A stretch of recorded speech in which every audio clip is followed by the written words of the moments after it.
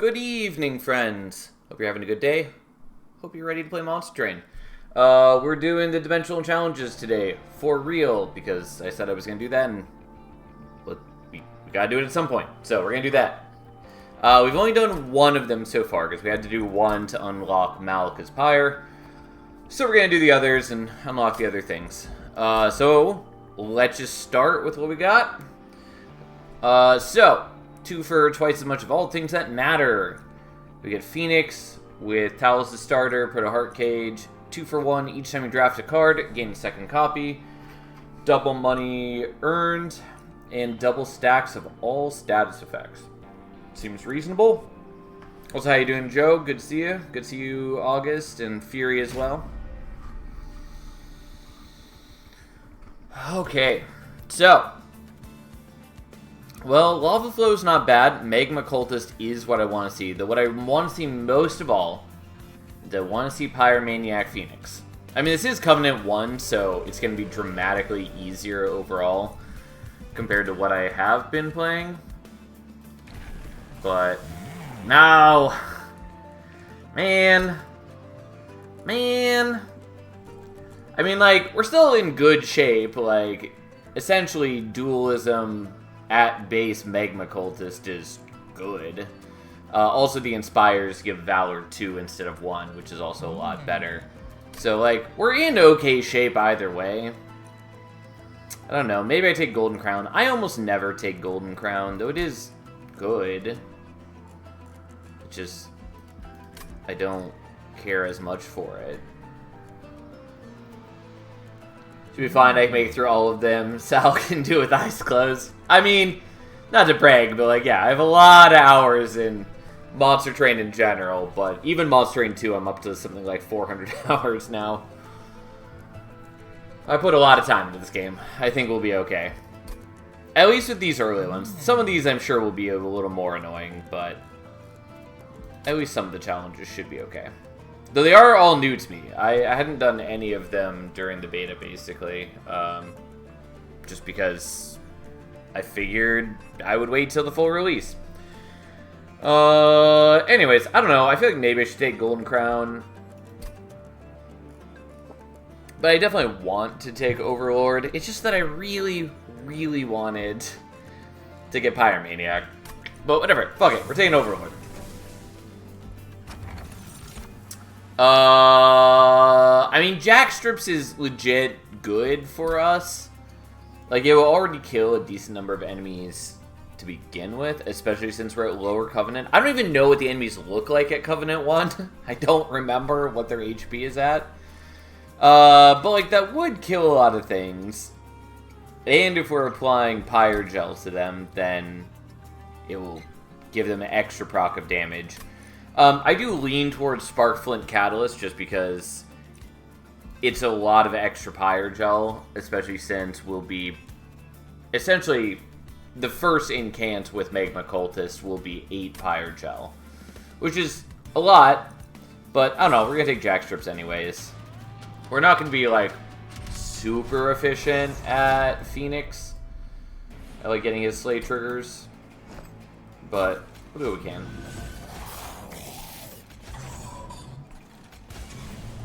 I'm staying at bottom floor so we at least have a chance to be getting slays with him.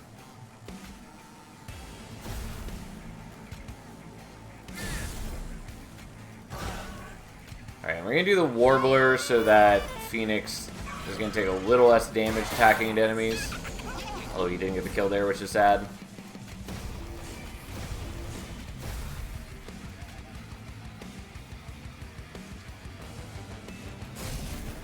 Yeah, unfortunately, again, Phoenix not quite getting kills, which is very sad. Also, I really wish that the Warblers enchanted themselves, but they don't. Challenges were fun. There were 1 or 2 that took a few tries to get some stuff going, but most offer unique ways to play. Yeah, they're not my favorite way to play by any means, but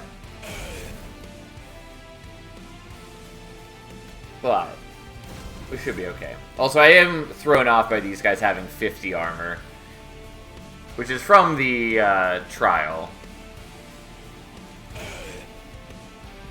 Or not the trial, but for the challenge. Yeah, unfortunately Phoenix is getting, like, none of these kills. Which is whatever. It's not that big a deal if he does or not. We'll take the Mind Cage, even though I don't really need the double drafting. Nor do I need these, so I'm probably taking Selfless Sacrifice, because 4 damage shields is a lot. I mean, like, 20 Valor is also pretty solid, turns out. And I do kind of want to take it just for that. Also, I need some way to deal with the Silencers later, but that's the thing for later. Cleave is also a good card, but it does deprive me of Slays, kind of, and I'm a greedy person. I don't know. I know I said damage shields, but I kind of want 20 Valor. You know what? Fuck it. We're doing it.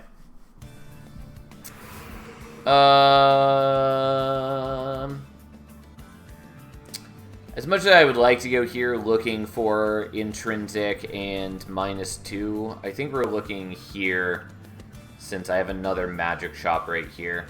Alternatively, I could go to the Merchant of Arms instead, which would also be okay, but we're going to do this nonetheless. And it's Multi-Strike 2, because we double all statuses. Okay, Pyrogel 4 and Incant seems decent.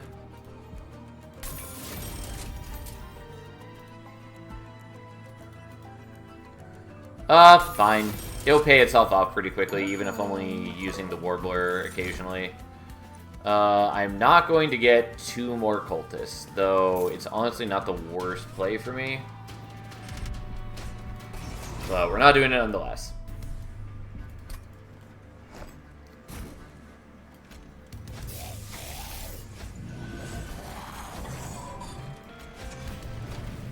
Okay. Also, it's weird not having any Vengeful Shards in my deck.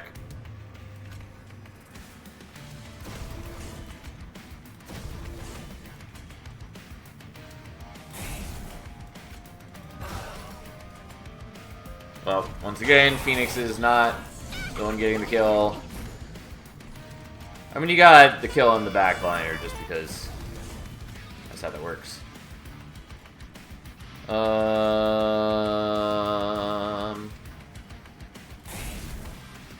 I mean, whatever. Like, our triple striking dude is definitely going to be the one who gets the majority of the kills currently. Also, unfortunately, I didn't get the Mind Cage until the end here. But, alas.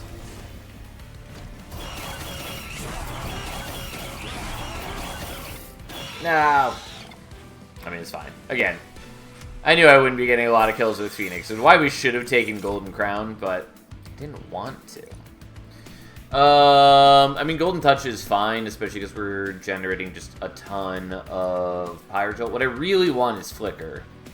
But I'll take this. And I do want the Rising Rage. Kind of.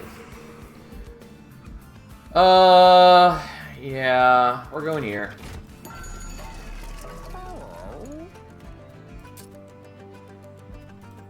I mean, that's worth it. God, I have so much money. So I should probably do the Rising Rage.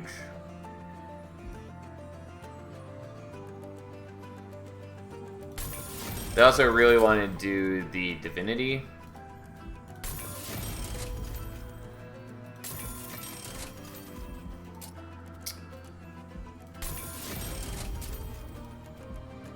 Fine. God, I just have so much cash to burn.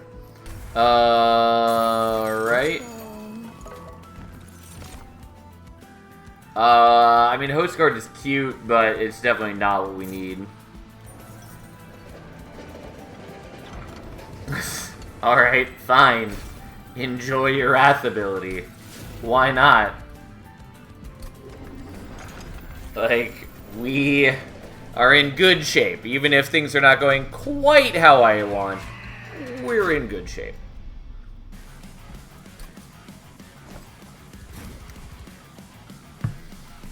Okay, so...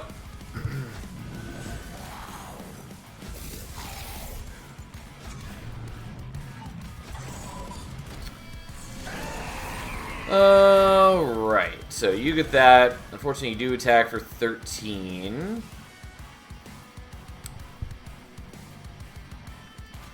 I actually might just do this.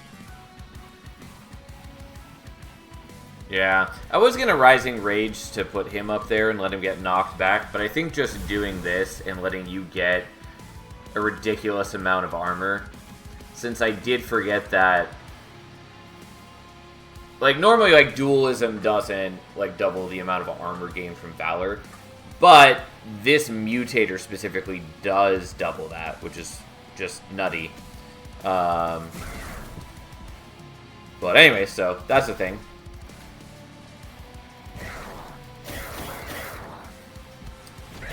So he's just gonna get 80 armor.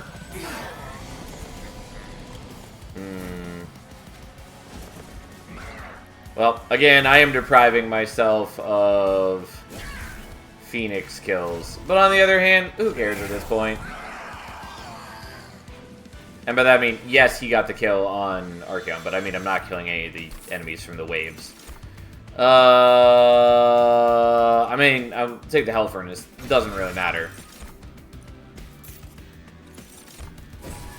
There's a whole lot of things that don't matter here. Right, well, I don't need the Merchant of Steel, don't need the healing. I'm going here, just for the money. It is a lot of money. Does not matter, kind of matters. Matters enough that I'll take it. Yeah, I mean, I can afford things. Martyr Signet would be cute, doesn't really matter to me, though.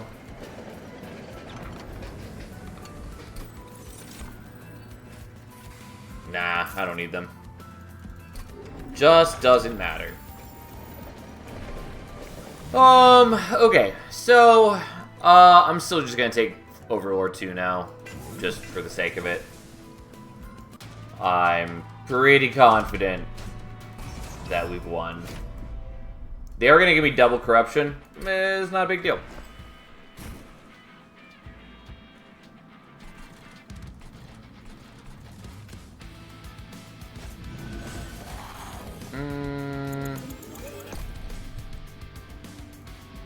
I didn't actually need to restart there, but that's fine.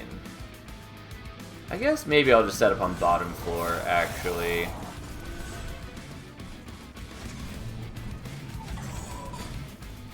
So you are going to get a lot of corruption from these guys.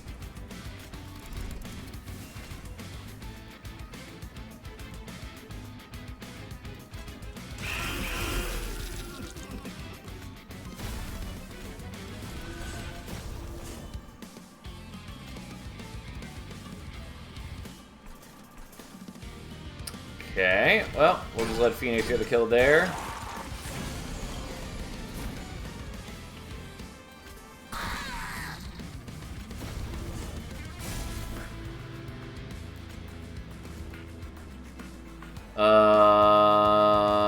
Yeah, I mean, we'll just get the kill. Unfortunately, Phoenix still taking a lot of damage. I had a feeling you'd be alive already. I mean, there are things I should be doing, but here we are. Yeah, poor Phoenix. I was really hoping to, like, get enough Valor to save him, but we didn't.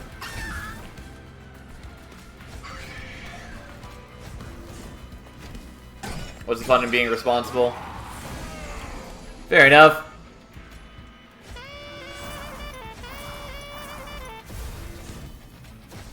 Well, unfortunately, Phoenix is missing out, but also, the Mind Cage does actually matter on him since he's the Wrath ability.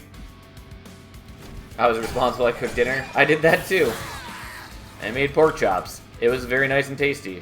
Well.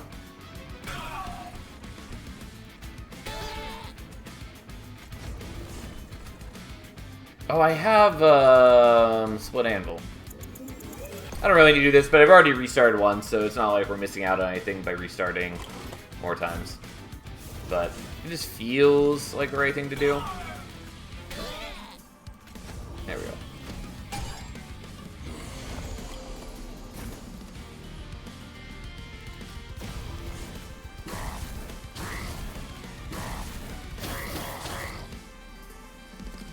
And then we get quick, so we just beat him to death again.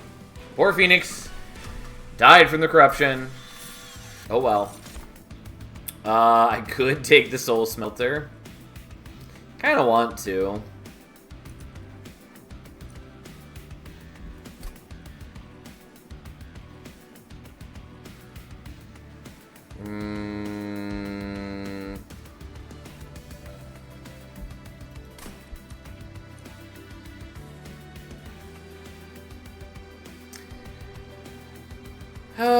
Fine. I don't really need to, but I'll do it anyways. I should probably take this.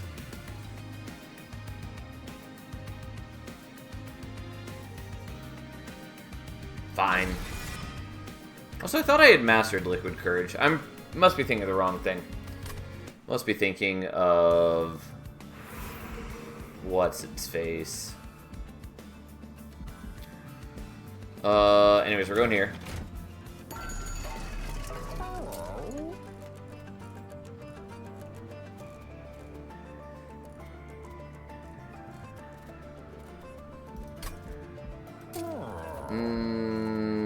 Okay, maybe I do this. Yeah, that's fine.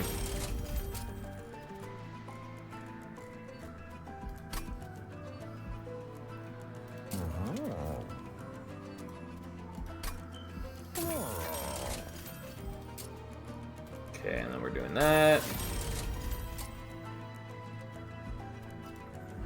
Sure, why not?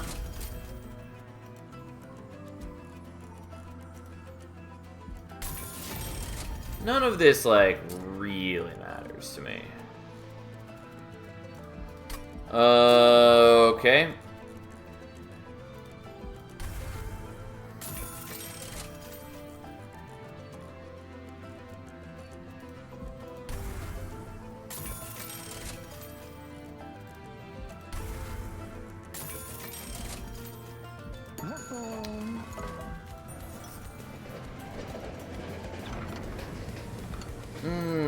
Cute.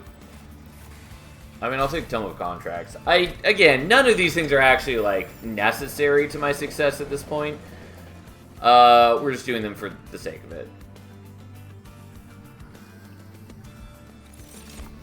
So I don't really need the Warbler either. It's fine. Oh, I did mean to loot. Yeah, I'll just loot now. Sure. There we go. Almost didn't turn that on because I was distracted.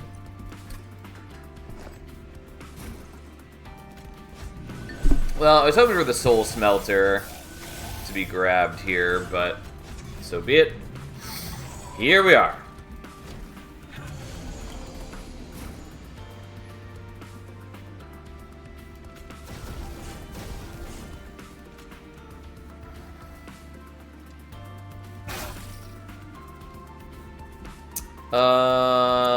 Actually, we'll do it the other way so we don't get corruption. I don't think it really matters because I am generating a fair bit of valor. Oh, also, actually, I can just do this and blow up both of you, which is a just much better use of my time.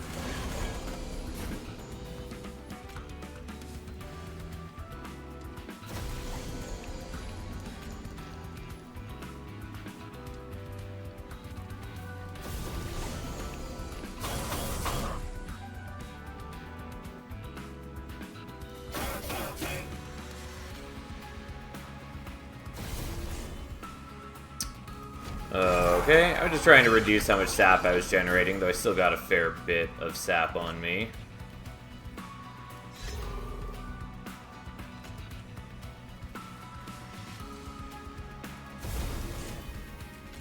Sadly, didn't play the Tome of Contracts. Oh well. I wanted to get the Soul Smelter, and so I had to choose, and I chose this way. Well, we'll give you the other Soul Smelter.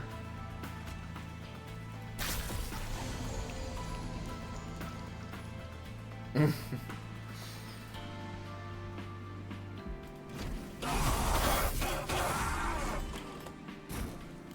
you can have that, and you can have that, and then here we are.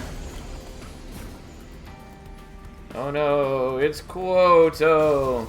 Hey, thanks for subscribing. I really appreciate that. Like, truly, I do. Why have my schedules lined up? Wait, I was thinking the wrong stream. I was curious what you meant by that. Fair enough. Alright, anyways, now we just kind of beat Quota to death. Pretty easily. Like, realistically, I don't even need to be using Phoenix at this point, and my deck would probably be overall stronger if I didn't, but I don't like abandoning my champion. Like, he's still doing work for me. It's just that, like, the Magma Cultists are ungodly good for me right now. Like, they were good before they had Wrath, and now they're even better with Wrath. I have 2 streams open, the other one is an Aussie. Fair enough. Especially when I first started streaming, I had a ton of viewers who were in New Zealand just because of the hours that I stream. Which is always a little weird to me. It's kind of cool, but it was not what I was expecting. Eagle Heart's good. Shield of Wing is cool, but not really important. I might just take the Eagle Heart, even though my deck is, like, you know, fairly bloated. No, fine, we'll take it, who cares? This is why we looted the Dragon Sword, by the way. We'll take the Shale Shell. Flaming Talon's also good if I were not on bottom floor. Starter cards costing less is good, but mostly doesn't actually matter to me since I've split Anvil. Chain of the Valkyrie is weird, especially that it gives regen for whatever reason.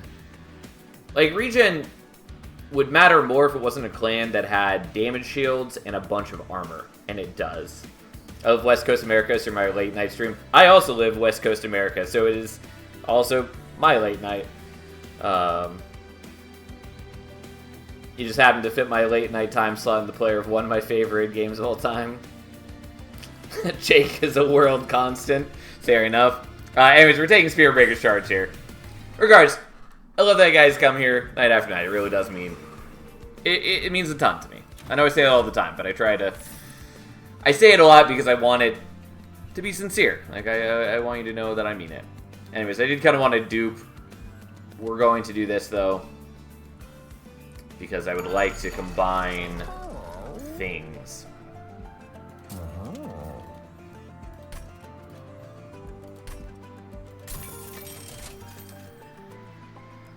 Okay.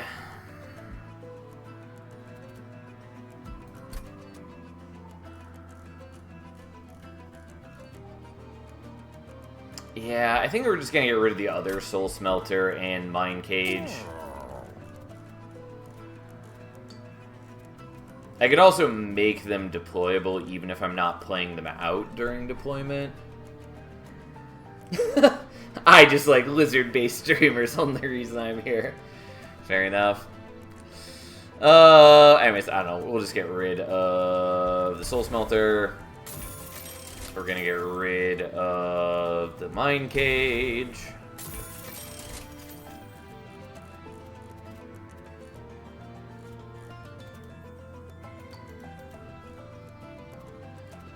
How much deployment ember do I have? I have 6, and I'm currently using 4 of it. Yeah, I don't quite need to do that yet. I will get rid of the Warbler, poor little guy. Ended up barely getting used, but that's fine. That's fine. It's fine, I tell you. We're gonna get rid of this Rising Rage, because I'm already not using the one that I've got. I also forgot that I had 2 free removals. Let's get rid of the Stewards now.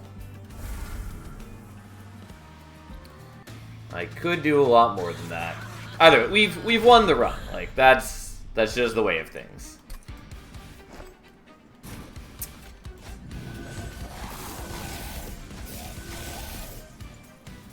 And, like, realistically, I should be equipping this on one of the guys who gets to attack 3 times. But we're still going to give it to Phoenix. Okay, so...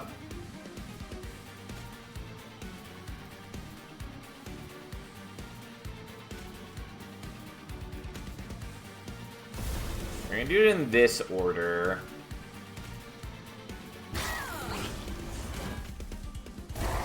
And then that makes these cost 0, thanks to the split anvil. And we just do a ton of damage to Kale. And he suffers an ignoble death. The problem with the Soul Smelter is we're gonna finish fights too fast for the Soul Smelter to get its full power. But, so be it. Because we're gonna kill Kale here.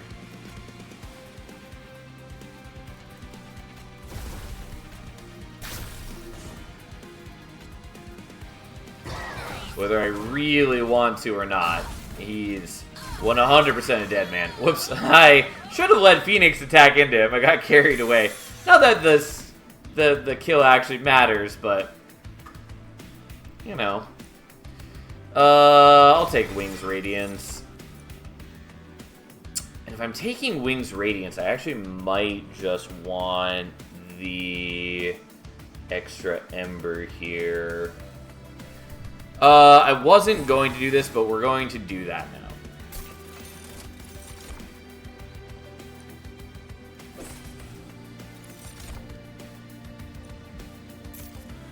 We don't have any whelps, so that doesn't matter. Have you ever done Overgrowth Carapace with Smidgestone? Never thought of the synergy until it randomly got grafted. I haven't done it because I just don't use Overgrowth Carapace often, but I do know about it. And yeah, it is cool that it just keeps getting stats. It is good, it doesn't fit into what I want to do most of the time. Kind of want Merchant of Arms to make the Hell Furnace deployable, but I think we want this much more. Yeah, I hadn't used it either for the same reasons. Yeah, like, again, it is good. It's just that it just doesn't suit my needs. Okay, we're doing that.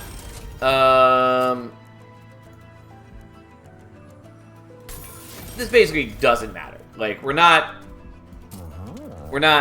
gonna need it, but that's fine.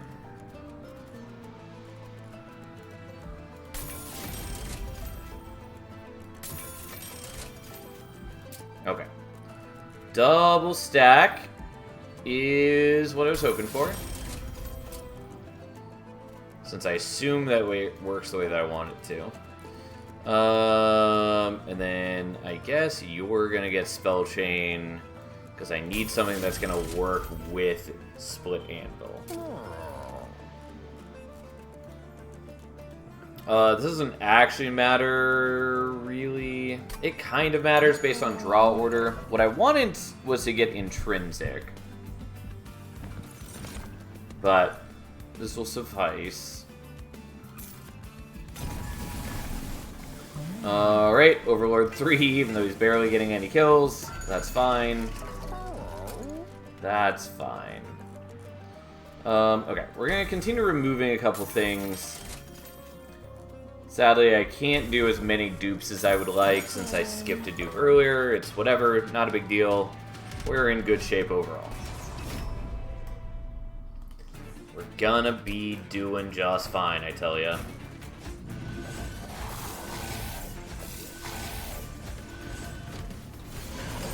And we even get the best song. Also, he gets bodied by Cleansing Water. We still have to kill this guy, but, you know. Okay, so. Let's give him some Pyre Gel. He does have a lot of armor and a lot of reanimate. I did forget about that part, but it's not going to matter since my dude's attacked so many times. It is scary, though.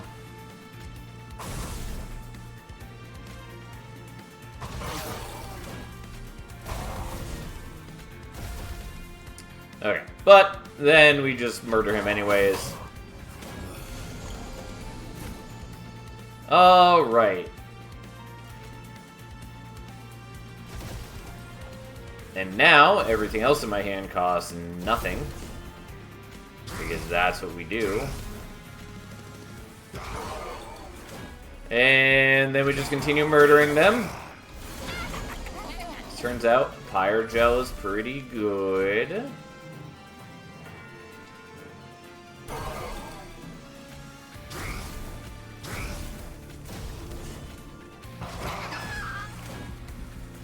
And then we just continue slaughtering them. We already have Hell Furnace up.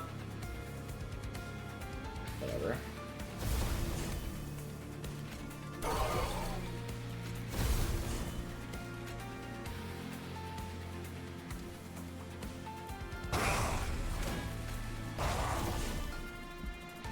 Well, even with Reanimate 4, they got nothing on us. Here's the one that I wanted. Because now with Split Anvil, it essentially just makes every card in my hand free every turn, while also applying a bunch of melee weakness, which is cute.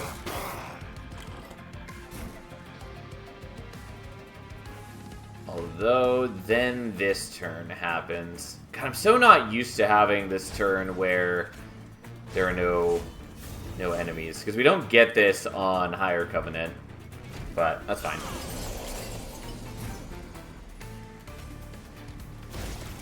Also, stupid extra Hell Furnace.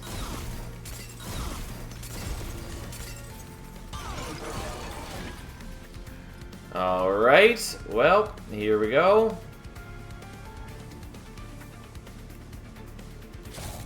Oh, never mind. I forgot you had 20 melee weakness on. Whoops. Yeah, I was just trying to weaken her so that Phoenix would get the kill. Forgot that we'd already taken care of that problem. Mega Rain would have been good for us. Benediction would be great if we actually cared about that. We'll take Hellfire Bellows and give them even more Pyre Gel. Sketches doesn't matter a ton to us. Sure, who cares? I still wish that Sketches were more reliable, but alas, it's not.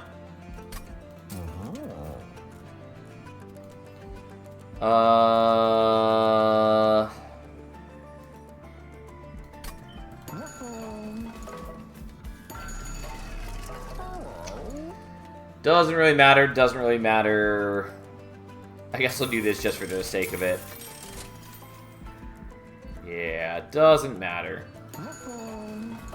Okay, so. Let's get rid of that. And that. And let's get rid of one of the Hell Furnaces. I'll take the Egg Trinket. We're on the last fight. It doesn't matter.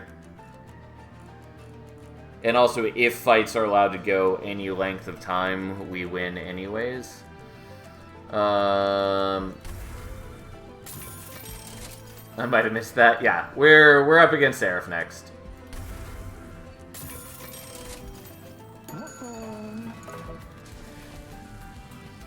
Okay, and we're gonna make another view, and then we're just gonna hope that we draw the melee weakness turn 1, I guess. Because I do that, so like, I want to do the double stack here, but I could also try to get Intrinsic on it. I think we're still just doing this, though. And none of this matters.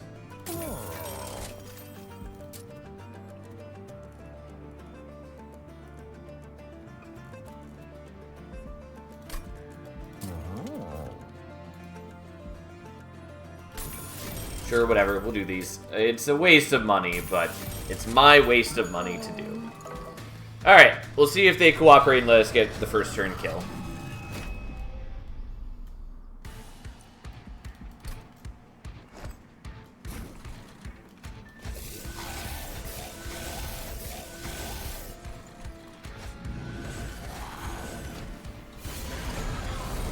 Okay.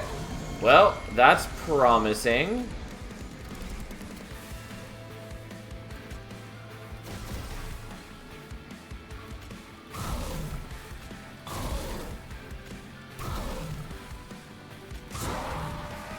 I didn't mean to double click there and I accidentally shot my own dude. So let's not do that.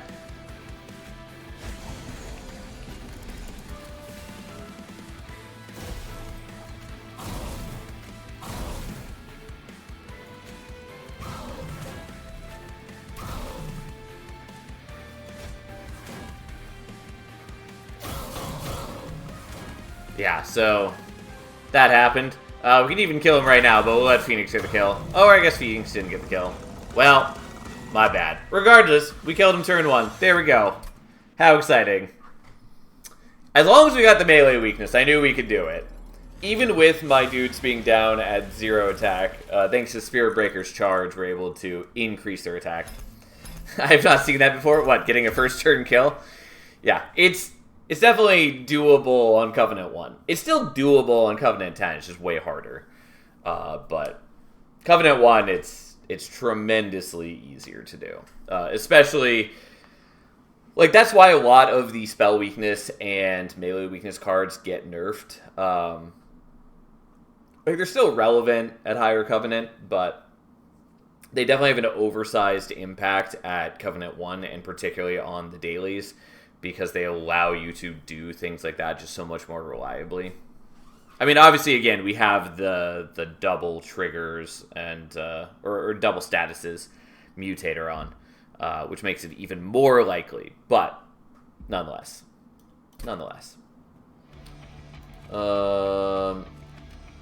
That's not the button I'm looking for. That's the button I'm looking for.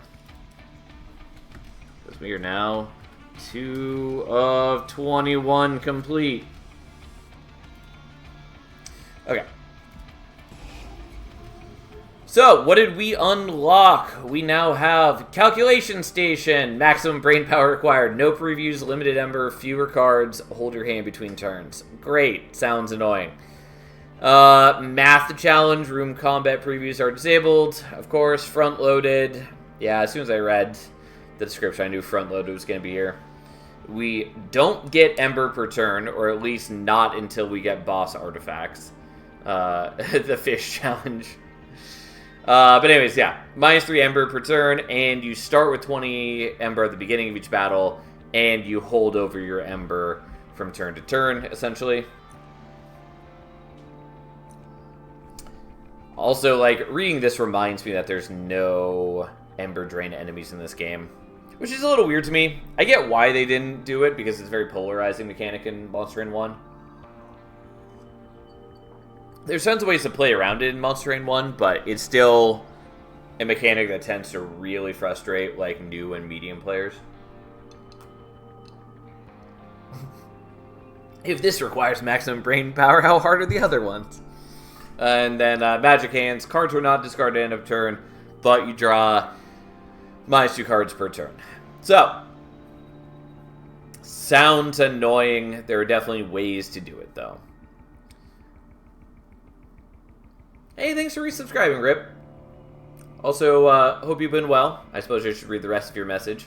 Wish I could watch more, but I started a job at SeaWorld recently, and it wipes me out. I wanted to stop by and say hi before crashing. I want to give you some bees! Yeah, that's very cool to hear. I hope you're enjoying the job, even if it is exhausting. I was thinking that I haven't seen you in a while, and I hope you've been well. Hope the new job is good. And thanks for stopping by.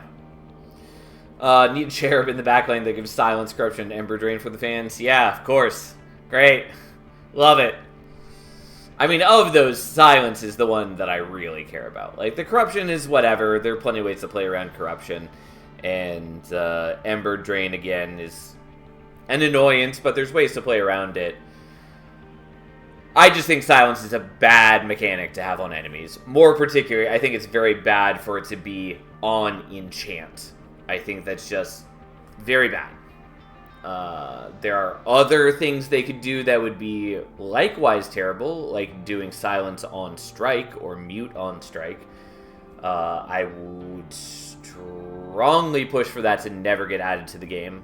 Mostly because that specifically shuts down any revenge strategy from ever working as like your main strategy. Because if that's in the game, you can never beat that enemy with a revenge strategy. You can't. Like, it cannot be the focal point of your strategy. And I think that's super lame. Anyways, what's the other one we unlocked? Your ideas have been picking up ideas from the enemy. I'm the enemy now. Okay. Friendly units get quick, so we get to take the first strike. Race you there. Ascend friendly units at the end of each turn.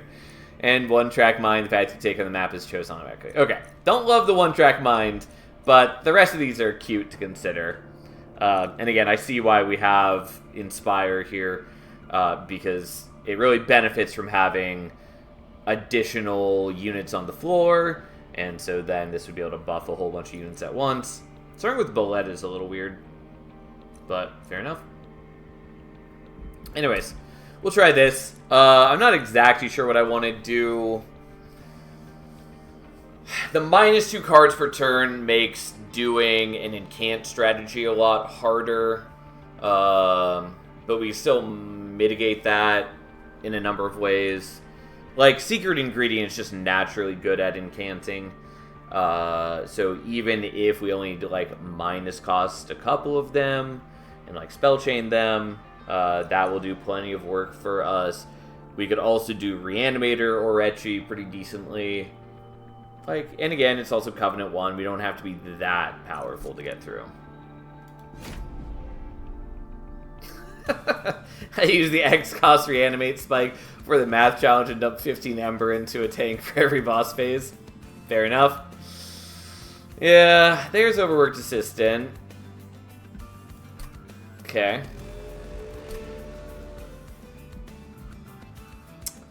Overworked Assistant being relevant, by the way, as part of an incant strategy.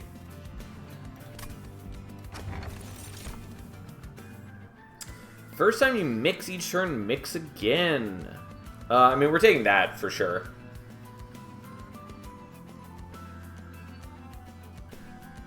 I want Wanderer's Talisman to be good, and it just, like, isn't. Though, this is a decent time to take it, maybe. But we're definitely taking the Pacemaker. Alright, so we have Brewmaster and Reanimator. I'm pretty confident we're taking Reanimator. Brewmaster is fine. Like, it's not the flashiest champion path. But in actual practice, I think it's actually pretty decent. Particularly as you rank it up to rank 3. Just because Mix is so powerful and just so versatile that even only getting to use his ability every couple turns, it still ends up being pretty good. Also, there's some, like, wonky, cute things you can do. Like, if you're playing with Remnant, you can kill him and reform him every turn, and then use his ability every turn. And then, you know, be just doing a whole lot of extra mixing power, which is pretty cute. Nonetheless, not available to us right here. So we're doing this. This is going to be an annoying challenge, but so be it. Great. And we get -1 Ember per turn. So, which is worse than normal, because what it means is now we have a -1 Ember. So that's the thing.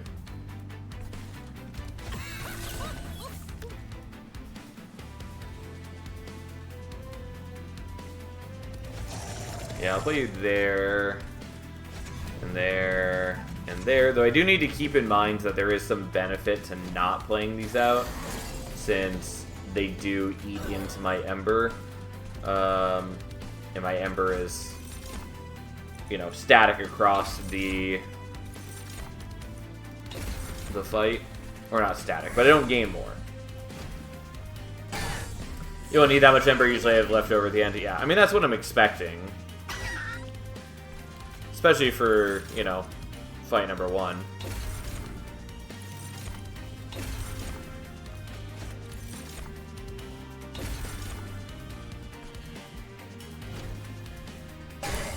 Also, our Pyre does give us 3 Ember. It's only usable once per fight, but it is an option.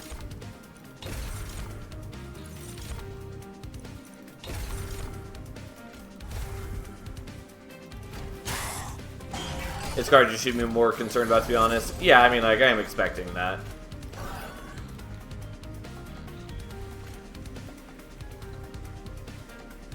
Oh, I was like, why am I doing no damage? Forgot that I have no combat preview. We should be fine, though.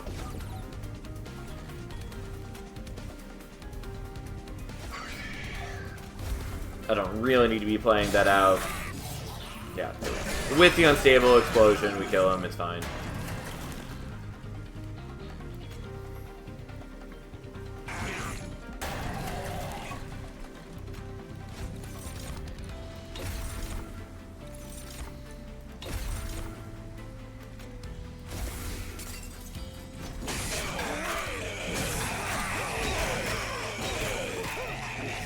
Ta-da!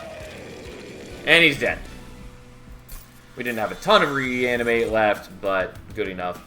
I mean, I'm pretty okay with taking the acid shower here. Sure.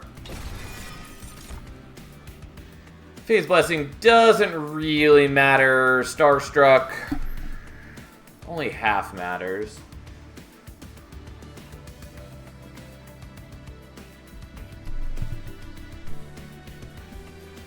I'm gonna skip it. You're definitely going here, though, like, getting dualism would also be pretty decent.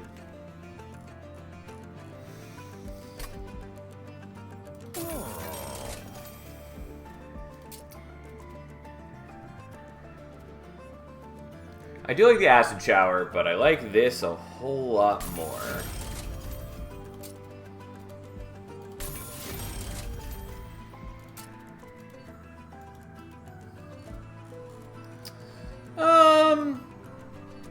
Fine, I'll do that.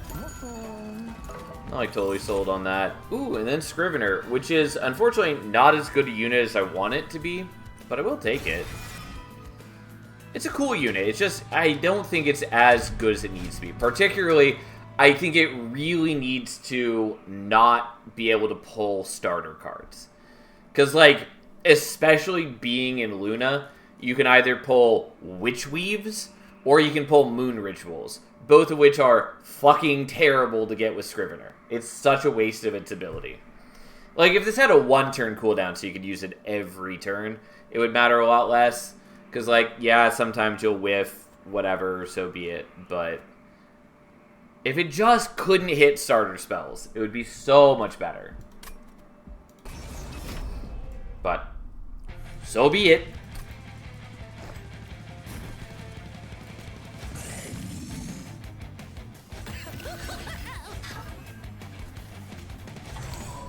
Okay, we'll see how this goes. Because I actually might need to not have Orechi up front. Okay, well, fair enough. Shouldn't have wasted the Witch Weave. Well.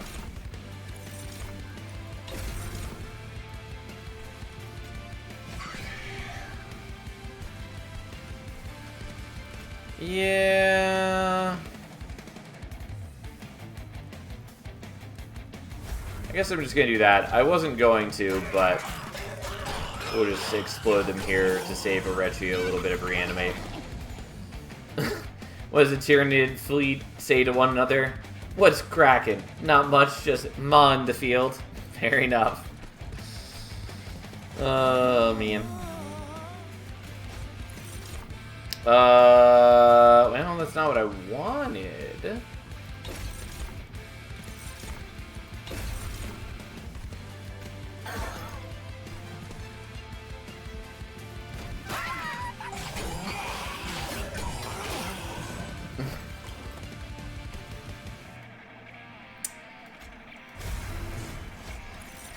Okay, so we want this. I mean, I want to be stacking Unstable too, but I just, like, really need to get Reanimate built up.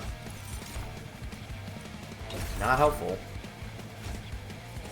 Also not tons helpful. I'm gonna do that to kill you, I guess. Yeah, so we have the kill here already.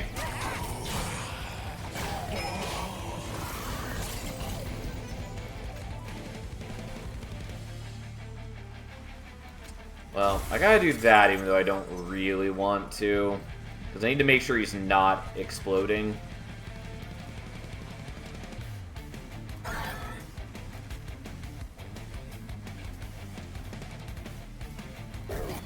Okay, so you're going to kill him. I'll play that out just to get rid of it.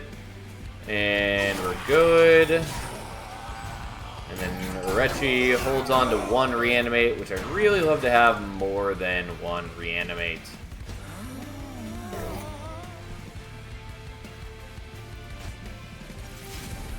Well, I guess we'll at least give you a little bit of Unstable over there.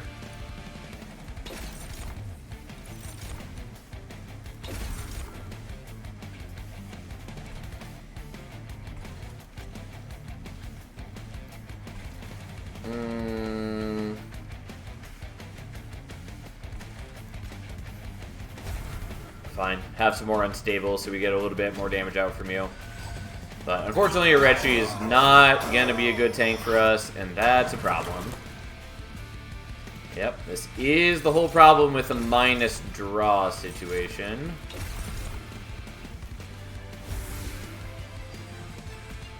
Yeah, I mean, this part doesn't matter. Well, we'll see what happens. Unfortunately, I'm very vulnerable to spikes. But it's also Covenant 1, so we still are okay, even with that. It's just like, the minus draw really hurts us. I mean, we'll take the potion kit, I guess, even though it's a bit slow.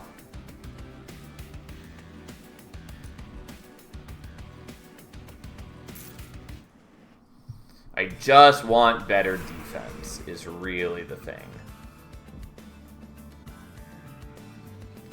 Don't think I really care about Merchant of Arms, so we're going here. If we get more Spell Chain, that helps tremendously. I mean, that's kind of cute, but we're not going to worry about it.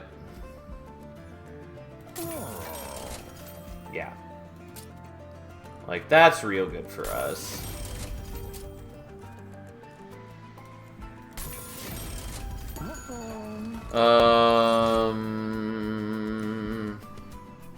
No.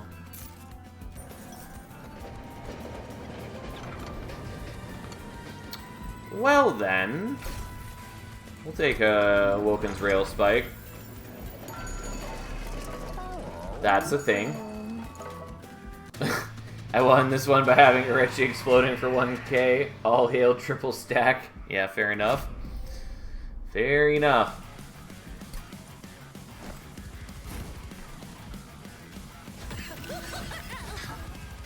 Alright, see what we can do.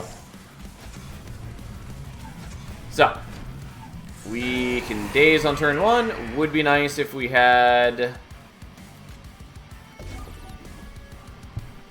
Oh, I did forget that this is going to make me draw my entire deck / waste all of my Ember. It's not quite that bad because it's also going to minus cost everything. But I did totally forget about this. I mean, there's no reason not to do this. So this is a little weird because it is going to leave me with a bunch of cards in deck that I can't use. And unfortunately, the overworked assistants are kind of going to waste.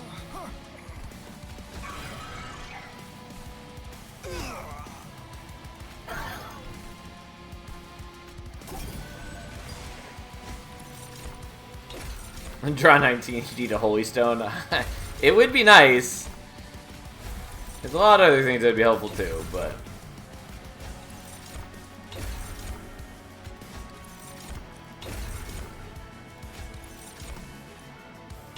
Okay, well, that's off to a pretty decent start. I would love to be using the overworked assistants, but here we are.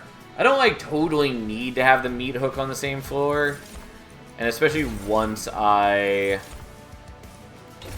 have my defense more comfortable, I'm not going to worry about that too much.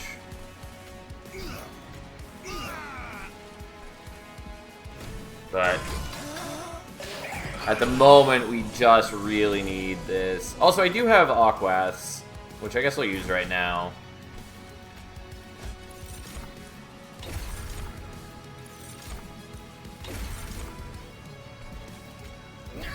Okay, let's get their unstable up a tiny bit, I guess. Oops. We can ascend with you. You know what? Let's do that.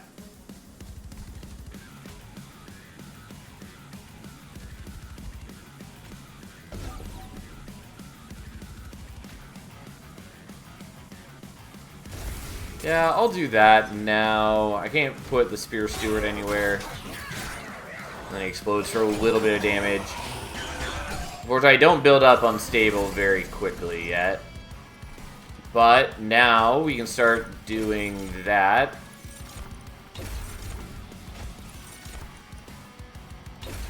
whatever. Fine. You're gonna cut into my reanimate, sadly, but that's fine. That's fine. We have a lot of reanimate. We should be overall okay.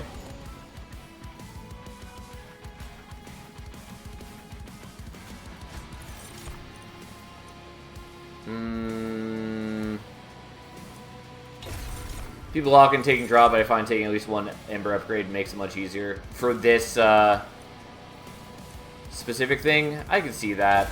I think I'm going draw regardless, just because overall the situation is working out well as is. I was considering taking that though. We'll just go ahead and kill you. Do that. And then he's going to explode once, and then he explodes twice with the frostbite as well. Because he explodes every time he dies. So that does happen at the end of the turn as well.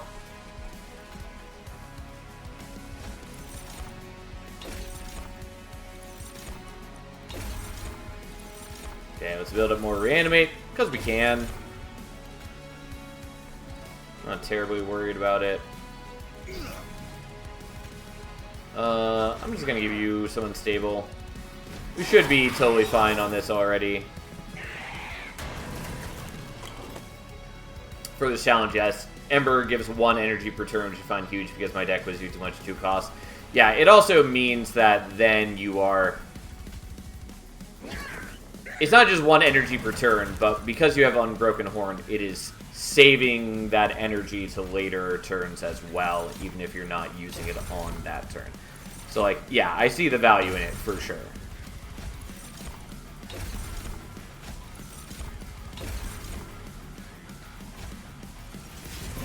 Well, isn't that cute? And let's have a bunch of reanimate. Let's daze you just for the sake of it. And then we're just going to explode each and every turn. And do a fair bit of damage. It's not an insane amount of damage. Would love to get Unstable Tome. There it is.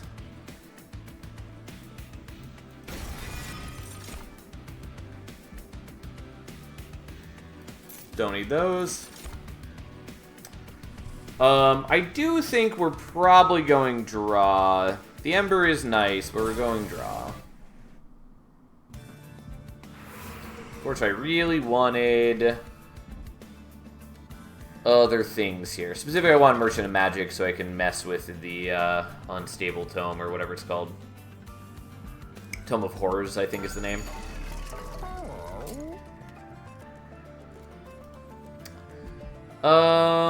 So I kind of want to do this, but I also kind of want to get Dualism. And I definitely don't have enough for both.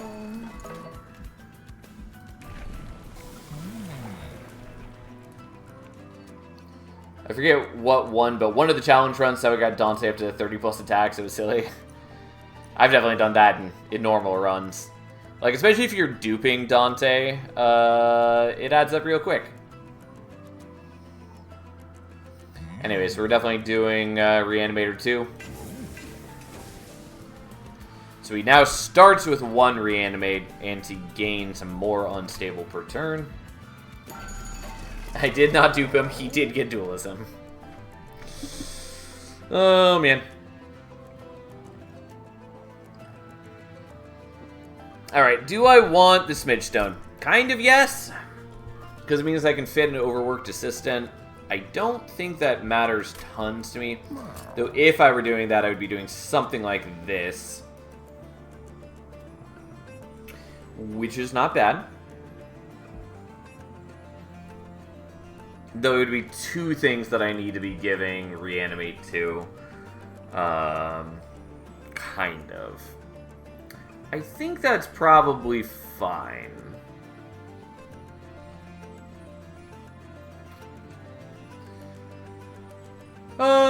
Yeah, whatever. I don't know. I feel so poor now that we don't have all the extra money that we had on the last run. Also, I really should be doing some removals.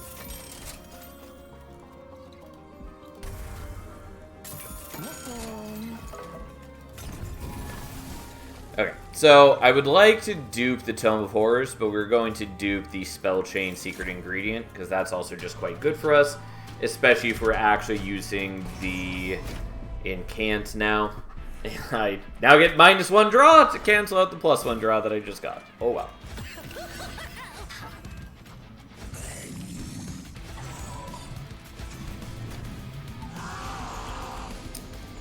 Okay.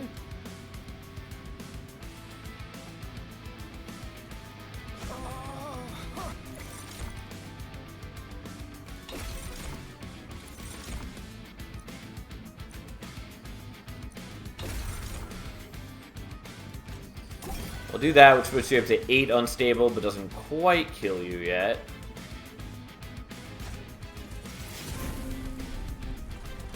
And may as well do that. Yeah, stop calling that all the time. Just come up if you want to come up. Okay, well, here we are. Exploded his buddy. Here we are. You got your foot all tangled in my cord somehow. There we go. I will say, I would like Aquas a lot more if it actually had a cooldown.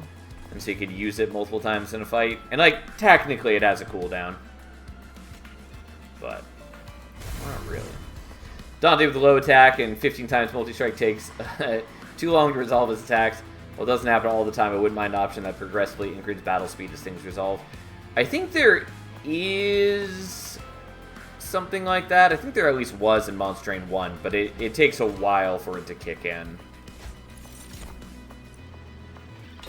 What rail gave you all this energy? We're playing one of the dimensional challenges, which is one of the modifiers for this one is front-loaded. -3 energy per turn, so we don't generate energy each turn, but we start with 20 at the beginning of each fight, and we start with Unbroken Horn, which conserves energy between turns. So we start with 20, and we just don't gain more, essentially.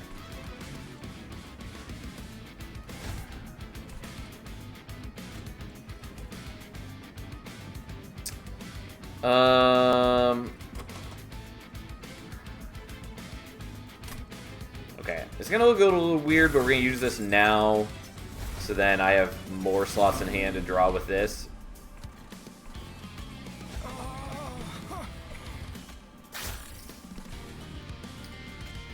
And then we're going to do some incanting. Sure, we'll take that. It's not what I wanted, though. Not what I want. Still not what I want, but we'll use it. I just want to get back to green so I can start working on Reanimate more. And then we're going to use this now so we can play Tome of Horrors. And do that.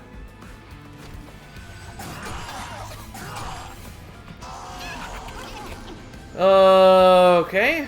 Well.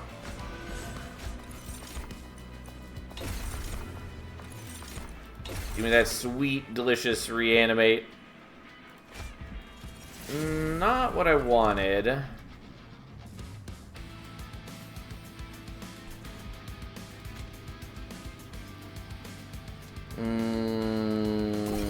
Okay, so we're gonna daze you.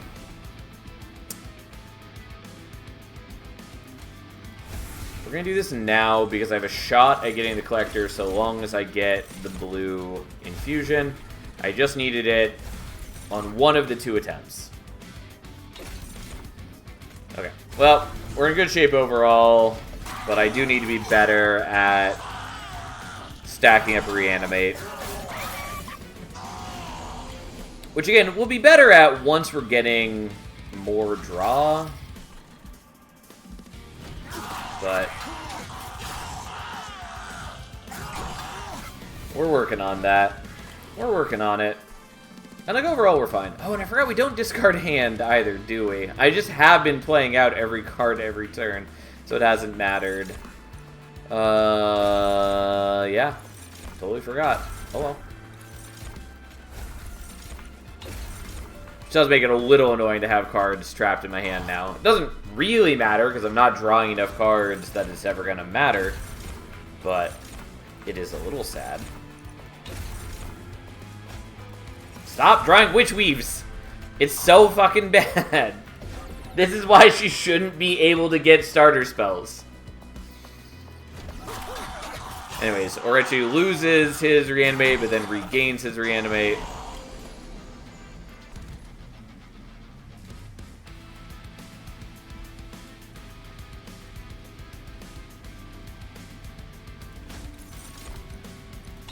Okay, we're gonna do this. And so I do need to get more Reanimate on you. And technically, I don't really need to keep Orochi alive. Also, there's no point in shooting that backliner unless I'm actually killing it. Because it's just going to heal. Ajax's sap doesn't really matter to us.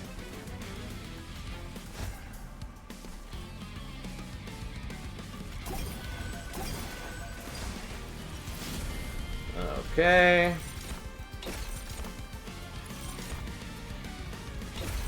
Not what I wanted. There we go. Just want Reanimate because we need to make this guy survive longer.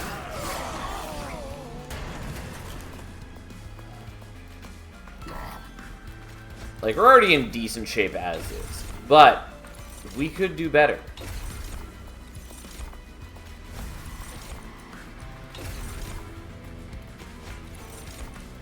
I just wanted to Reanimate. Anyways, we have this one. Like, we just do.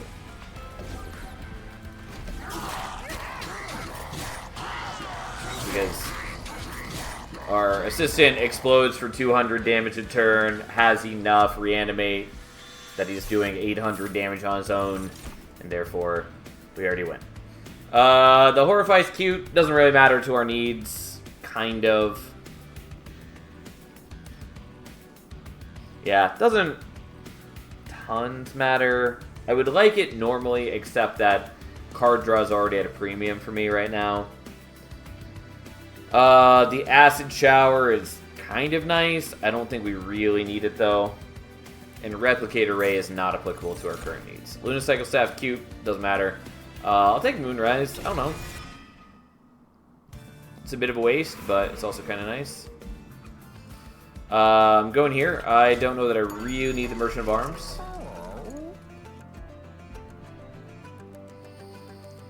Combustion Suit technically is cute. Technically is cute. We're just gonna do Inferno Room. It does just make life a little easier, especially because we can do this. Should have looked at this first.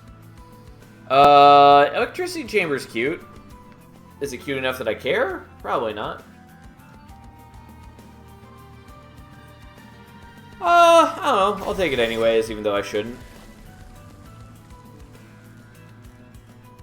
And then we're gonna make another of these, although I would very much like to do more with my Tome of Horrors. But I really would like to modify the Tome of Horrors first.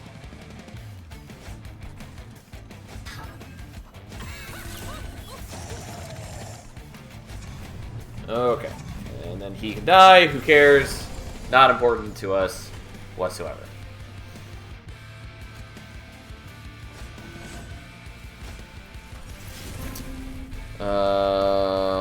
No. Does not matter.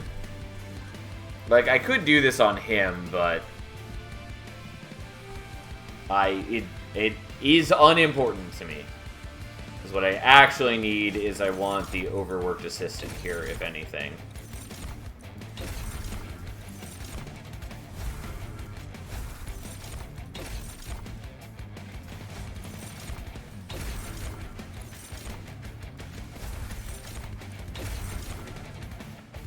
Okay, I don't actually need to play this out yet, because we don't discard cards. And so if I don't use it yet, I do actually save myself one Reanimate, because I don't have enough Reanimate to explode yet. So, may as well wait.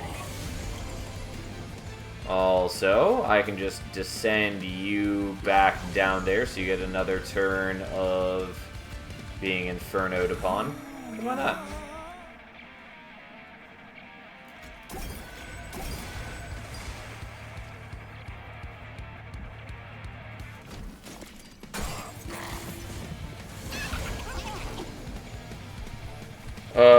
You don't matter.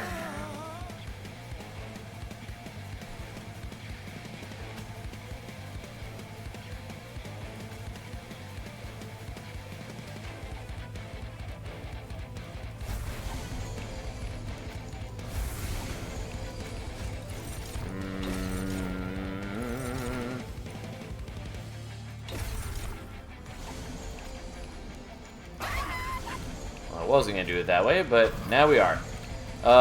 What do you got for me? Well, not really what I wanted, but fine. And yes, I know I'm sapping myself a bunch, and technically I didn't have to use that last one. It's okay. And I do have Aquath still.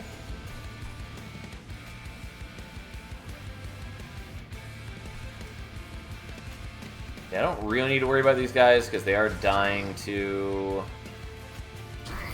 the Inferno room. But here we are.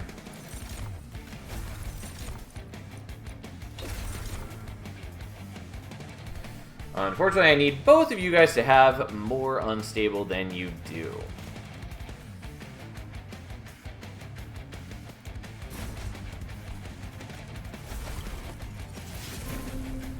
Alright, pretty cute.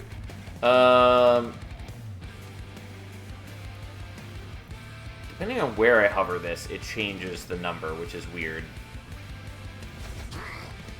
Regardless, fine. So be it. I'll get 1 energy back, though that doesn't actually matter because we're about to lose that energy anyways. Because I have -1 energy per turn right now. But I just want to stack up a whole lot of reanimate.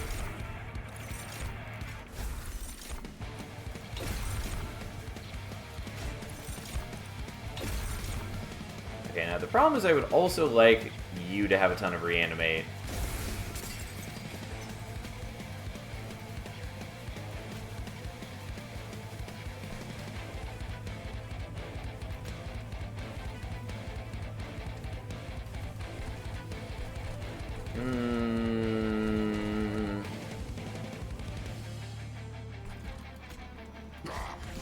Guess we're gonna do that and then just daze you. And then that explosion kills all of them. And we're in good shape. We just need to continue the whole dazing, not the dazing, the reanimating situation. Trying to avoid damaging my own guys, even though I would have liked to have put that unstable there. I just would like to be burning less reanimate if I can. I mean, Arechi's in fine shape now. He's got a fair amount of reanimate. But I would like the overworked assistant to also not die.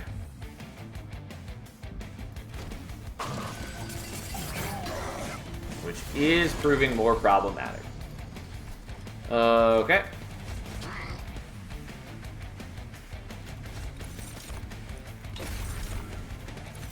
It takes so long to mix all the time. It's a cool mechanic, but I do really wish that you could speed this up.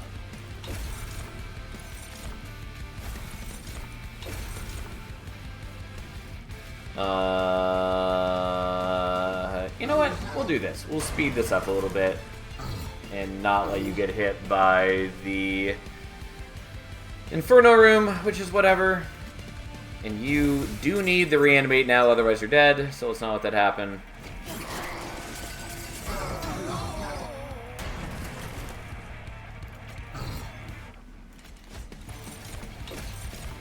Well.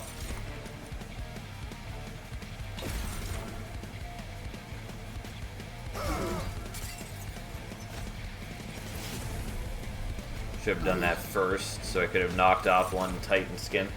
I suppose doing that didn't really matter. We weren't really going to get it. Oh, I did have one more mix here. Well, I could have made it matter a little bit. Anyways, the rage doesn't matter. We have so much sap that we're only fighting via the unstable and the spikes. But we easily have it. Even with this Titan skin. Quoto ain't got shit on us. Surgical Strike is cute.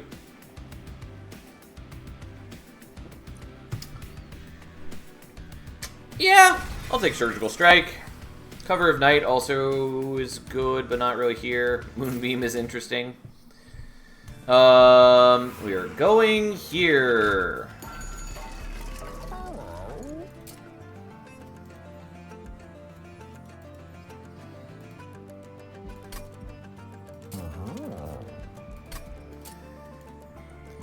Yeah, this is good enough.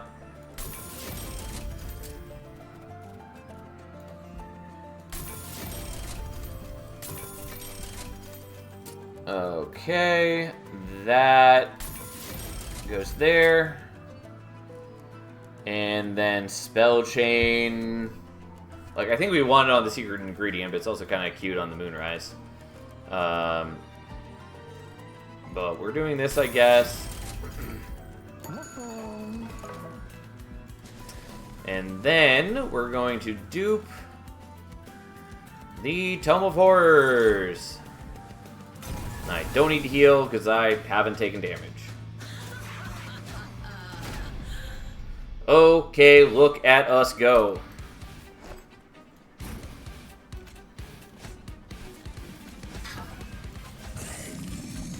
Don't really need the meat hook currently, but so be it. Alright, so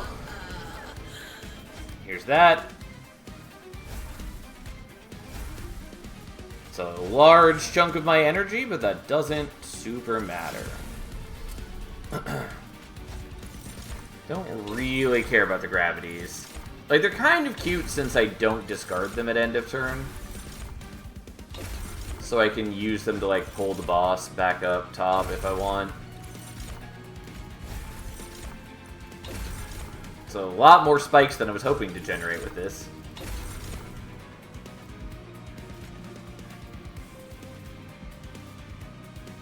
So I could daze you.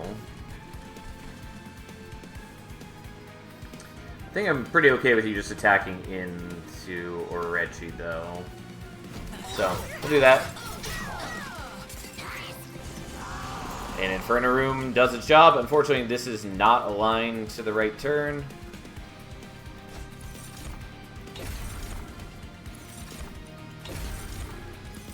And by that I mean it's currently descending, not ascending, which is what I want it to do.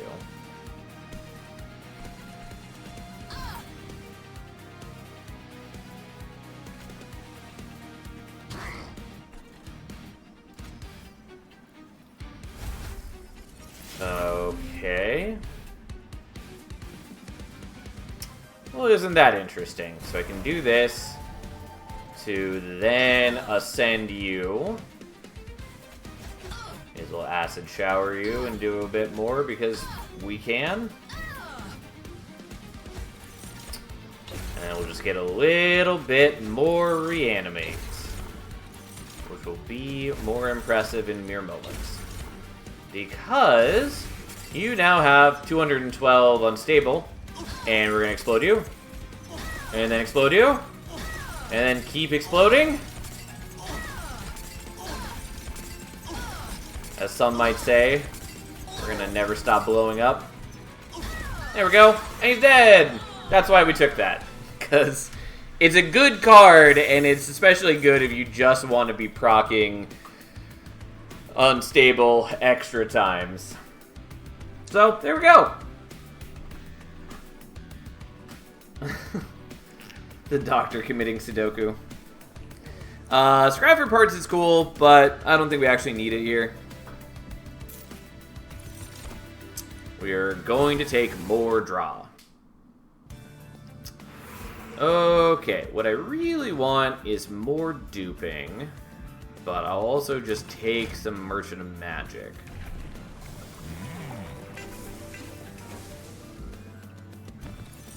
Should have looked at the shop first. Doesn't matter. We're not taking those. Doesn't really matter. I will do that on the gravity. I'm tired of the gravity costing me energy.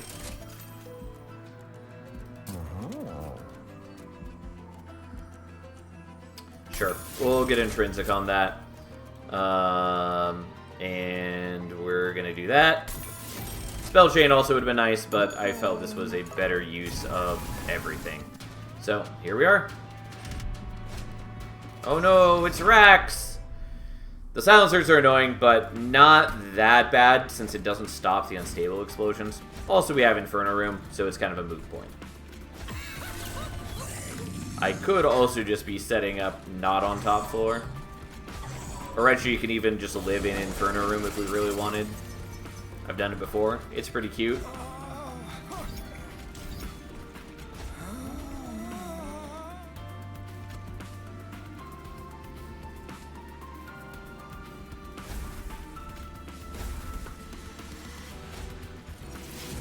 Well, didn't really need that to get 0 cost.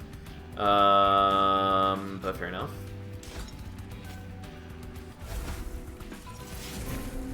Okay. And then we just do some incanting, I guess. And we just start building up Reanimate. That's all we really need to do at this point.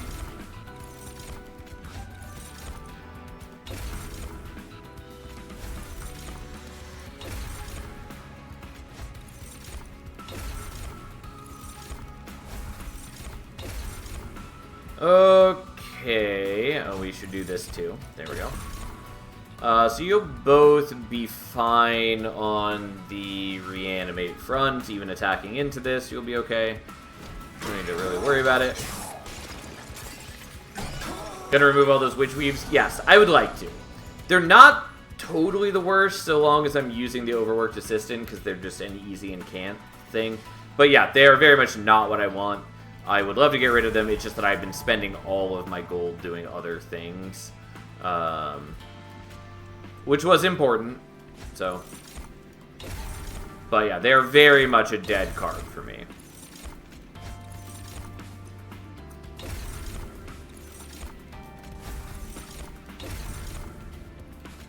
Yeah, realistically, I don't need to be playing all these. And I could have set up on a lower floor pretty comfortably, but here we are. Okay, you've plenty of Reanimate. Don't really need to worry. I just wanted to make sure that he wasn't dying to his own unstable without me topping him off, as it is easy to forget to do that at times.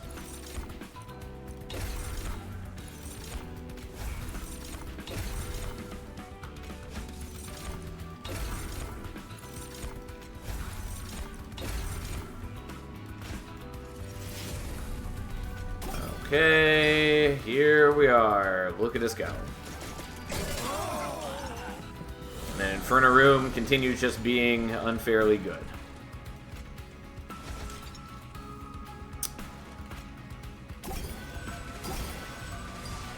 I'll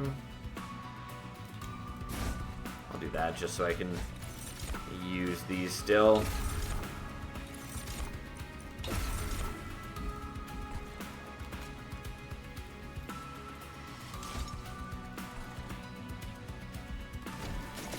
Well, here we are. Eventually we get to fight a boss. Someday.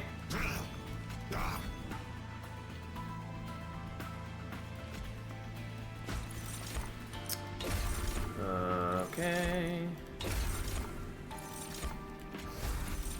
I really don't need to keep building onto the same one. Like, realistically, if I really cared about the damage output, I would start building onto a blue one now, or a second green one. You know what? Fine. Let's do that.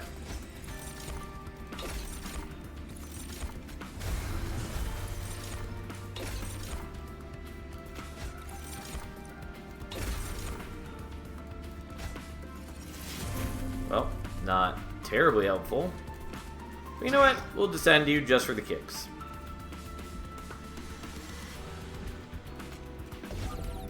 And this way we don't burn any extra reanimate.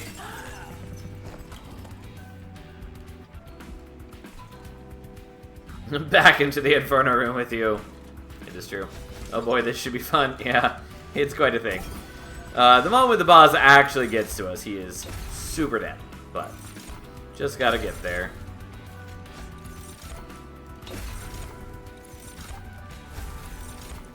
Just gotta get there. Okay.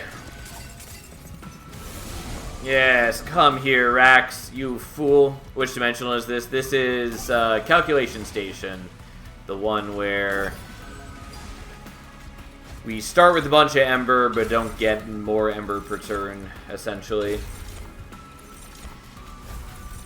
And get less cards drawn each turn, but don't discard them.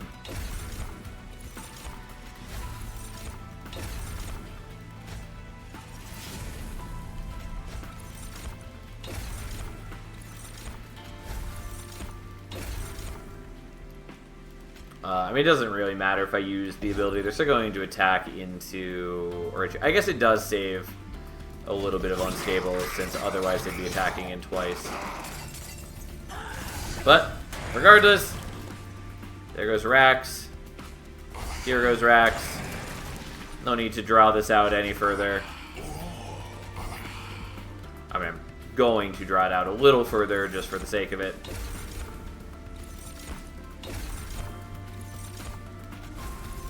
Just because we may as well do our full thing. Why not? Okay, you are now at 541, and you just keep exploding. Also, I did have one more infusion I could have done with the potion belt. Doesn't matter. Doesn't matter. Not taking those.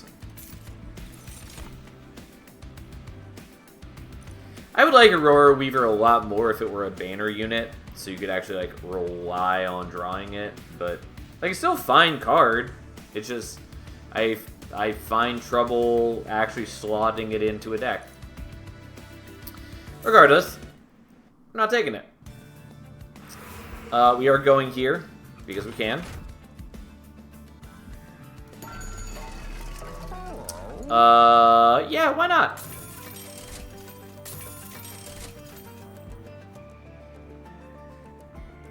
None of that really matters to me.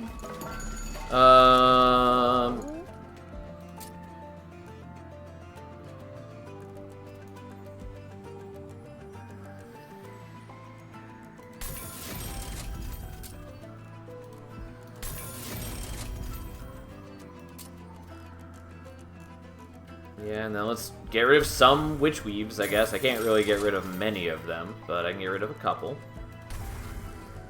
Which is good enough, I suppose. This says Morph to Mix Challenge. Yeah, I mean, that seemed pretty clear from the beginning. Oh yeah, here we go. Anyways, Temple of Horrors number 3. Seraphine got shit on us. I think we'll do okay.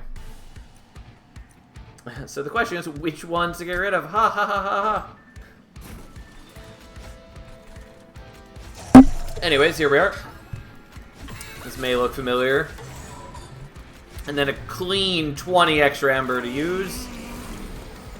Okay. Well, I guess Orechi is getting the tomes this time.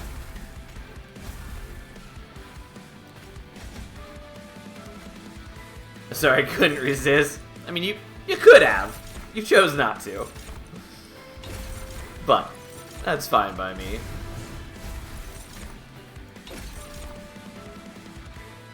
Okay, so we've already got a fair bit of reanimate. Nonetheless, not what I wanted. I don't know why I used that. I wanted to hold on to it.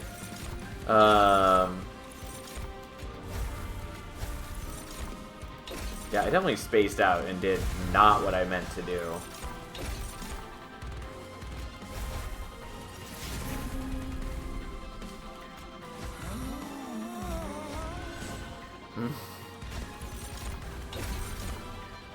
Like, it wouldn't have been as bad if we at least had the incant guy on the floor at the time. But we didn't, and so it was a pure waste. But alright, here we are.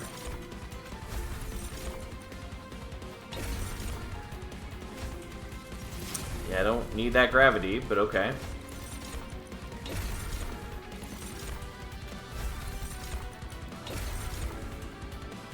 Okay, well, I could have had more reanimate, so it is a shame that I didn't do that. Oh, and I'm not doing enough damage for that to kill.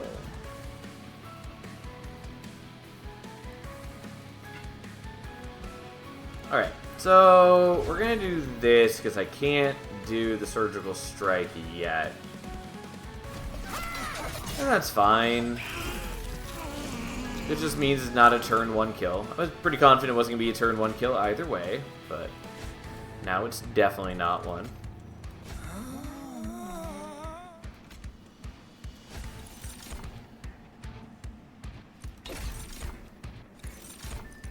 Although if that were the case, I should have not used up the green infusion last turn, so I could have continued getting more reanimate, and I didn't, and that's fine.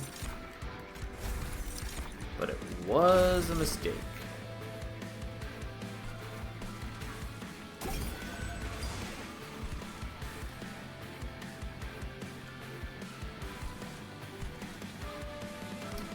So, like, if I wanted to, I could descend him here.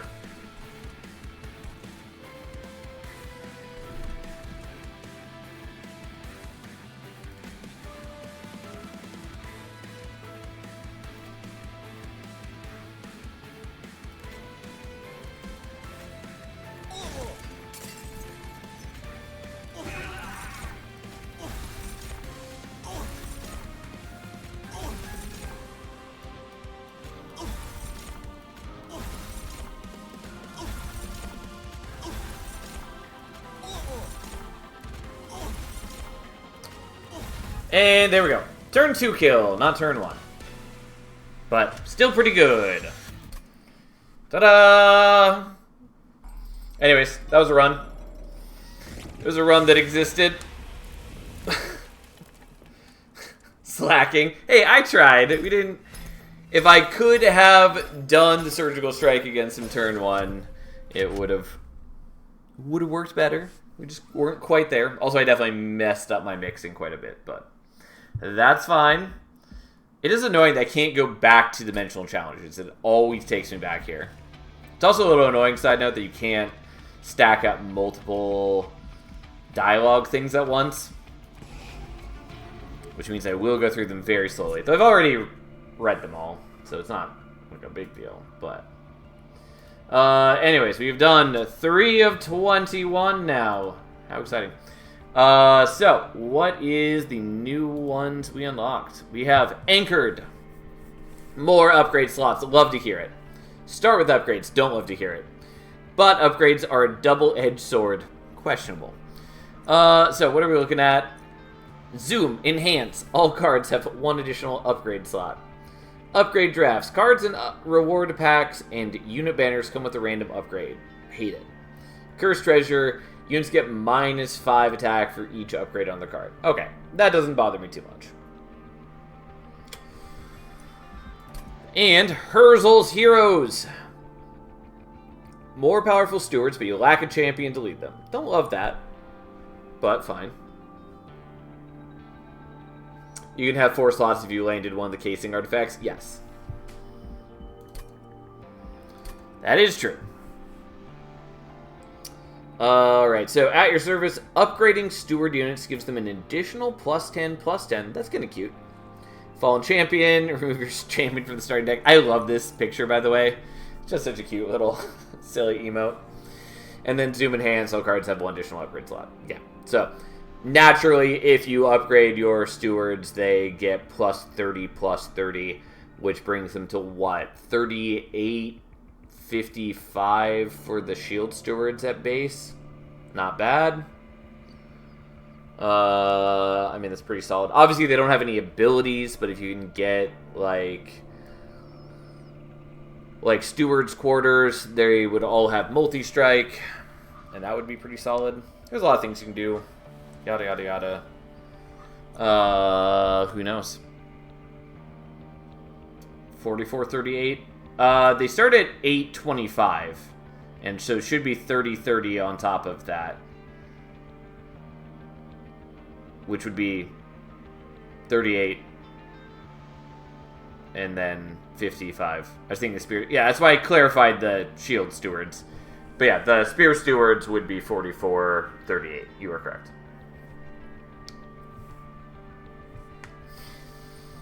And then we still also have this one to do, but we're going to do this side for now. Anyways, which of these do we want to do? I am uncertain. I don't know. I kind of want to just like complete one of the branches, but that also feels wrong. Oh no, it's Covenant 2. It is weird to me to be doing these at low Covenant, but it is what it is. It's clear that they wanted these to be more accessible, which is also why they're available not quite right from the beginning, but like very early on now, rather than being locked to a high Covenant thing. Though I wouldn't be surprised if they added like some high Covenant challenges later as well. But anyways, here we are. And how many do we need? We need 10 for that and all of them for that. I wish this one was a different color. You'll understand when you see it. It's good as is, but in my mind, I see this and I expect it to be purple, because that's the color of the crystals in Monster Train 1 and a lot of the crystals in this game, and it's not purple. Be extra funny if you get the permanent rage upgrade on the Shield Steward. It gets to embody the Spartan spirit. I mean, it would be good. Anyways, I kind of want to do the Steward one. I think we're going to do this one, though, and get it out of the way. Just because one-track mind is going to annoy me whenever we see it. So, Entropy, who cares? Rot is good, or at least okay. Self-Sacrifice is good. Battle Dancer is fine. I mean, the Quick is fairly solid. And then I assume they're going to ascend to the back, because that's how ascending normally works. And then I don't have one-track mind.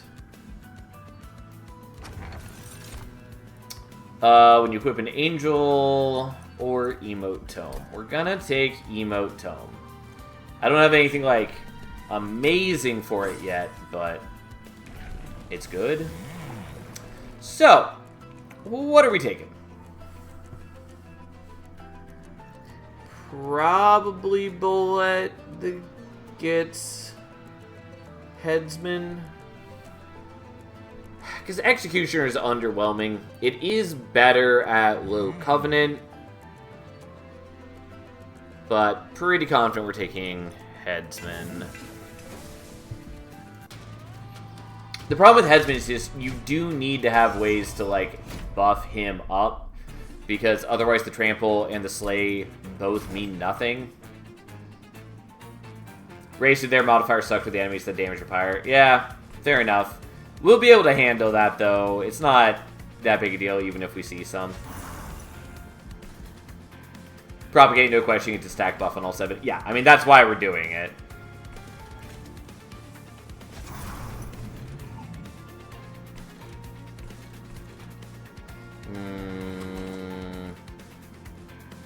Yeah, that's fine. The problem is I don't, like, have buffs to propagate for the most part yet. Okay, we're gonna do like this and that.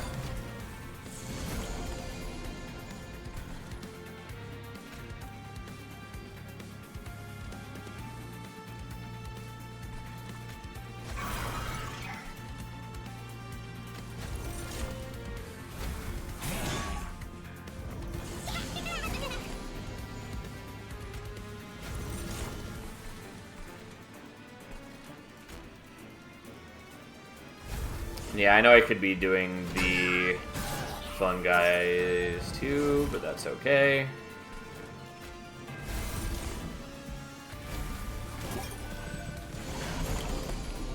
Well, I can't play out the rot, but it doesn't really matter.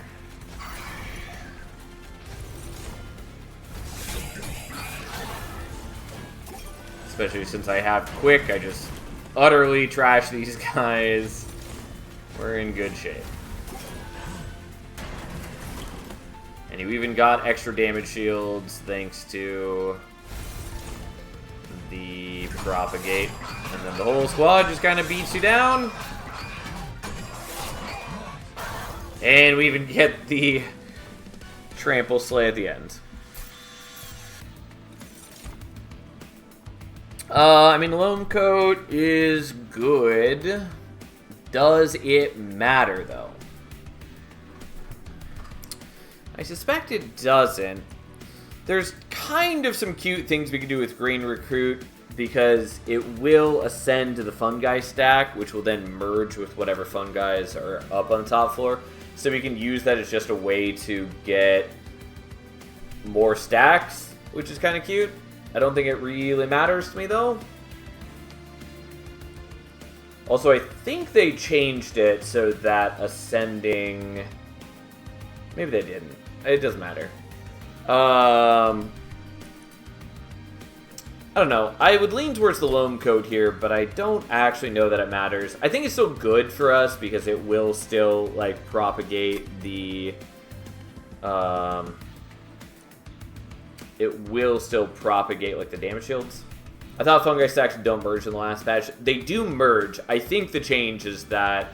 And I could be misremembering, so that's why I cut off. But I think the change is that they no longer trigger rally per stack when they merge like they used to. But I don't remember for sure. So. I don't know. It just feels like I don't need the Loam Coat, but I think I'm still going to take it. Cleave is good. Divinity is also good. Challenge is also quite useful.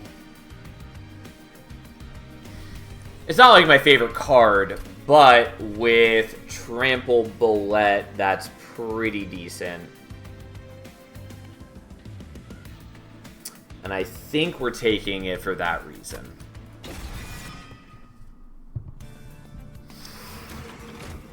Well, I don't get to choose my track, so here we are.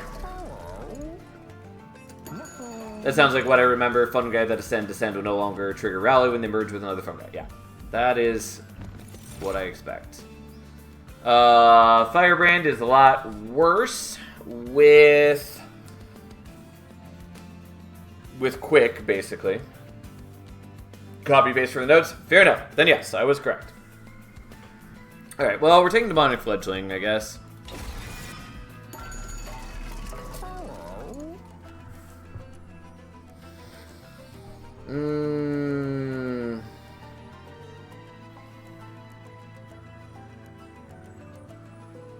Part of the problem is I'm not doing, like, any shifting. Like, technically I have some shift, but it's just not really a thing. Also, God, I forget that rerolls cost a lot less right now.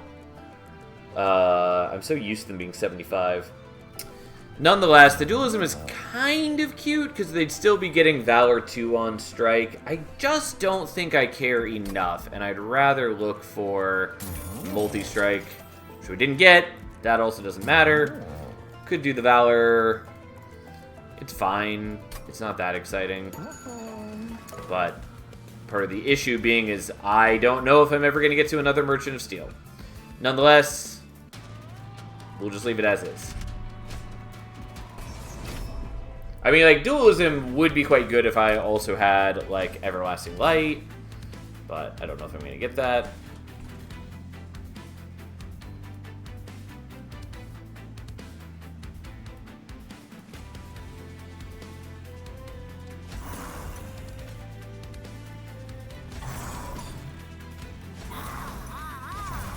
Okay, we're going to do it this way and have Bullet end up in back again. just because that seems generally pretty good.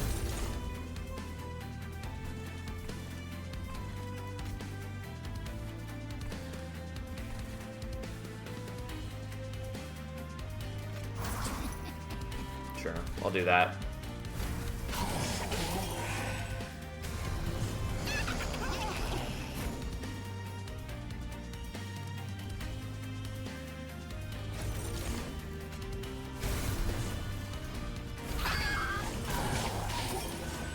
Shifty guys for this challenge seems good. It's good if I can get the ability to shift regularly. Because I don't start with Just Cause, and I don't have control over where I am routing. But yeah, if I can get more reliable advancing, it does become quite good for me.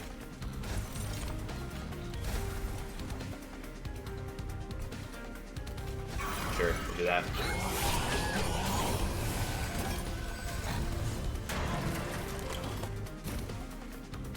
Ooh, an Emotome too? Yeah, Emotome is real good stuff.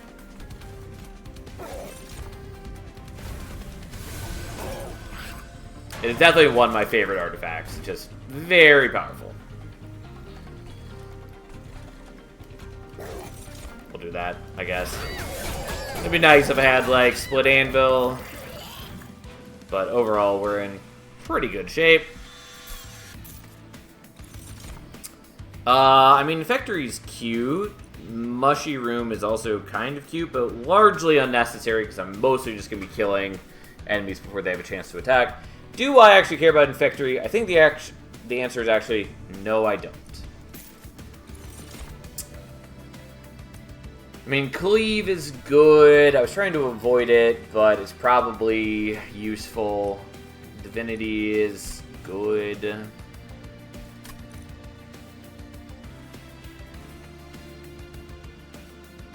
Fuck it, I'll take Divinity. I don't think I, like, need it, and it is a lot worse if I don't know if I'm ever going to get to a Merchant of Magic. Whatever. Steward's Quarters doesn't really matter. It sort of does if I just want to commit to using Stewards. Which is, like, honestly not the worst plan. Because just having natural multi-strike and a big damage buff on them is pretty good for a relatively nominal cost. And I think that's honestly probably worth doing. So, fine. Okay.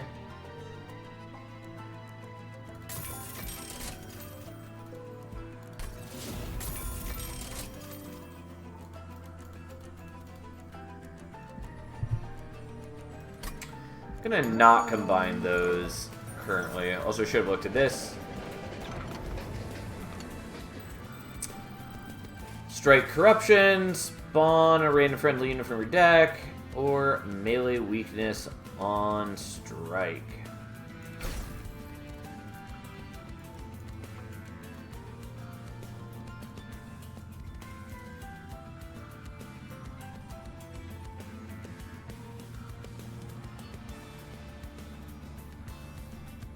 This is why we simp for dualism always.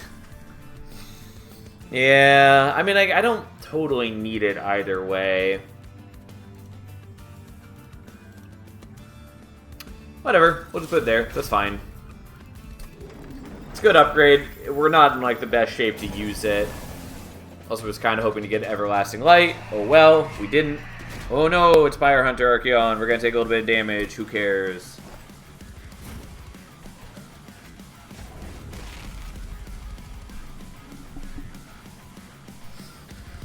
Okay, so, how do I want to do it?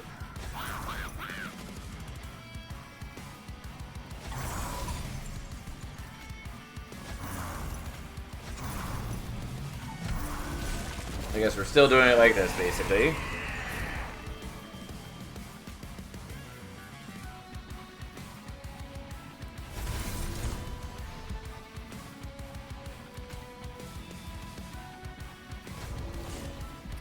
Yeah, that's fine enough. It would be a lot better if I had more dudes up on top floor. Also, I do actually need to make sure that Bullet doesn't die. But it's not the end of the world.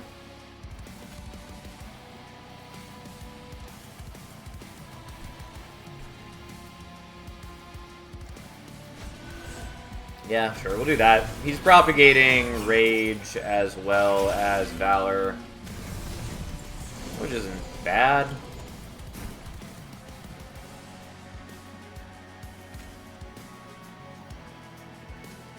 Yeah, I'm gonna do it on him. Unfortunately, I don't get to play with the second copy. But this way he's also propagating damage shields now. And you are refusing to help. What a jerk. I mean, none of this really matters. Of course, we don't actually get to propagate with Bullet because everything dies before it gets there, which we knew was a possibility.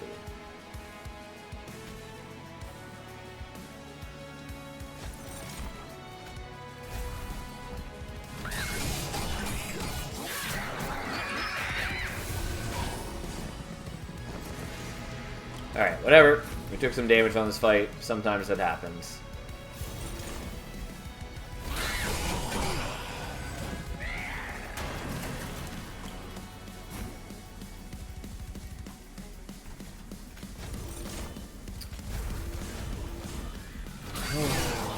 Okay. And now we actually get to fight Archaon, and unsurprisingly, he's kind of a dead man.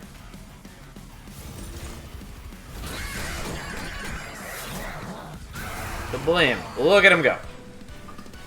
Okay. I mean, I do like the Hymnist. I also really like the other options here. We're gonna take Wings Radiance.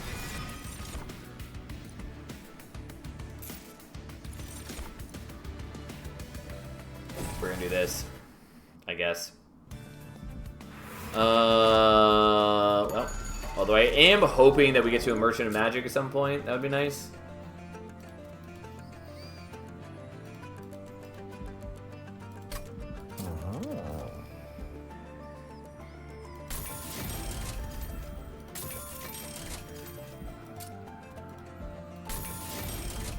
Good enough.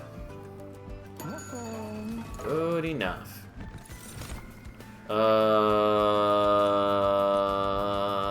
I don't really need the Cursed Twin Blade, but whatever.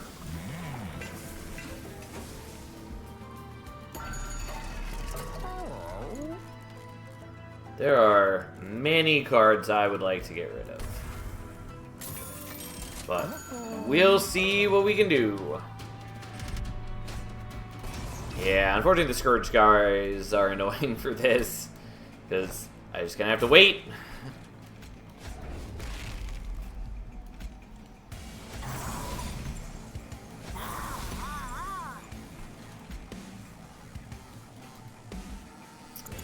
Actually, we're going to do this and change how we order just slightly.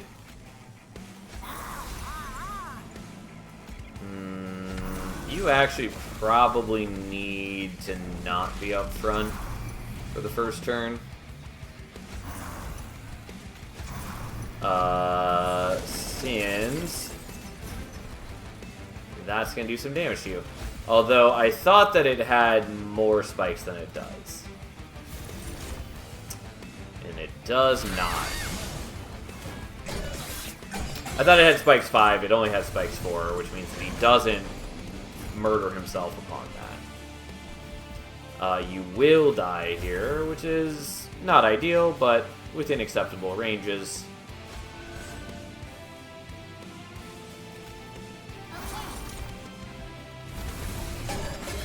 Unfortunately, what I would really like is to be able to put Holdover on Wings Radiance. That's kind of the dream. Yes, look at all that beautiful, beautiful power. Fortunately, I have to do this every turn.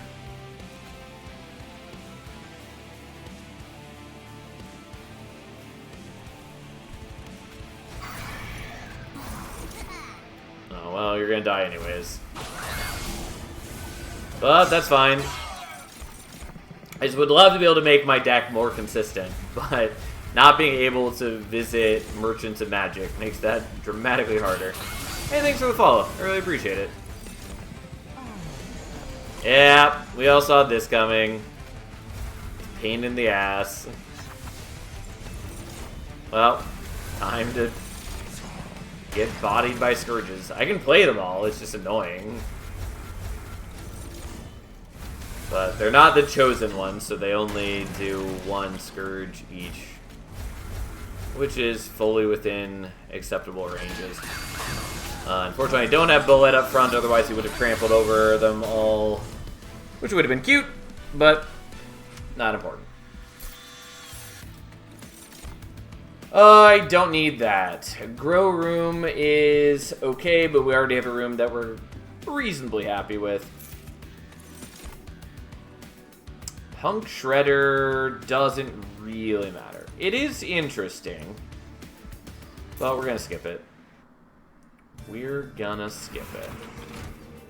Okay. I do like Bloodthirsty Blade. I love Death's Dancer, but not here.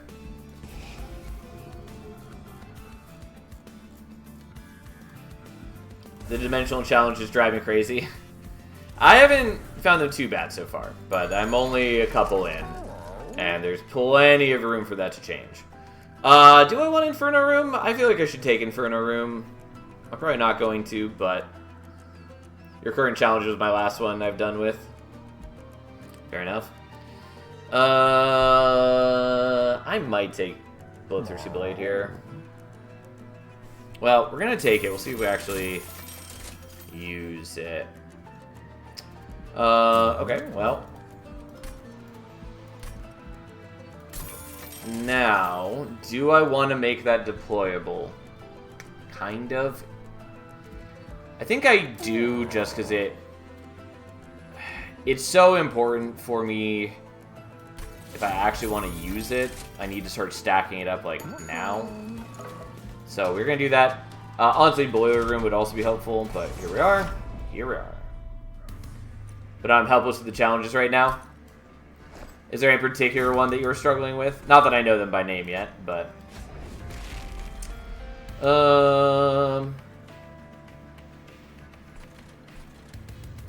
Yeah, I guess what we're doing is we're setting up like this.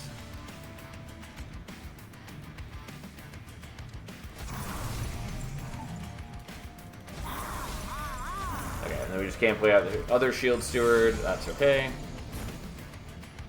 Don't know the name because I play in German, but every challenge I have right now. Fair enough. Fair enough. Okay, we'll just give it a whole bunch of damage shields. Well, eventually I will get to the rest of them, because we're just going to keep doing one after another, so hopefully watching gives you some help. Very motivating, I know. Yeah, fair enough. God, unfortunately I can't kill this. I can advance him to the front, and I could even make a conscript to attack him, but the only way I can advance him would also give him a damage shield, and then he wouldn't die. So, here we are. Unfortunate. Oh, you do have melee weakness. I was trying to think if I actually wanted to do something different here so I could do the trampling better. It's fine, because we actually just trample over him on first strike, and then we start stacking up the blade, and everything is pretty good. And very similarly, we just kind of murdered them. This is why we did Bloodthirsty Blade with the Cursed Twin Blade.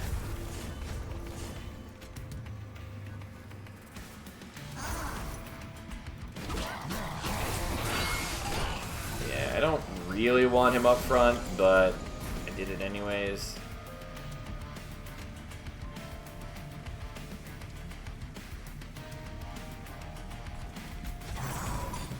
Whatever. We're gonna do this. Unfortunately, without the melee weakness, I'm not as good at getting Bullet a bunch of kills. But we're working on it. His blade is stacking. That's the major thing we wanted to do.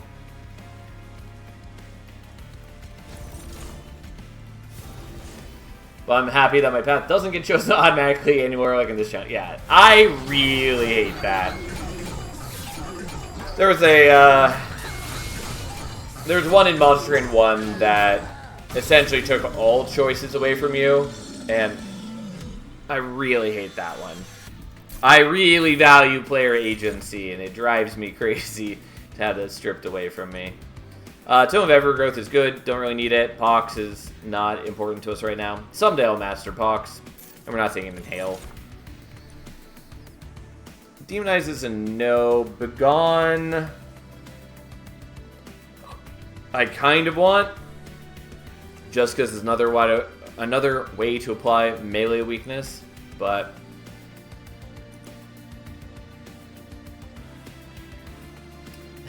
counter argument, I don't have to worry about making correct choices, just have to deal with it. Fair enough, I suppose, Glacier. My favorite challenge is the one that allows your Pyre to get hit 3 times, because I did the hardest version of it with my Pyre getting hit only once. At least you're doing it at ultra low covenant, unlike the original, that was painful.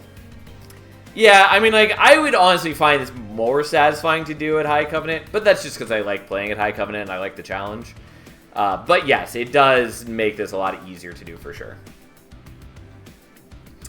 Anyways, I might take Begone. I don't love it, but I'm gonna take it just because I don't have great control. Alright, please give me Holdover.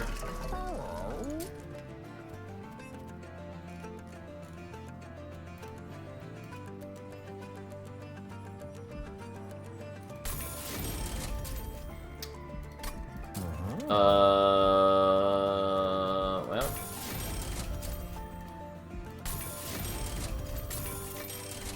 Yes. Beautiful, yes. Now I would also absolutely love to get, what do I want to do here? I guess probably this. I would love to get Split Anvil. That would be nice. It's not that big a deal if I don't get it, of course, but I would appreciate it.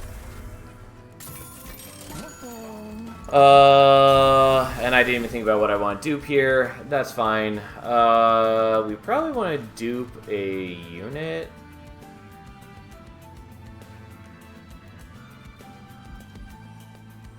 Yeah, fine. We'll do that. I don't know. It's okay.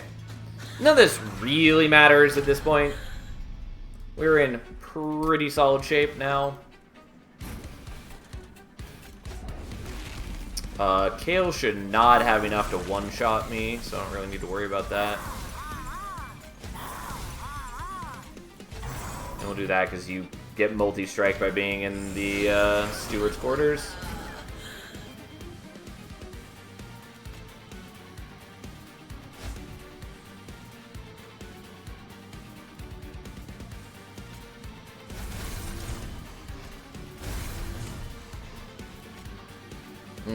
This is a waste, but I'm still doing it this way.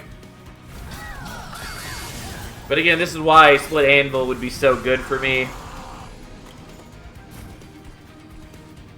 Whatever, you can have the Lone Coat, who really cares?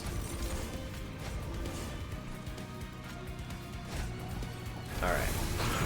And now, when you come back up here... do I actually care about playing units anymore? Not a ton. We're just gonna do this. And give you 6 more melee weakness. And then just fucking trample over.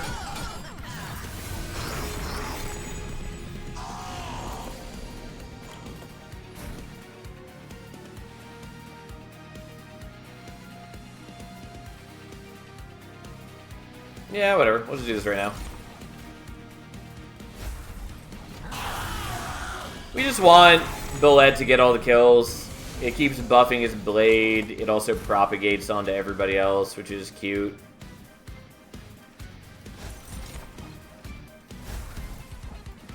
And then we just kill KO very quickly. It does mean that I'm being deprived more slays for the blade, but doesn't really matter.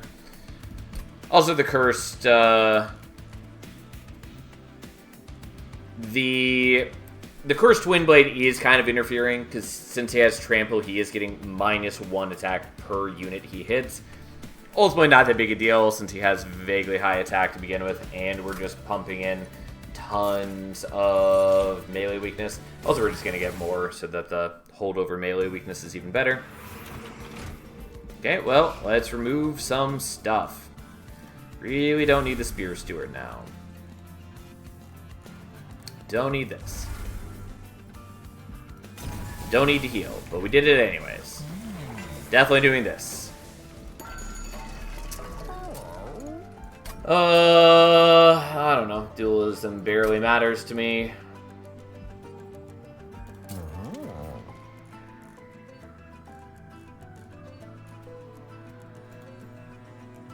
I'm just not going to worry about the Eager Conscript. Technically, it is useful for me, but in practice, it mostly is just annoying me because I can't have units in front of Bullet.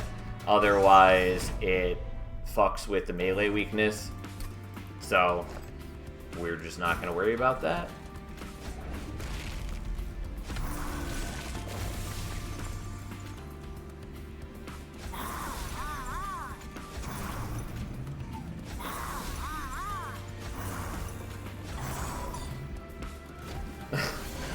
I'm just calling the challenge a challenge instead. Fair enough, Splat.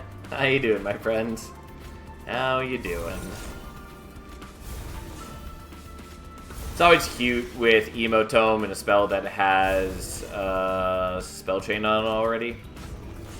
It's very satisfying.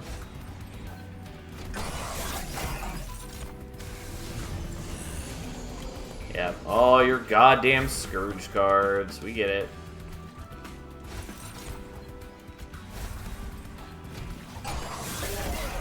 Well, we just have to wait till they get up here. No! You bastards.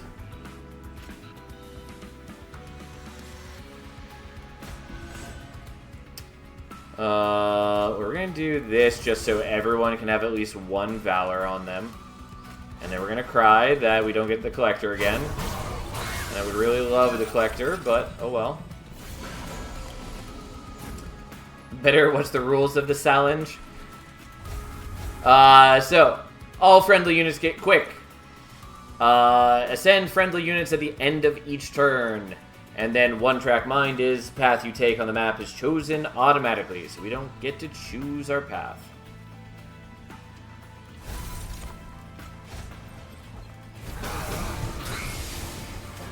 So, that's what we got. Overall, it's going well. I'm glad we finally got to a Merchant of Magic. Because not having that definitely was a problem. Especially since we got Holdover when we finally got there. That was very good. This challenge is either very janky or not janky, and I can't tell which. Well, at the moment, it's going quite well for us. Also, I'm still thrown off by the empty enemy wave, just because I'm so used to that not being there.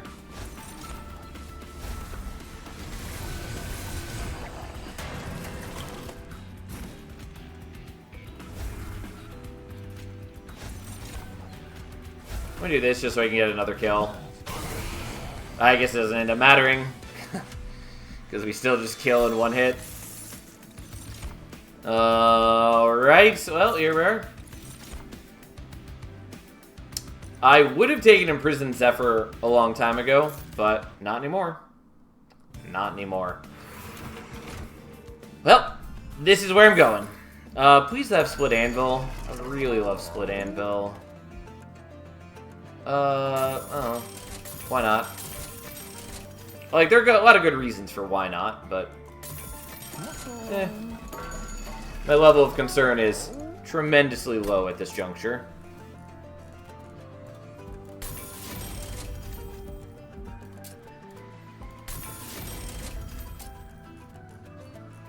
I will get rid of the Rot, because I never use it. It was decent at the beginning, but absolutely worthless for what we're doing now.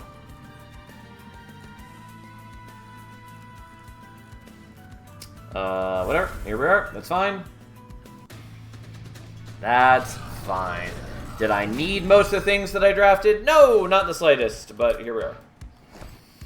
Okay, so. Alright, we did not make the strongest Bloodthirsty Blade, but it's a decent Bloodthirsty Blade.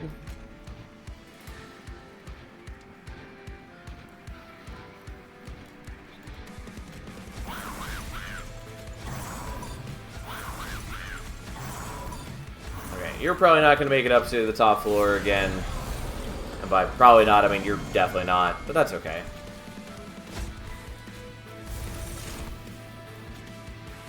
Why are you suddenly dying? Were you always dying and I just didn't notice? Oh, you definitely weren't. I just didn't notice. Fair enough. I guess I need to change this and not let my greed overtake me completely. I mean, there's definitely, like, multiple ways I can fix this, so. Let's just not die that way. I just didn't take into account how much damage he was doing on turn 1, and that's fine.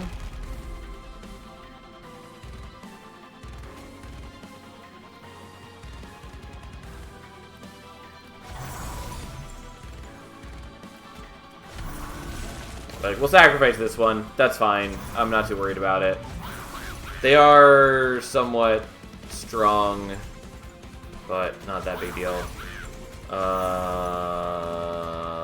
I should have done this a little differently. Nah, it's fine. I don't care.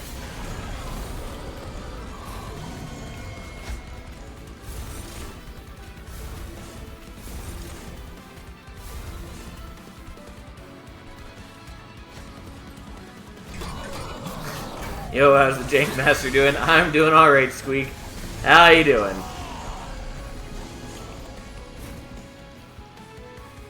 Okay, well, let's protect you. And that takes a lot of doing to protect you the way that I desire.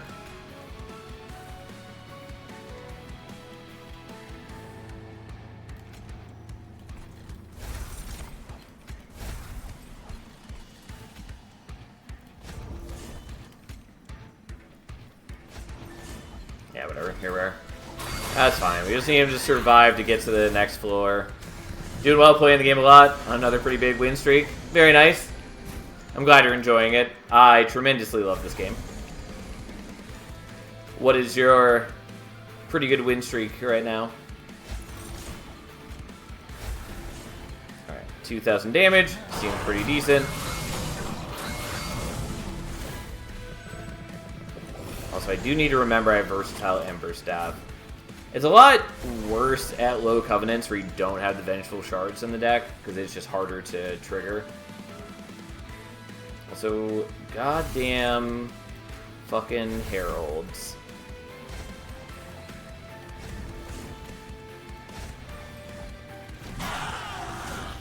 Do you think the Entropy Silence guys have an existential crisis seeing that Sarah's hands are the same as their heads? No, I had in fact never thought about that.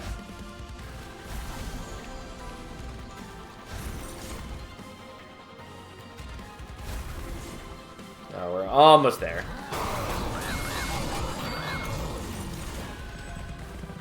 Back on 8. Very nice.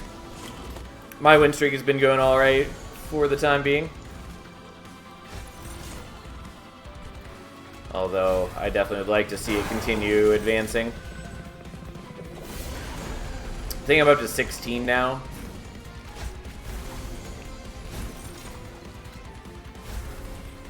Maybe 18? I don't know. We'll see eventually. Anyways, there goes Seraph. Another dimensional challenge down. Although, we only got a 4-turn boss rush this time. Much slower than our 9-turn and 10-turn boss rush from the prior challenges. Which is silly to consider. Oh. Ta-da!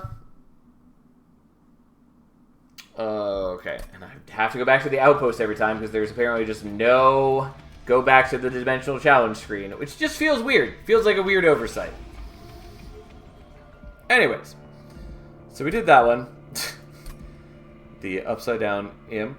Slow and sloppy. Your units are large, slow, and constantly falling down. But you love them anyway. I do like some of these descriptions. They're pretty silly. What score is the 10-turn boss rush considering no Titan? Let's take a look. It's one of the dimensional challenge ones, so it's not like a normal run by any means. Also, now we don't even have one. We don't even have a thing on the map at all. That's not the right one. The 10-turn one was this one. Right? Yeah, this is the 10-turn one. So, our score was 56,000, which is not even my highest score that I've gotten on any given run. But it's partly because it doesn't have the Titans, which does deprive it of a fair bit of score.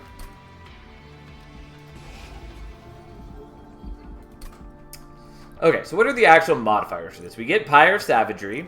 Okay. End of turn, descend friendly units. Yeah, figured that was coming as soon as I saw this. Yeah, if it's somehow allowed Titans, it would be like 65k or more. Yeah. I mean, I have some normal runs that are like 65k. I forget what my highest is right now. I think it's like 68. That might be wrong, but I don't know. Don't know. Slow and steady. Friendly units enter with +10 attack and sap 7, so they're getting, at the beginning, net -4 attack. Because sap is -2 per stack, and so it's -14, so you have to wait a bit for them to equal out. And then, of course, Big Chungus, all friendly units get +1 capacity, which is not great.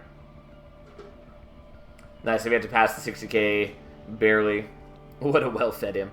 Not that it matters, it's cool to see. Yeah, no, I get it. Like, I don't play for score, but I still enjoy seeing my score, like, a good score in this game. And if I ever get back to doing the daily challenges, like, it is nice to at least compete for score on the daily challenges.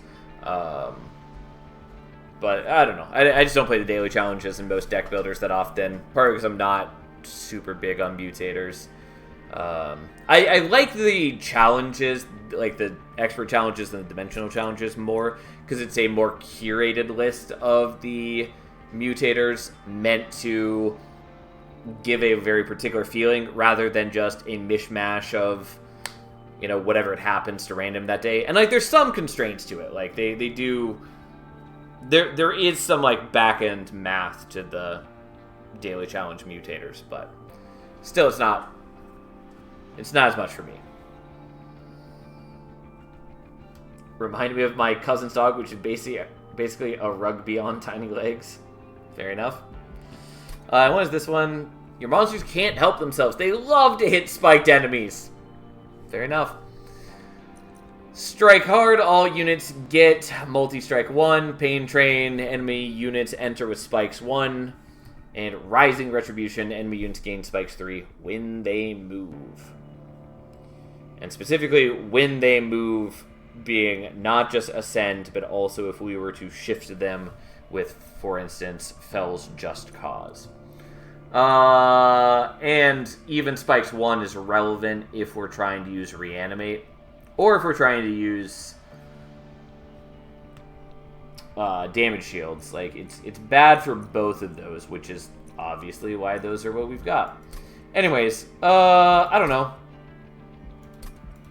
We have quite a few of these to choose from now. I feel like we should probably just finish a branch. I don't really like the Big Chungus aspect of this. Largest Lads was definitely one of my least favorite of the challenges in Monster Train 1, which is basically this. Though it's a little less bad than in Monster Train 1, especially because it's not at highest Covenant. I don't know. Kind of want to do this one. And what was this one? Alright, fine. We'll just do the Steward one. Okay, so Herzl's Horde, Firebrand, Pearl Flurry, Divinity, not bad. And we're up against Entropy. Should be okay. Okay, so stewards get bonuses for every upgrade. Remove the champion from your starting deck, and all cards have one additional upgrade slot. God, it's so weird to have the empty thing there. Valor grants an additional +1 armor per stack. I mean, that's good. I think I'm taking Vola's Tuning Fork. But maybe I don't care. I actually might just take Titan's Edict. Yeah, we're gonna take Titan's Edict. Bolas would be nice, but we're doing this. It particularly makes the Firebrand way better at her job. Yeah.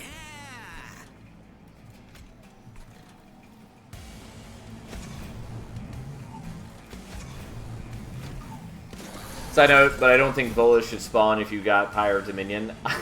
I think that's fine. I think there are trade-offs to using any given Pyre, and Pyre Dominion is already strong enough as is. Alright, well, we used that to get that. Unfortunately, I can't get the Divinity played out now. Using anything other than Steward should be illegal. I mean, they're definitely going to be what we're primarily using once we have a chance to upgrade them.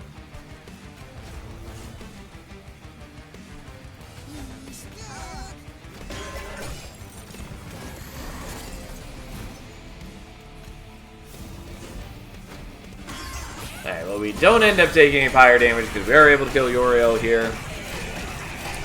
As is only right and proper.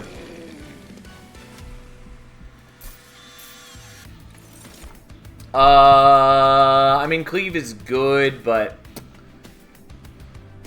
yeah, we'll take Cleave. That's fine. It's a good card.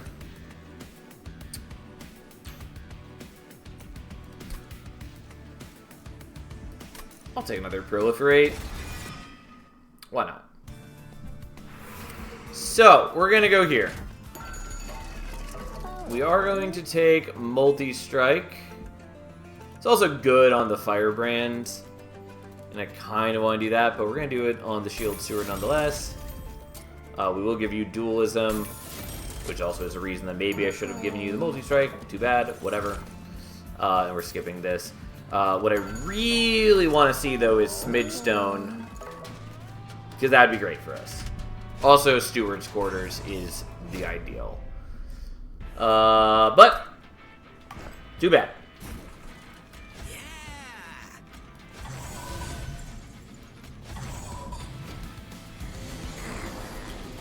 Alternative to Smidgestone, I would also be happy to see,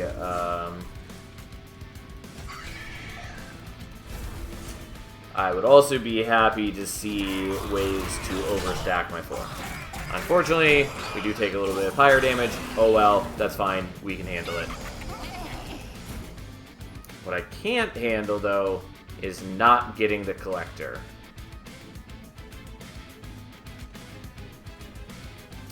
Yeah, unfortunately, I have no way to advance, so I can't, like, play the... I can't advance the Collector, nor can I put down a fun guy and then protect it. And there's just no way that I can do what I want to do, sadly.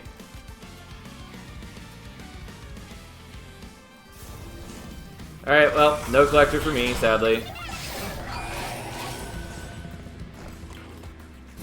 Yeah, I could use this last turn.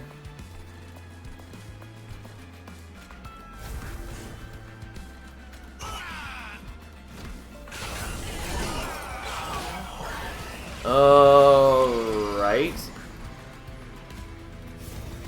Well, we get even more armor. We're just gonna do this to knock out your backliners. I'm so not used to seeing bosses without their higher Covenant effects. And there we go. Good job, Firebrand.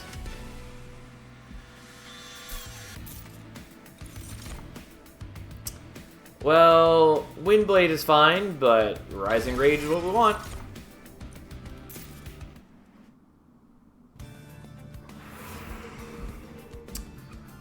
Okay. So, I do want the Merchant of Steel. I also kind of want the Merchant of Arms to look for Steward's Quarters. I think we're doing this, though, although I don't have a ton of gold because I didn't get the collector, so my options are limited. Okay. Well, Moldy Strike 2 it is.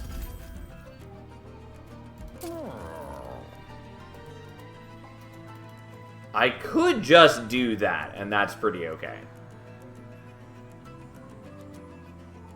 I'm also, like, wary that this is going to be one of the unit upgrades. I don't know what rings those can spawn on, though. But we're not going to get another Merchant of Steel for a while, so I think I'm actually pretty okay with doing this.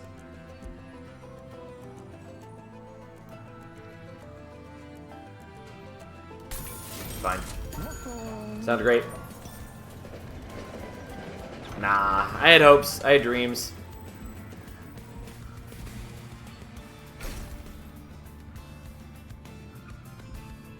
Nah, no one needs Liquid Courage. The basic upgrades are too good to pass on in this challenge, which I like. They are good.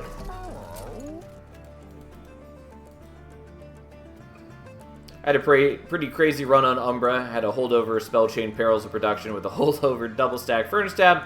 My allied construct had about 750 attack times 13. Yeah, that's pretty good.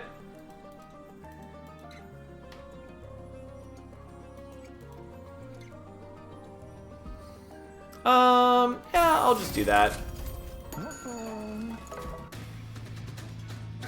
Like, yes, I know that I could have given it to a Shield Steward and he would have gotten stats. That's fine. Not worried about it.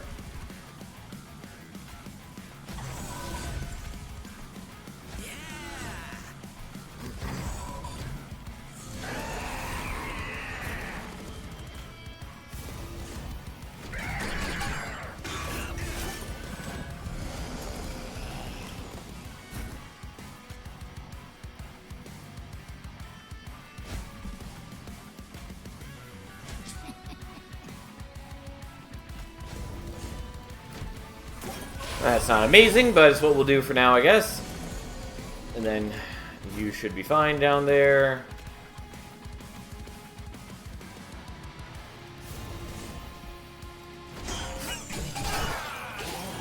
And our triple striking Steward is pretty good. It'd be a lot better if I had things that I do not have.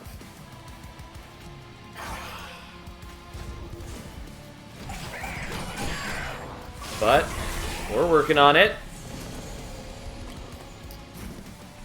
Okay.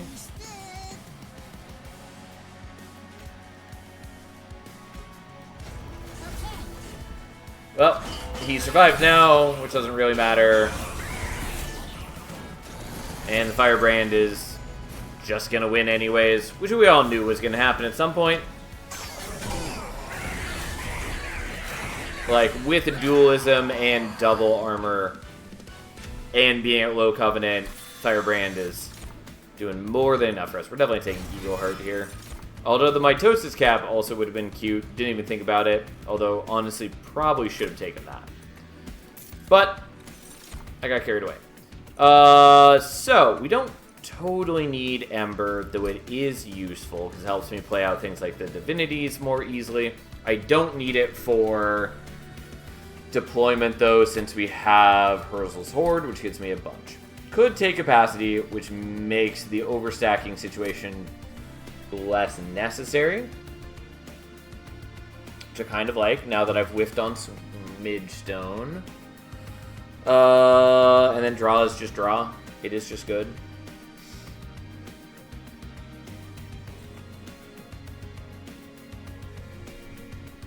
I'm just gonna take the Ember. I don't know. It's just universally good in this game.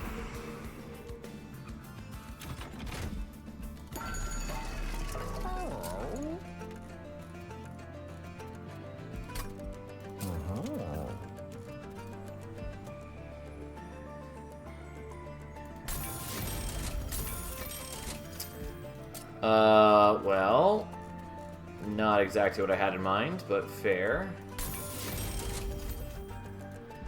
Alright, fair enough. Poor Host Guard. Maybe someday he'll get used. It's a fine unit, it's not like an amazing unit. I was hoping for like remove consume on the Eagle Heart, but so be it. So be it. Overall, we're in good shape. I also wanted Intrinsic for Rising Rage, obviously. But that was not to be. By the way, I'm kind of looking for ideas. What would be some good plays to do with giving weapons Primordium? So far, the most I've done is giving him a glass cannon for the free 50 attack. I mean, there's a lot of things you can do. You can also give him Void Armament for the multi-strike or any of the other multi-strike equipment. But Void Armament in particular is... It is a clanless artifact, so it can show up in any run. And you don't have to worry about the purging your champion aspect of it, since being fully eaten is different from being killed. So, as long as he's not actually being killed by enemies, you're fine. Oh, I didn't know Transfer the Multi-Strike has a status. Yes. So long as you are using Superfood, that does work.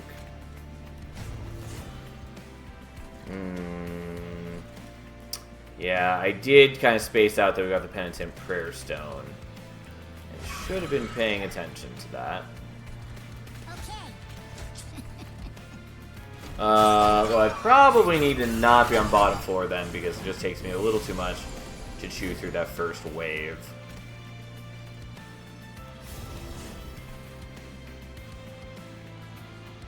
Yeah, let's not do that. Like, I can still win this fight, and honestly, it's not that big a deal if I lose some of my max HP.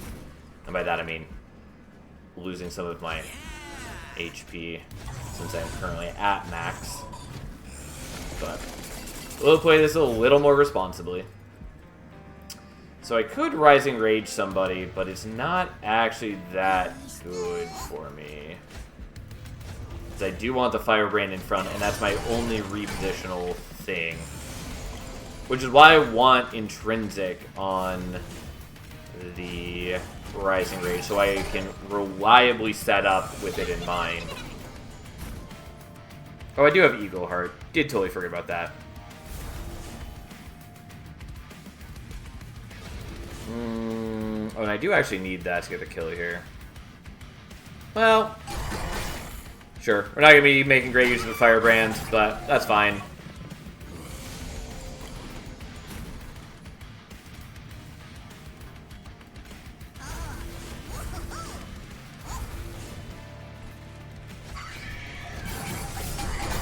I would not hate a holdover on the Cleave. There's a lot of things I would love to see, but we are not in that world yet. Yeah, our big bad steward is doing some work. I'm sorry, all of you enemies, but Corrin's got somewhere to be. Not gonna lie, I love doing that to Corrin. It's cold, hard cash. Firebrand can take a backseat. You truly understand how it is, Fury. Yeah, that's like my favorite thing to do with Corrin. It's just so satisfying that we get to punish Corrin for their one gimmick. We're definitely taking the Benediction here. It's just a good card. Okay, I think we're going here, though I do also want that.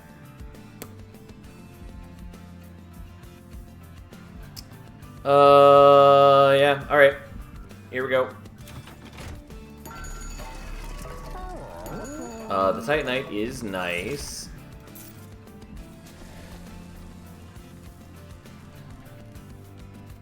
Okay, so Triple Striking Steward number 2!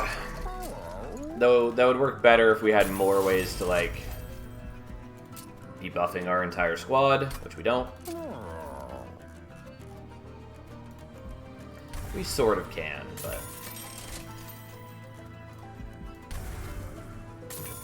Should look for events for our hopes and dreams of the Ultimate Steward. I mean, I did wish for that once upon a time, but I'm not gonna worry too much about it. There's also not too many spots upcoming to get events. Like, the next one's here, and I'm almost certainly going for that Merchant Magic. Yeah, that would be the only remaining one. So, whatever. But it would be really cool if we could have gotten, like, Wrath on him. Why do Dreadnought sound so muffled? The swim in their own marinade. I forgot that you were doing 40k puns for a moment, and I did not know what you were going for with the whole Dreadnought situation.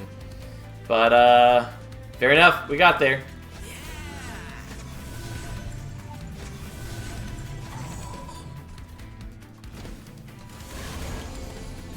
Side note, for anyone who likes 40k, and especially if you like FTL, there is, I think it's actually already out, but there's a weird game on Steam that I think came out in early access already, or is coming out later this month in early access, called Void War, which is very clearly someone's take on FTL if it was 40k. Which, I'm not a fan of FTL, but it seems like a thing worth checking out.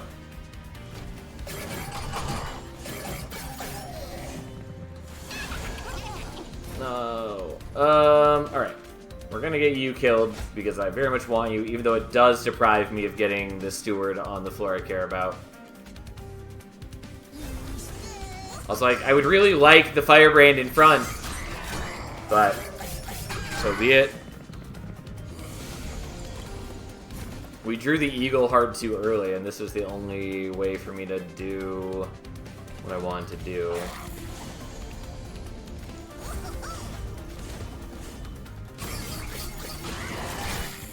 Whatever, like, we're still in good shape. It's just, I would love to be in better shape, all things considered. But, whatever, we're doing this, I guess. We now have a bunch of damage shields on all our guys, because it's cool that way. Unfortunately, I do take damage. I was expecting this, since I was unable to kill the backliner, and I don't have, like, holdover cleave or anything. It's fine. I just really would have appreciated the Eagle Heart last turn. Feels like such a waste to use it there, but alas.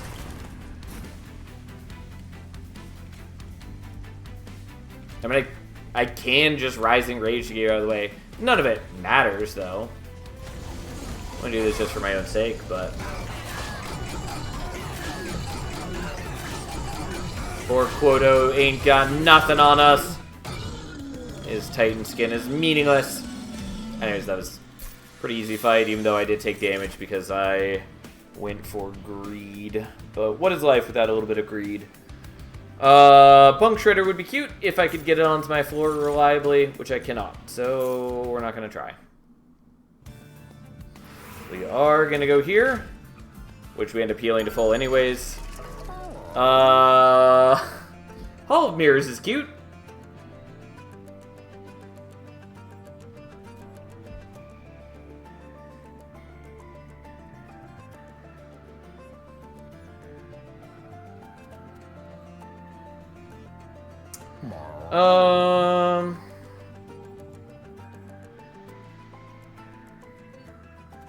Yeah, fine.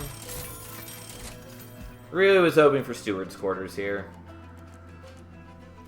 My Toast's Cap, also not terrible, but we're not going to worry about it. I probably should take the Swift Steel Dagger, just because I have capacity to, you know, be fitting more artifacts or equipment. I don't know. I don't actually really care. We're not going to worry about it. But we'll do this. Hello, Ashiaka. How you doing, friend?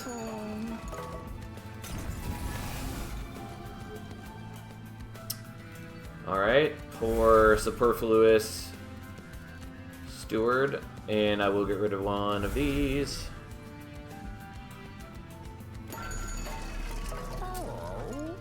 And I guess I'll get rid of another of those. And another. That's fine enough. Okay, let's go. Ayo, I'm tired of doing a Queen branded warrior run. Realize that I don't have the brain power for this. I need to stream early. Fair enough. Sometimes life be like that.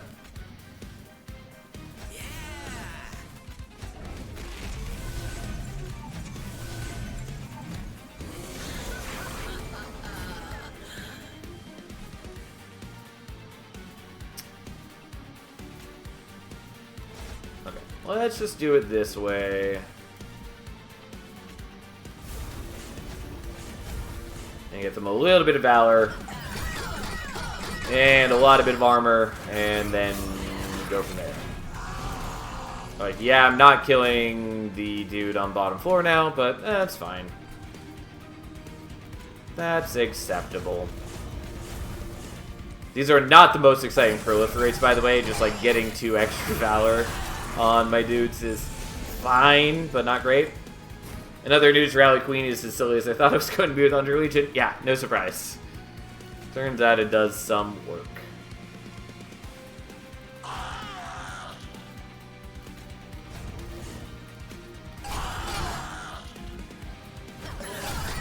I mean, I would still like to see Rally Queen change to be a little bit more interesting. But, yeah, it does do solid work, nonetheless. Go forth, my steward army.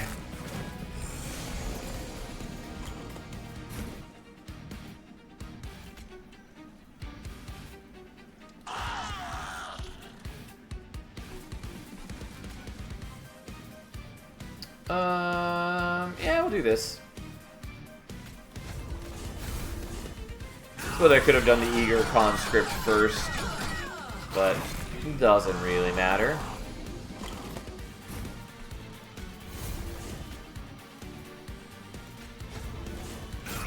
I could have done the cleave if I wanted to hold on to some damage shields on the Firebrand. I guess they're probably getting used up either way. Nonetheless, not important to me. And we even get the kill here, because we just reached the breakpoint that we needed. And there we go. Still almost lost the Titans because of freaking chickens and Savage fight. And being unable to chew through waves as Queen was only major damage source, but was eventually able to eke it out. 1500 times 2 was somehow almost not enough. Yeah. Yeah. Bloodsoaked Arena is okay. Sanctuary is good. Tome of the Lost Path is also nice. I don't think we need Bloodsoaked Arena, but maybe.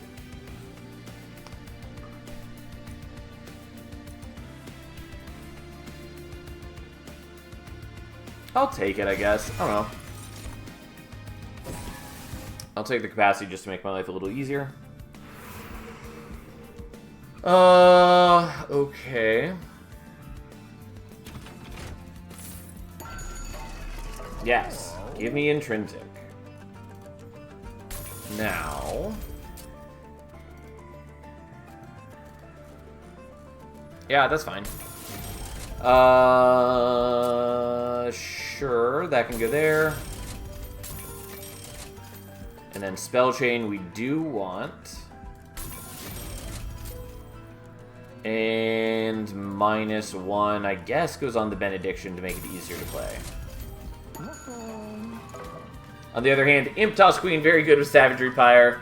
Her and a Firebrand bot were able to almost deal with everything, and then there was a double Divine Dancer, Deranged Brute, Steelworker, Floor to finish anything they could. Yeah, it's pretty cool. There's a lot of things that work really well with Savagery Pyre, though I think it's a pretty good Pyre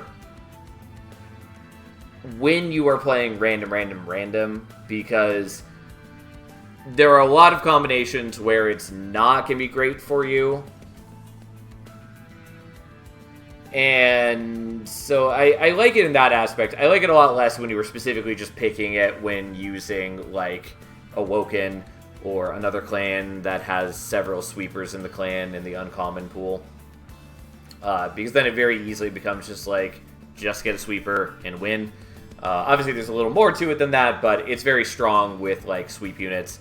And I appreciate that the Monster Train 2 clans have toned down sweep dramatically, and I honestly wish that they would just remove sweep from several of the Monster Train 1 units and do something just wholly different with them. But, whatever. I think so far my favorite Monster Train 1, Monster Train 2 combo is Lazarus Melting. It's really interesting using Burnout and Reanimates and some cool card combos. Also, Transcendent goes really well with Pyreborn. Had a lot of Gilda eggs and Greed Dragon stats. Yeah, there's some cool things you can do. Melting with Thunder Legion gets silly with Barons farming Children Fungus. Fair enough. Anyways, I was counting something. So I have 10 Deployment Ember. So 2, 4, 6. Okay.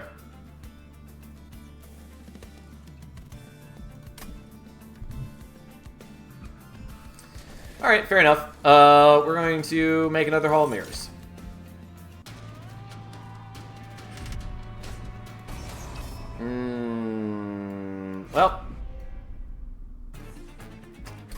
Well, this does make my plan a little worse. Oh, I'm sorry. Slightly wrong ordering. Got ahead of myself. Okay, so, Firebrand, then Hall of Mirrors, then 2 of you, and then 2 more of you. Oh, I did forget that I took this.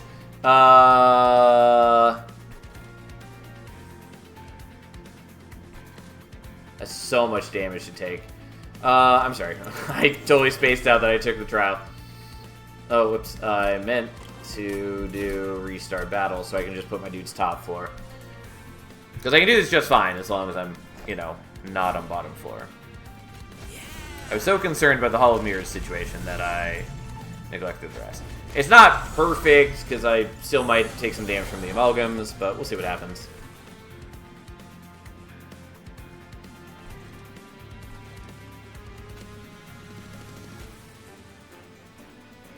That's a lot of damage. Yeah. Yeah. It's a thing.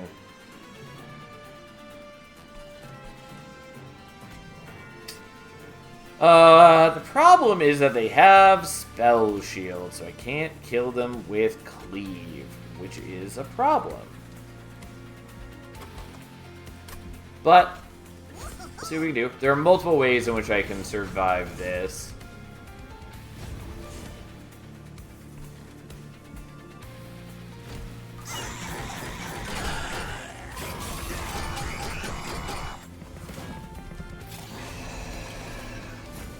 Okay. Yep, that was not ideal.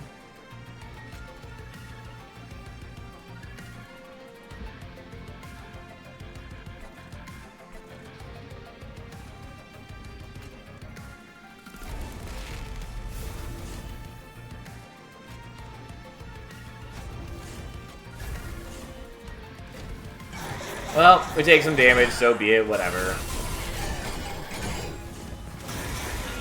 Sometimes you take damage because you took all the trials. And then you are strong enough to wipe the whole wave, so great. And then the Benediction starts coming in handy. Although, sadly, we're not killing you.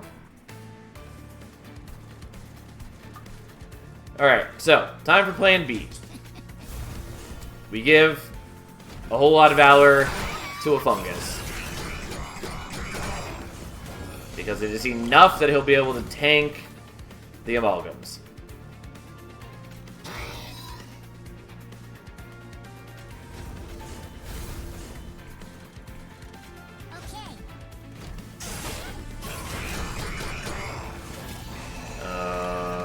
Okay. Not quite killing you, though.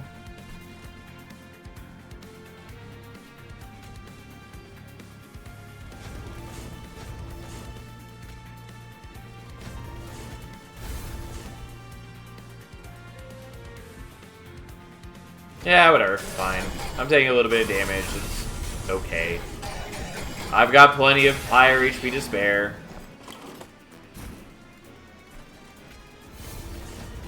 I just need to wait till I fight the boss. They're not killing the fungi here. He even kills the Amalgam. And then we'll just murder Rax as one does.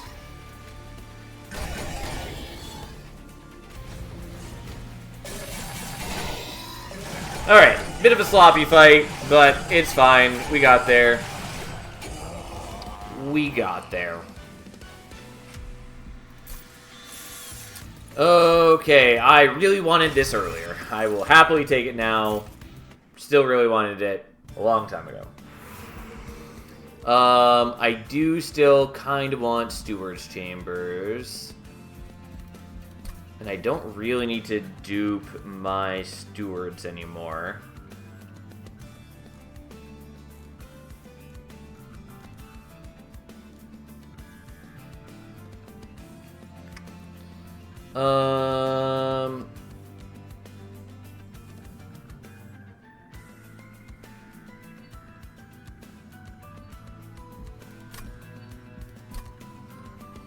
Oh, I do have the Blood-Soaked Arena. Technically, I don't totally need that. I think we're still going here, though.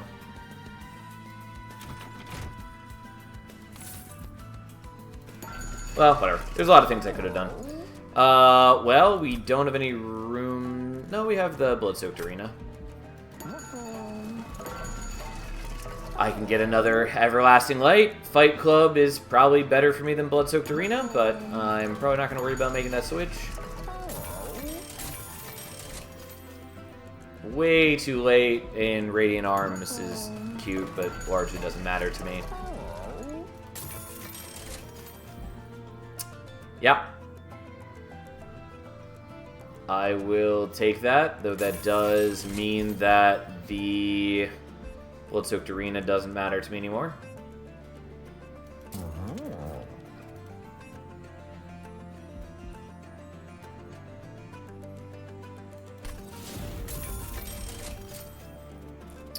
I'm sorry, Blood-Soaked Arena, you are less important to me. Also, I suppose I had removals right here anyways, but it also doesn't really matter. Okay, whatever. We're doing things.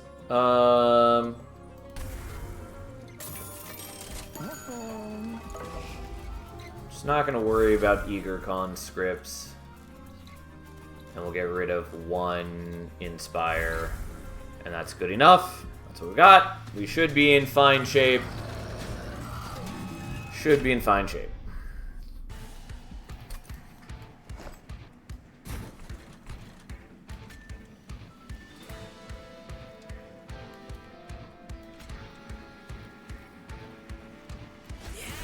Okay, so we're gonna do it like this, even though you're not going to end up in front, which is whatever. That's fine.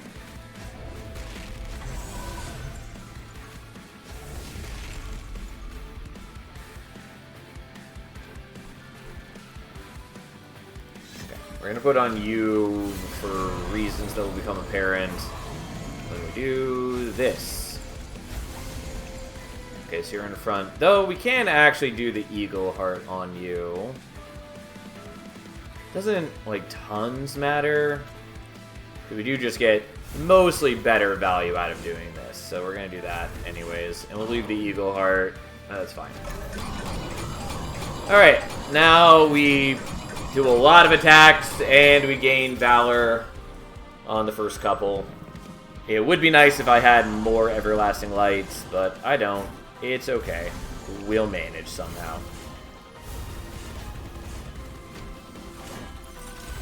Emotional support, Firebrand. I mean, it's true. Firebrand did do good work for us for a long time, but ultimately not that important. And yes, I buffed the enemies, it's fine. They're just attacking the damage shields anyways. Also, you did skip an Everlasting Light the last shop. I know, I messed up, it's fine. I meant to grab it and I didn't, and it's okay.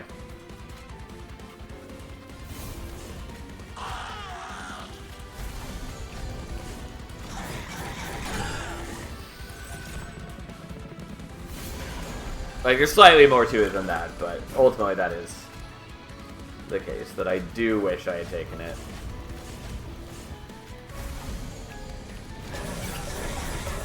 But, again, not really that big a deal. It would be nice, because with so many attacks, we get a lot of value off of that. Also, like, I really wish that I had the Rising Rage this turn so I could bring the boss back. At least I get to have him attack additional times, which means he gets to proc the Everlasting Light additional times. It's also a shame that I don't have dualism on the Spear Steward, not the Spear Steward, the Shield Steward, because that would work with Everlasting Light. It wouldn't do anything else for me, but it would work with that.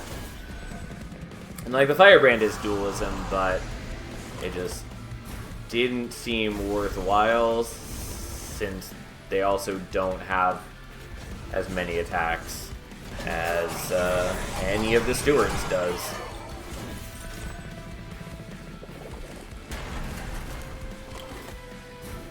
Okay, there's the Rising Rage.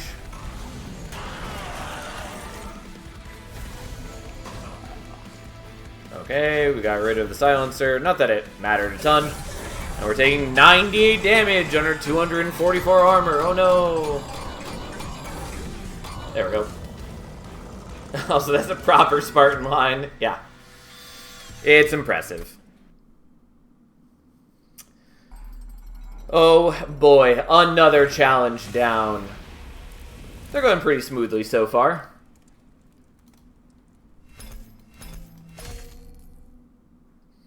Although, once again, I have to go back to the outpost. Alright, so, that's a sad picture. Yeah, I'll be honest, I expected this not to open up until we had done this challenge, but apparently I haven't. Yeah, no. I thought for sure that they were all complete the previous challenge, but if that's the case, that one shouldn't be open. Oh no, that's fine. So what is this one anyways? Entropic Agony. Your units are heartless and your deck is filled with dead weight. Can the power of entropy lead you to victory? And of course, it has Pyre of Entropy, the worst. Armchair General. Your champion enters with Sap 10 and Heartless. Doesn't really matter with Lion's Mane. That's not really the big deal. It's kind of a cool picture, by the way. I mean, the Heartless matters, obviously, but the Sap does not. Add 5 dead weights to your starting deck. Great. And then hollow friendly units get Heartless. Yep. Yep, I see the problem here. Yeah, I mean, there's things you can do, like Luna can get a ton of armor for you, which protects against the Heartless. You could also be spell slinging and just murder enemies before they have a chance to do anything. Or if you hit Enchantrel or enough other sap sources, you can also just sap them so that they never get to attack your things. There are ways to do it, but does not sound wildly fun. Extra Roomy. When using room cards, since your spells and units are less effective. Great. It's free real estate. Room cards cost 0. Add 2 random room cards to your starting deck. Permadeath. When a non-champion unit dies, it is purged from your deck. And Arduous Arcana spells cost +1. To double up, you get Madame, which will absolutely do nothing with that 10 sap. Yeah. Extra Room is a decently tough one for sure. Yeah, I can see the problems. There are definitely ways to do it. Yeah, hi Cat, what's up? Come on. Come on. Yeah, you're not helping, Cat. Of note, the Arduous Arcana makes the starting moon rituals so bad. I mean, it's just bad in general, but it makes moon rituals even less good. And like, they're an okay starting card. They can do decent work for you, but when they now cost 1, they're a lot less appealing. Anyways, I kind of want to do this one. It doesn't sound particularly fun. It sounds better than Entropic Agony, mind you, but I don't know. I'm sort of intrigued just because I'm not sure how I want to approach it. A lot of it, like, depends on what your starting room cards are. I'm also trying to think of what all of the room cards are in this combo. There's some good ones. Like, you can get Infectory, you can also get Mushy Room, you can get just, like, Planetarium for a bunch of Conduit and shoot things to death. You can also get Inferno Room and cut down on a lot of problems. I guess we're going to do this one. Though I am going to grab another drink, and so I'll be back in just a moment before we continue.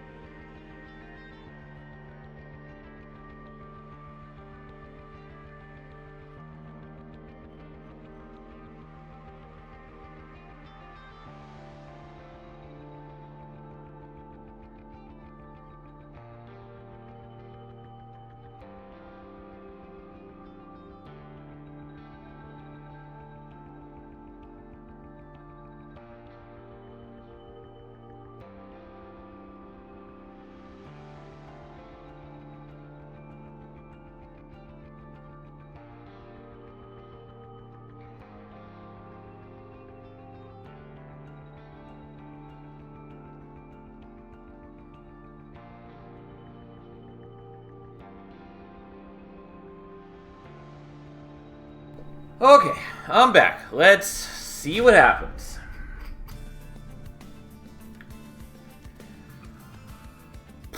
Okay, Cluster Kernel is something. Spawning Pods is okay. Bloody Moon is okay. A little less good when it's going to cost 1 extra.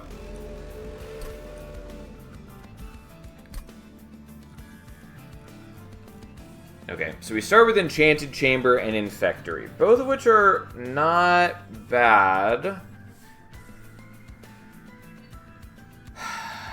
Not sure exactly what I want to do with them, though. Well, isn't that something? Do I want to use Volatile Gauge? I maybe want to use Volatile Gauge.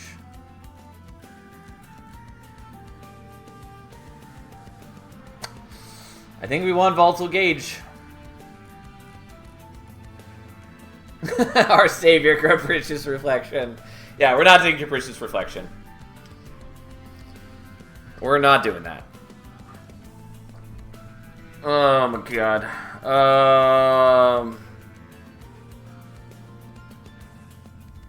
Yeah, I mean, we'll take Volatile Gauge. We'll see what we can make do with this.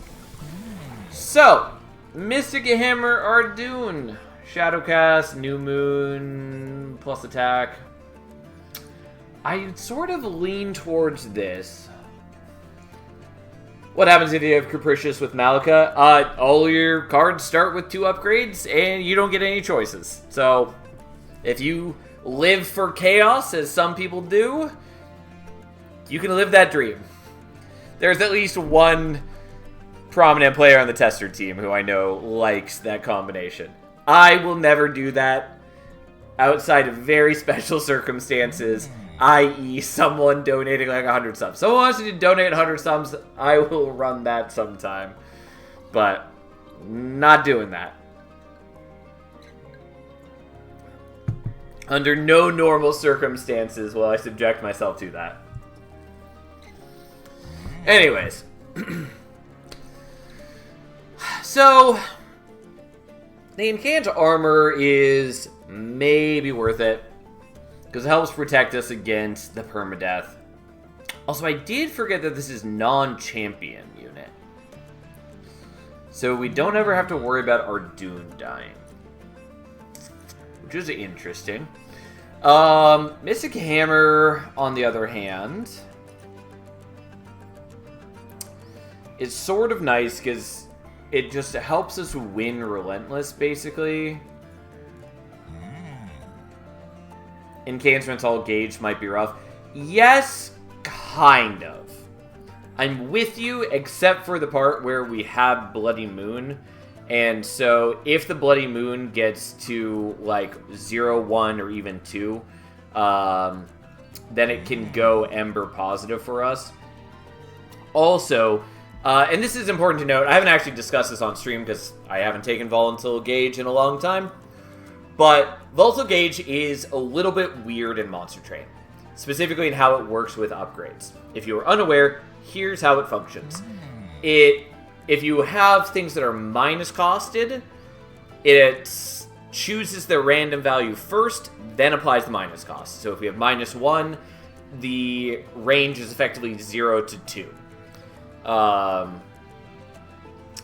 And if you have cost increases, which there aren't really in Monster Train 2, but this is how it was in Monster Train 1, if you have cost increases, those just are ignored.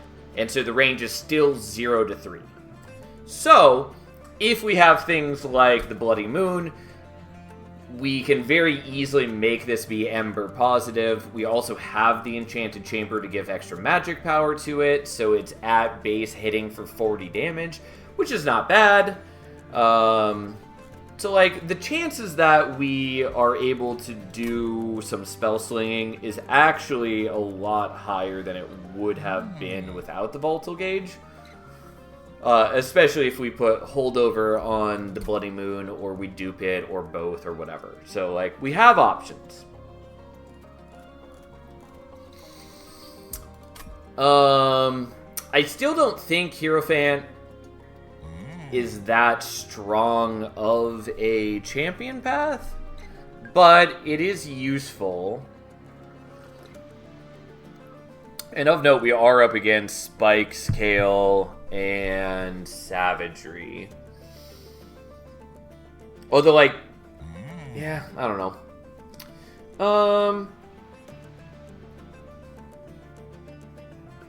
Side note, the silent bonus on here always feels kind of worthless to me, because mostly the silent units are the, like, tankier units. Like, there is Nightingale as the one kind of squishy silent unit, but it does feel weird to me that they are the ones that get the extra bonus protection. Anyways, I don't know. I kind of feel like I should go Mystic Hammer, just because the attack bonus is pretty large. At rank 3, it's, what, like 120 extra? 150. So yeah, he can, like, pretty naturally go to 100 or 200 attack, plus the Mage Blade bonus. I guess we're gonna do this. And we'll just see what happens.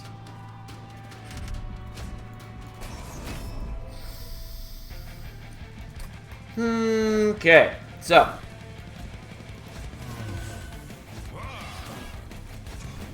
Goodbye, stewards.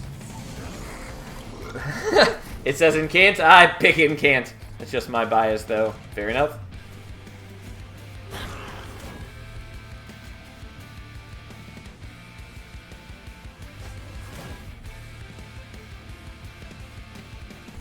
Well, I could have killed that, but I didn't. That's okay.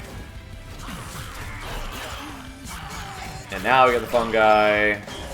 And here we are. And I do have part of the pact, which I sort of need to keep in mind. Oops, yeah, actually I do want that.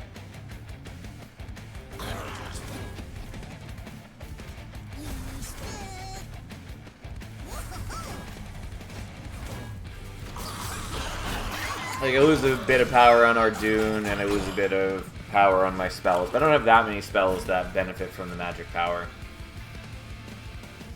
So, I'm not, like, too worried about it.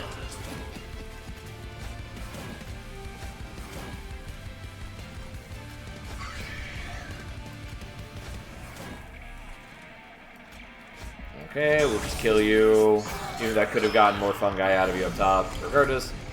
Okay, and I don't really need to worry about getting my dudes killed. They're going to die on their own. Specifically, I do want all of my stewards to get purged. That is by design, because it is better for us in the long run.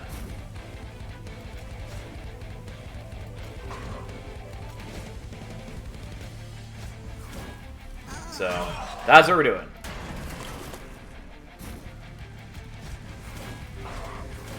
Yeah, I mean, none of this really matters. We've got what we need. And thus he's dead. Look at us go.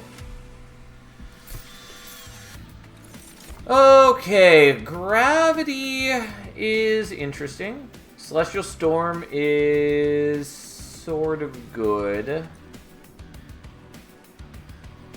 I'm gonna take it. It's a bit awkward for us, but I'm willing to take it. And I'm gonna skip those. Gage saved the incant path, otherwise Mystic Hammer's way to go. Oh, absolutely. Would not have considered the incant path without Volatile Gage. 100%, not even close. So I do want Luna units, but I want to visit the Merchant of Magic, and unfortunately I don't get another one for a while if I don't pick it up now.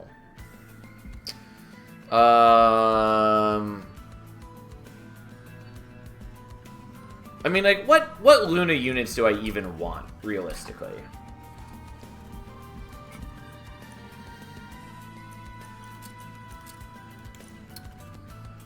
Because, like, Ethereal Sealy would be good, but unlikely.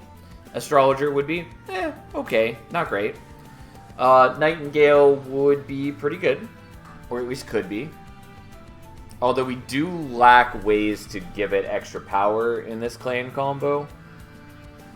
Outside of hitting like good equipment, namely the Mage Blade equipment. And even that we're not going to get amazing use out of. Lunar Priestess is bad for us, since the moon rituals it creates cost extra. Though it is a 1 capacity unit, and that still does work. Selena Ackley would be good. Shade Guard would be good. Moon Guard would be pretty good. Silent Sentinel would be okay. Scrivener would be not great. I don't know. Maybe we're fine just going here. Yeah, we're gonna go here. We'll see what we can do. Okay, what do you got?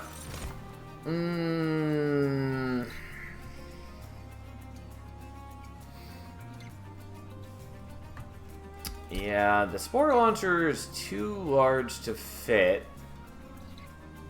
But it's otherwise not terrible for us. Oof was hoping for Squad Leader. Yeah, like, I don't think Squad Leader is great in general, but it is what I was sort of hoping for here, just because it would cleanly fit into my game plan. Whereas the rest of these don't.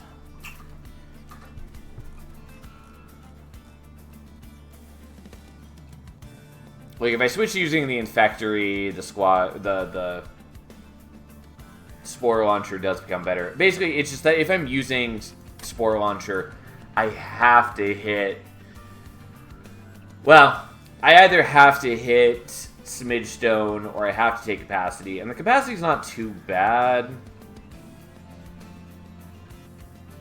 It's just I can't use it yet, and I can't even play it down because then we'll get permadeath.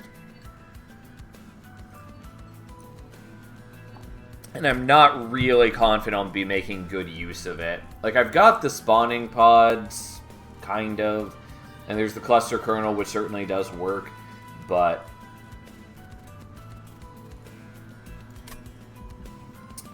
Okay. I'm going to take him, because worst case, we just let him die, and he gets purged, and I don't have to think about him again.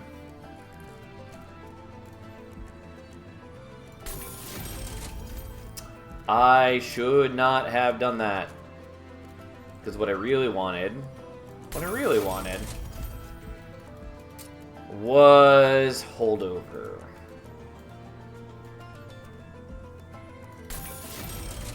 And so I should have rolled for holdover. I mean, like, this is fine. It's just not amazing, but it's okay.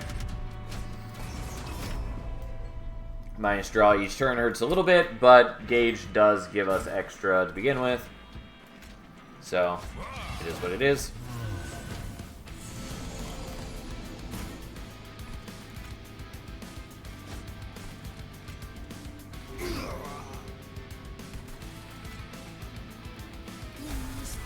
Well, let's get some fun guy out there.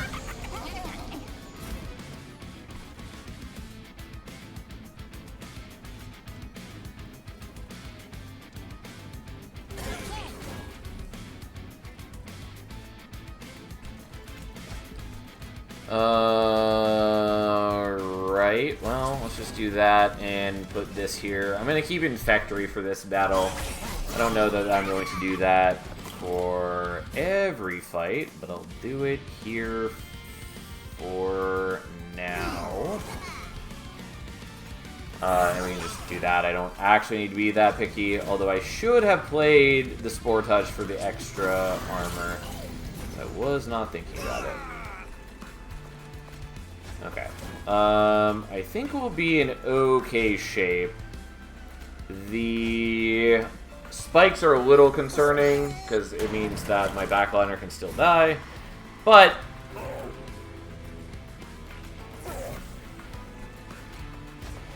with us armoring him up, it ends up working out okay. And also, I was able to shoot him for 135, which was not bad.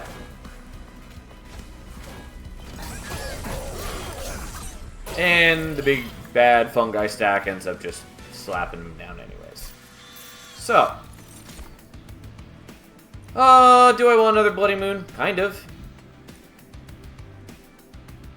It's not great for me unless I'm stacking Conduit, which I'm not doing a great job of, but it's okay.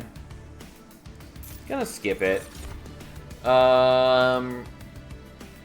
Proliferate is a good card, and I guess worth taking here. Do I care about Merchant of Arms? I mean, I can make one of the rooms deployable, which is not bad. I could also look for Mage Blade equipment. Alternatively, I go here and I do... I don't know. I mean, I look for the Smidge Stone, basically.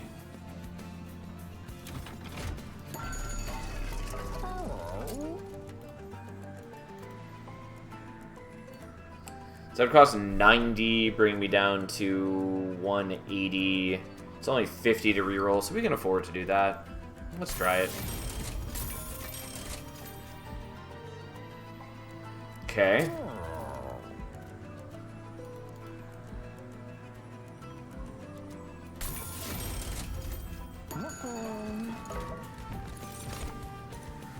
Well, we're not taking a puffball.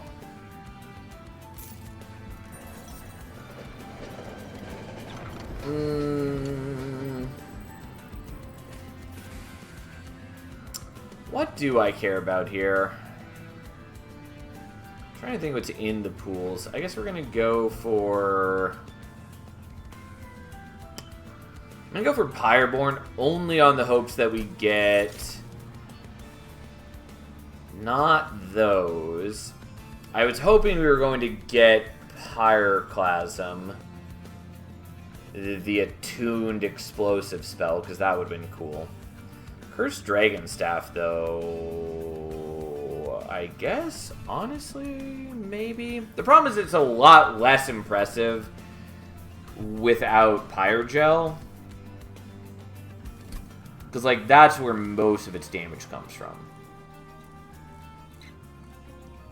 It's still cool, it's just not really that great. And Hell Furnace does nothing.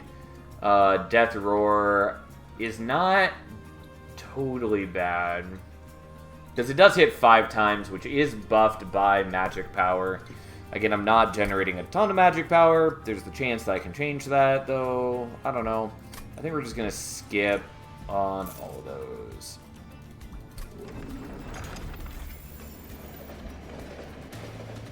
Okay, well, here we are. Would have loved some more Luna units, but I kind of did it myself. Also was hoping we'd hit Smidge Stone there.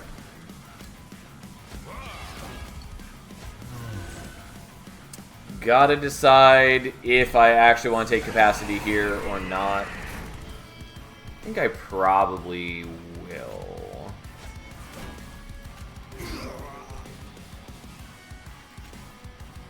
Sure, we'll do 85 damage to you. And then we'll do that. So that when we do proliferate in the future, we will get more conduit, because we'll increase the conduit on each of them.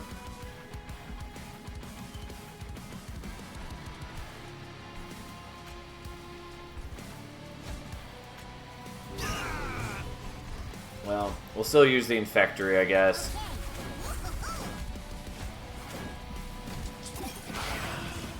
It's not, like, the greatest room for me, but it does do work, so...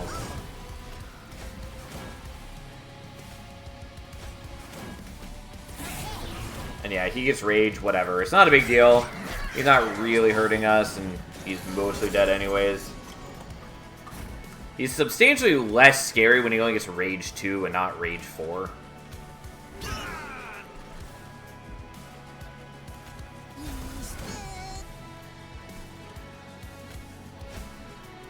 We'll do... Actually, we'll do this here for more armor and more conduit.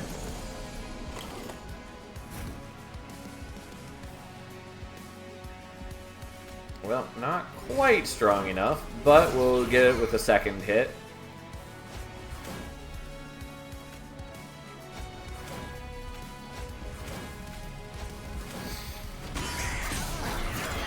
And we still get a lot of damage off, it's just not quite as good. Okay. So, let's swap that, and this does 135, which isn't enough to kill, but it's close. I figured I should actually check here to make sure I'm killing everything. I am, so we'll get a little bit more damage on you. But, there we go. And he's dead. He got Bloody Mooned, even. Alright, it's working okay. Apply Decay Eagle Sap is a no. I could Mitosis Cap. I don't think we should Mitosis Cap, but I could. It's kind of cute. But I think we skip that. Alright. I'm probably taking Selene Acolyte here. Because, like, I could... I mean, so... I've got the Spore Launcher, so I could just use the Spore Launcher. I could use... I don't know. I think we're just taking Selene Acolyte. Like, I could take the Squad Leader here, but we'll take this. That said, I still need to take Capacity if I want to use it. So I guess I'm taking Capacity. Okay. Fine.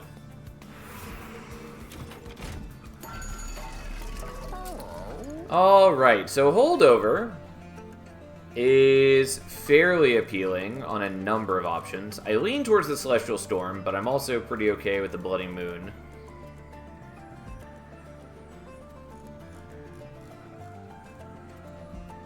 But I think this is more what I want.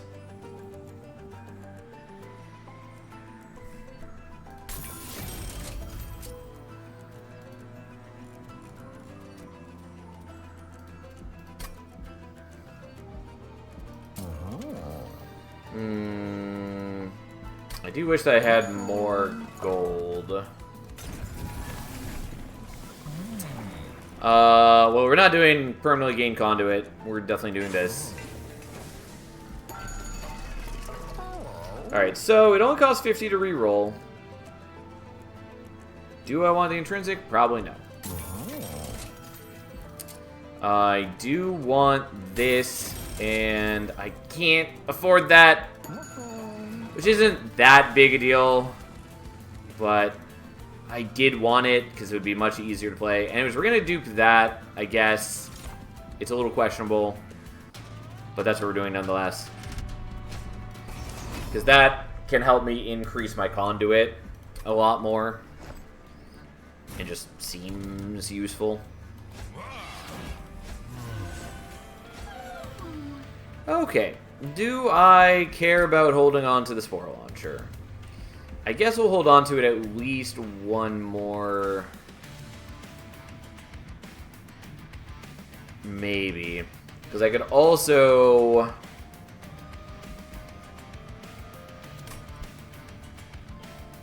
might just want you to get killed regardless. Yeah. Goodbye.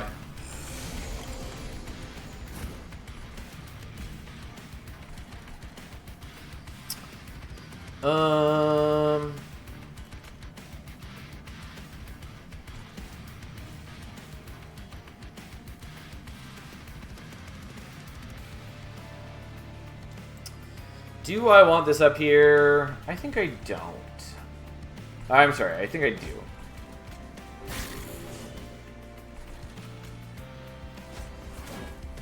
So let's get conduit on all of you guys first. And then some amount of damage on you, and that's okay.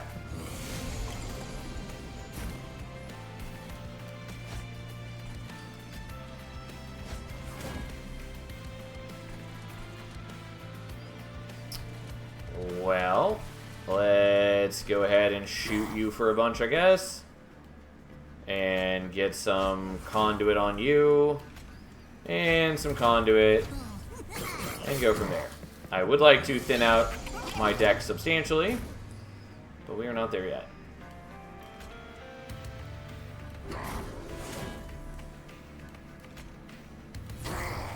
This is why I wanted to get the -1 on these, so that we wouldn't ever end up in this situation where I can't play the things that I want.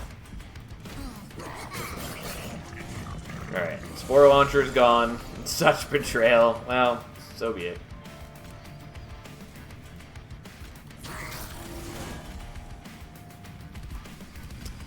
Let's play that so that we can do more incanting on this floor.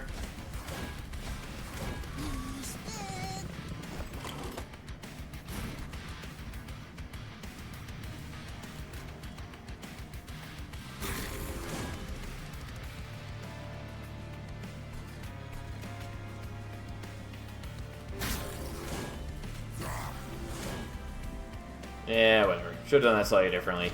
It's okay. He doesn't do that much damage to us. They're not going to have a great time with the Celestial Storm. Unfortunately, I don't have a way to get extra energy, but so be it. We're going to do that.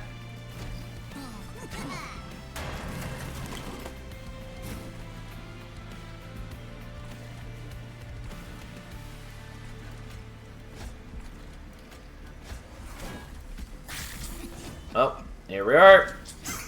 We're really only giving them more harvesting, but alas, such is life.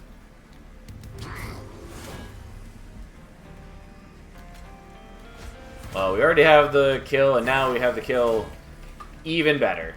We're not generating like a ton of conduit, but like we're doing okay. We're doing okay.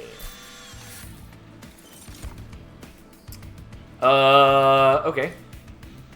Well, those are some things. I maybe just want the Moonlit Glaive. Lunacy is also cute, but I think we want the Moonlit Glaive. Thank God this Covenant one. Yeah. I mean, we would have been okay even on higher Covenant, but Covenant 1 definitely gives us more breathing room.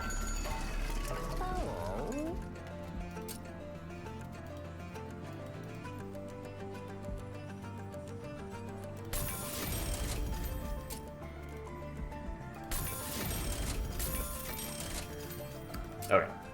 That's what we wanted to see, at least as one of the options. Already forgot that I took the Moonlit Glaive. Also, I should check the event first. Okay. I don't know if I've ever seen this grayed out like that, but that makes sense.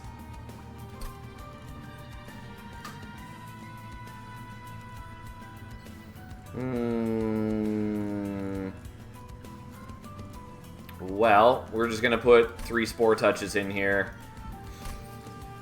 It could be great for me, but realistically, I am just not gonna worry about it. If my spells were in a slightly better shape, it could have been real nice. But as is, we're just gonna live with it, and we'll make the second one review.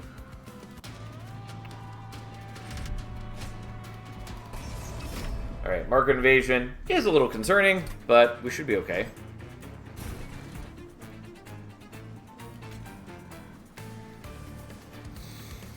And I don't have the ability to play out all of my things here.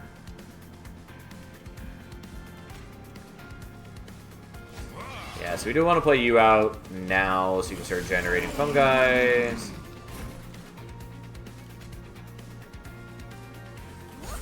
Okay, so we want that first so we can start killing these and letting the corruption go onto a meaningless target.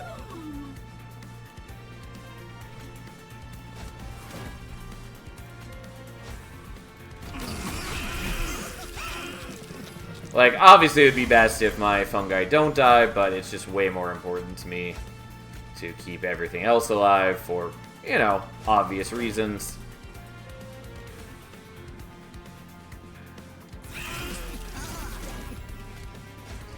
Again, really wish I'd hit more of the minus cost things, but here we are.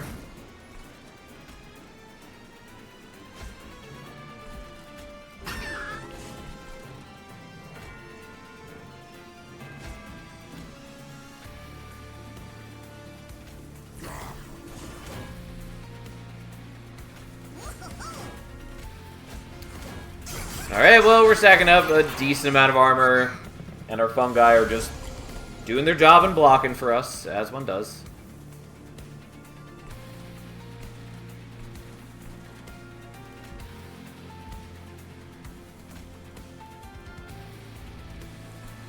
Okay, well.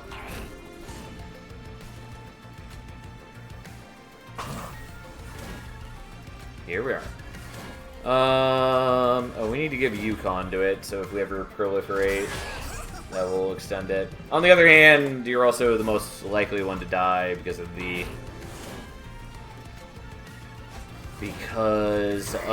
the corruption, so it's not like the worst thing to avoid doing that. Also, should have played that out first, so we could have done more armor on top floor. Not a big deal.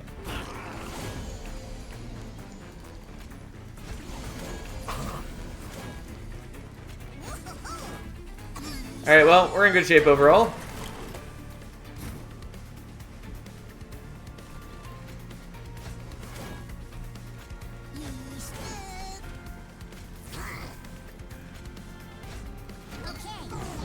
Our poor, corrupted fungi stack. But, again, luckily, it doesn't matter. We're, by far, not the most efficient deck. Like, that's very cleanly true. But we're still able to do an okay amount of incanting, and we're building up a decent amount of armor. Plus, again, as was noted, the fungi are blocking pretty okay for us, particularly since we're just killing everything anyways. Okay, so what do we like better? Planetarium or Enchanted Chamber? Pretty confident we like Planetarium better. It's not a huge increase, but it is an increase.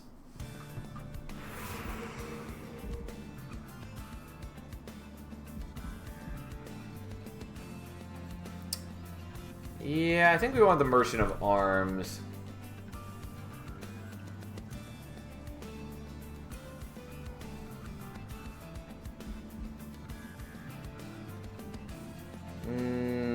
Yeah, I think that's good enough. Inferno Room is not terrible, but also not terribly necessary. We're gonna skip those. It is, though, because you can propagate Conduit right away, but not Magic Power. True, but also everyone except Ardoon and the Fungi stack already has Conduit, so that's already mostly okay. And also I'm not proliferating very well. Or propagating, I should say. Don't think we need the Inferno Room. Well, that's cute,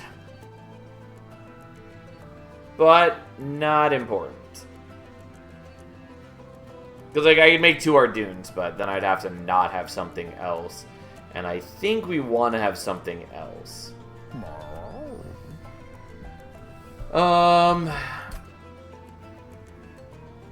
Yeah, we'd have to wait till the last ring to get the other Merchant of Arms.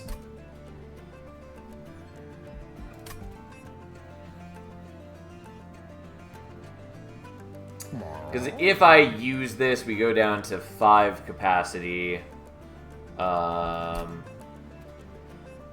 Which would be 2 Ardoons and like 2 Acolytes, which is not bad. I mean, I wouldn't be getting the Fungi stack anymore, but...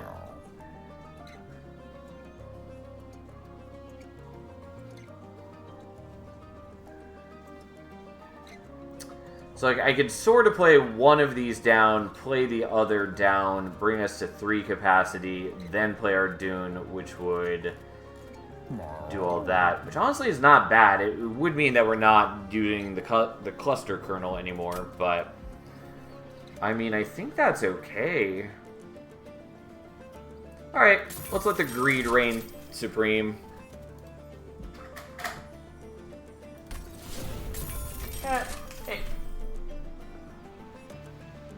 Hold on, I need to make her not be clawing at a screen door.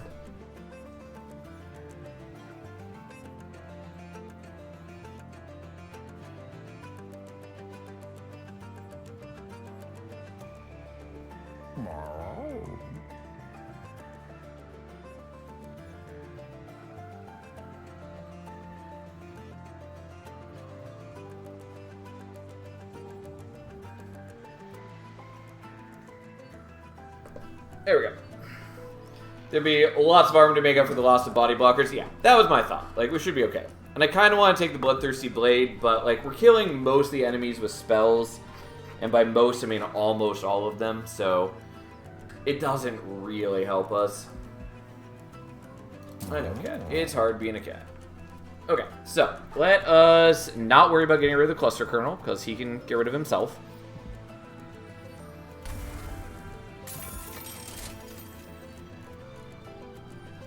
I'm gonna get rid of that. You are in the way, cat, and I cannot see the screen.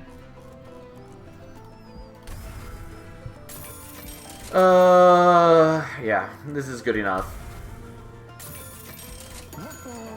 Killing the enemies with spells in a challenge that isn't supposed to use spells. Yeah, I mean, it's not that you can't use spells. Just meant to make it harder. But they gave you Luna. It was always a possibility.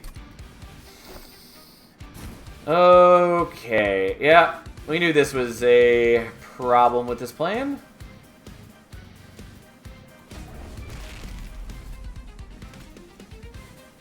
Oh, wrong ordering.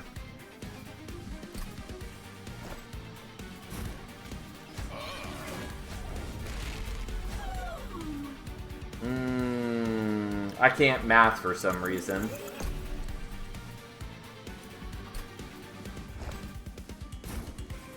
Oh, it's because he's 2 capacity. That's what's throwing me off. Yeah. Well, fine.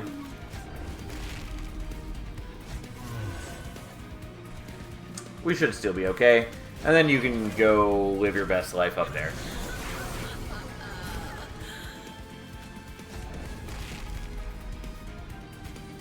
Okay, now we can fit you...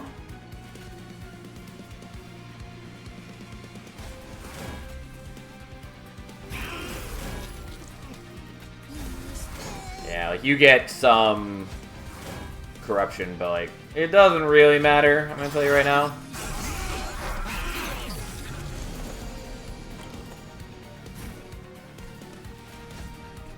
Okay.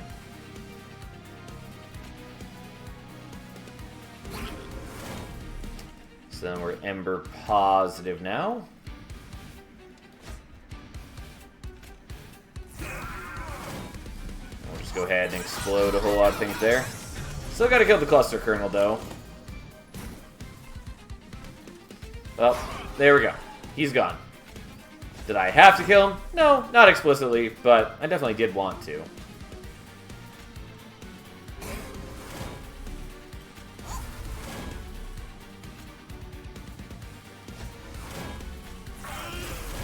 I could have done that slightly better. Doesn't matter. It's so heartless. Well, I didn't want to draw him on later fights when I wouldn't necessarily be able to play him out. It just simplified my situation. Alright, still being a bit sloppy, but that's fine. He gave you so much value. He did. He was a great member of the team, but he's an army man first and foremost. I'm sure he understands that sometimes sacrifices gotta be made for the good of the squad.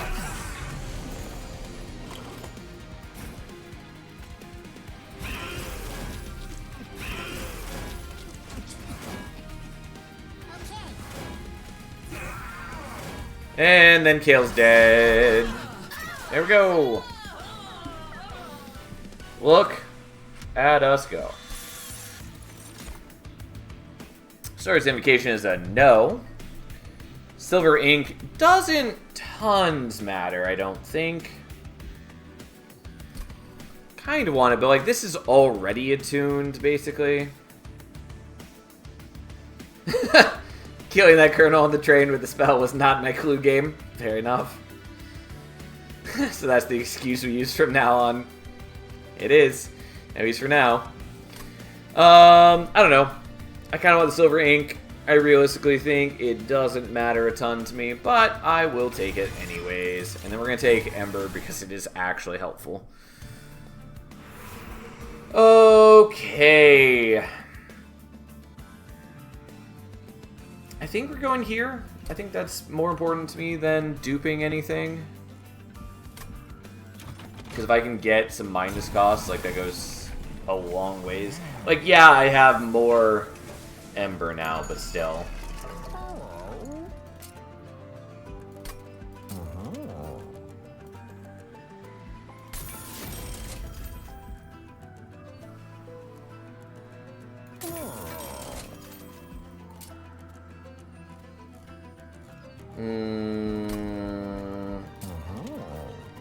It's gonna go on Silver Ink, I guess, even though it can easily put itself in an awkward position. And I guess we're gonna do... I don't know if we're not gonna bother with that. What do you got for me? Corruption on strike. Who cares? How you doing, Tom? Well, these are cool, except that the blights are not immune to the randomizing, and I don't really want that to mess up my plans. So, we're not going to worry about it.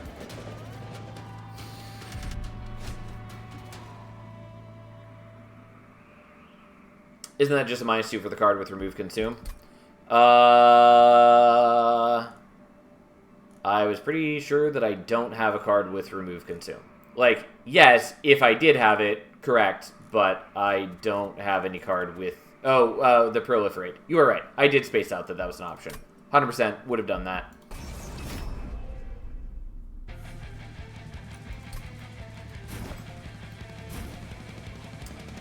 Okay, so I actually have enough energy this time.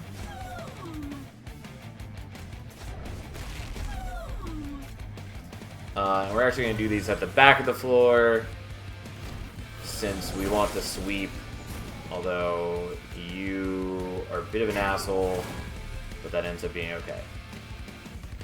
Oh, I'm sorry. Slightly different ordering. Because we want to do this first.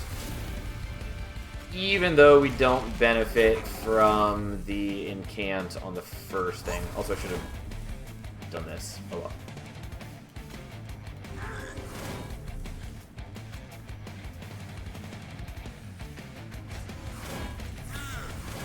Anyways, here we are. We're doing okay. We don't get to kill these guys before they do things because of their spell shields, but ultimately, not a huge deal. Not a huge deal. Well, unfortunately, my entire turn is spent doing that.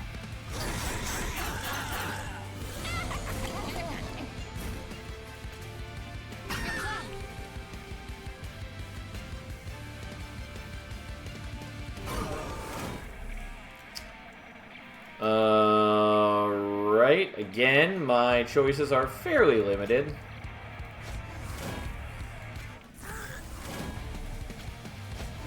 But, so be it. I just don't want to not play my holdover spell. Unfortunately, my holdover spell has not been minus cost at all, so... you know, it is what it is.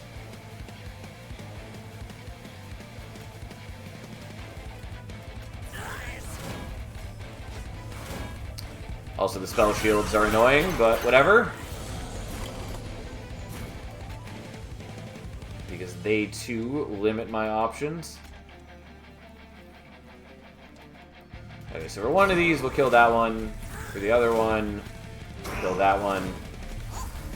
I also could and should have done that first. Oh well, it's fine. Who cares? We have some fun guy, they're blocking, and we do generate a whole lot of armor real quickly. Because thanks to double Ardoon, we generate 8 armor each time. Yeah, it's a lot. Well, here we are.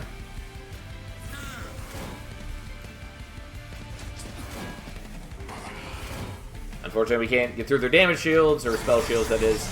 Doesn't matter, though, especially as our team then just Mage Blades them down real hard. Look at us go. Coven Spike is cute, but not really important. Again, Mooncolor's cool, but not at all applicable. I mean, like, Coven Spike is good,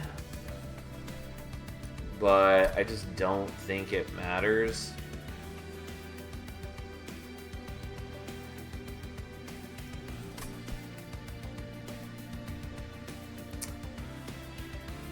Might take another Moonlit Glaive.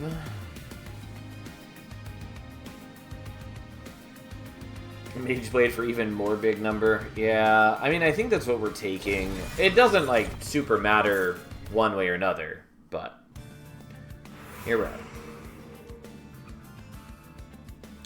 I guess I'm going here. The removals and the dupe is probably a better choice, but here we're at. I will take that, I will take that. I should maybe take Stardust Treat.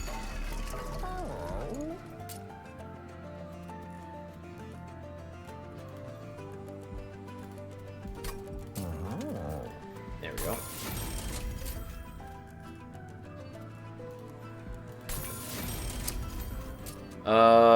Double stack is not terribly important to me right now. Like, it's okay, but... yeah, that doesn't do anything. I guess I'll take this. It is not going to do a whole ton. It's basically just... like, it could get the fungi spawning. It's probably not.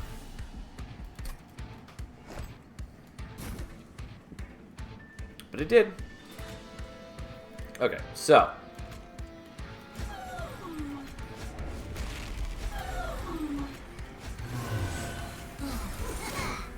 and I even have enough to do that again, which is pretty cute. It worked out nicely. Okay.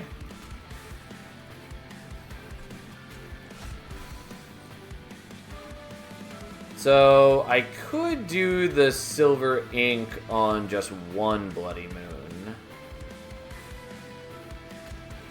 I think we're not going to, especially because this way we get to dupe that, which is useful.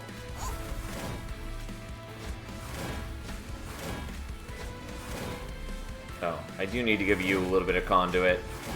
And that's our turn. Although I didn't give them sweep, which is a bit of a shame, but whatever. Would not have been, like, crazy good for us either way.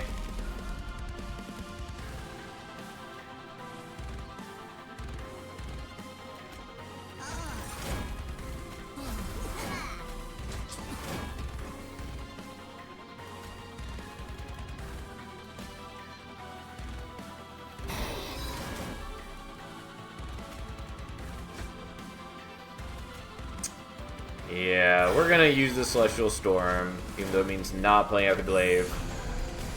Turns out it's pretty good for us.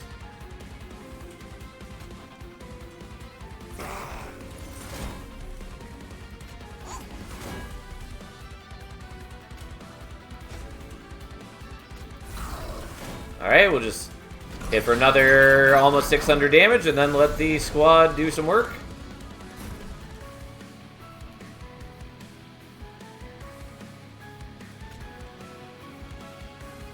I'm going to do it this way just because it's a zero-cost spell, and then I can do this to buff these, because I can, and I've chosen to do so.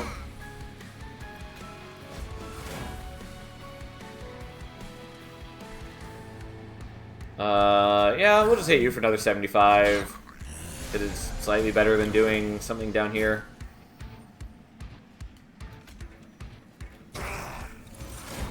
Oh, you're not... oh, no, you are attuned now because of the silver ink. You're just always attuned. Regardless, he's dead. There we go. What a hard fight.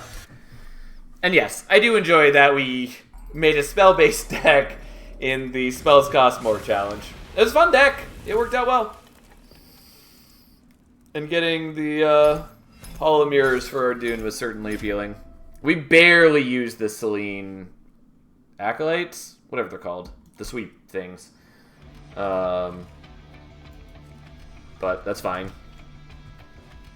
Anyways, that was a pretty simple one for us.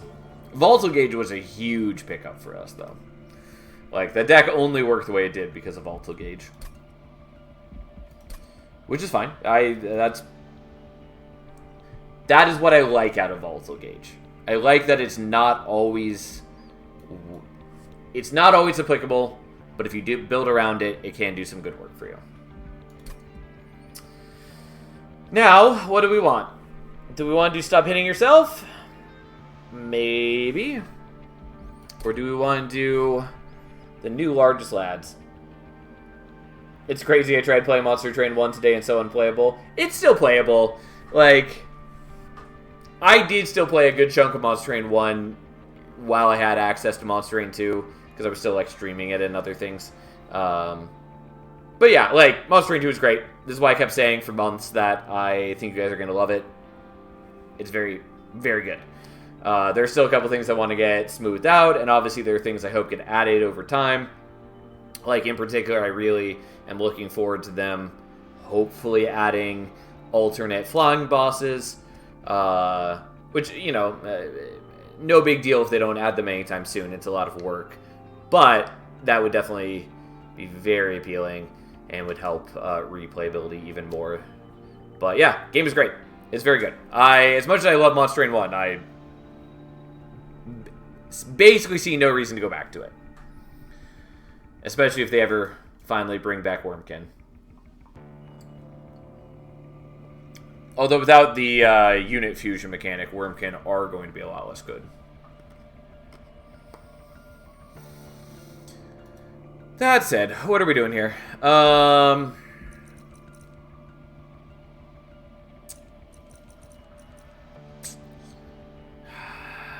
really hate the descending, because it just makes the first couple turns awkward. It's a lot less bad with deployment phase.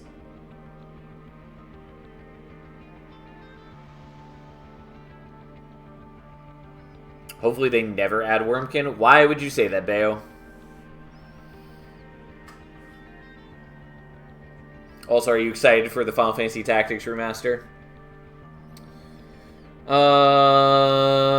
don't know. I don't really want to do this one yet. I think we're going to do this one right now. I am sort of intrigued by both of these. And, like, if we can get Fel to a good state where she's slaying a lot and getting the bonuses from Pyre of Savagery, it makes it much easier to deal with this.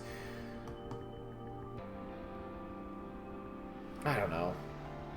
Fine, whatever. We're doing it right now. That's not what we wanted to see.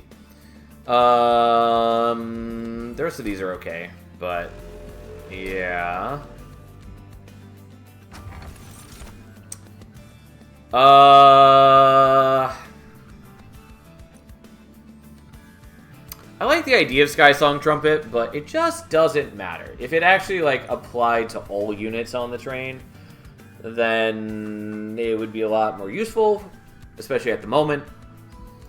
It's a 4-capacity Spore Launcher. Yeah, that is why I was not happy to see it. It's my favorite unit in Under Legion, probably, even if I keep griping about its capacity. But at 4 capacity, it's just awkward. I am, but the collector edition is $280. I had not looked at that yet. But what is even in the collector's edition? I think we're just skipping on these, because there's, like, no way we're making good use of Skysong Trumpet. Draw the Hymnist turn 1 to get any value out of this. Because otherwise I can't play it on the same floor as any other units, and therefore it's not doing a whole lot for us. It's just not great. And Breath of Heaven is terrible, so. Like, Actually, maybe should have taken it since we have Savagery Pyre, but so be it. Well, not what I was hoping for, but Vaneguardian is not bad for us. Just not what I was hoping for. Okay, let's see what we can do. Big Giant Fell gets big giant buddies who do big giant things. Oh yeah, and you have 0 attack. Did forget about that.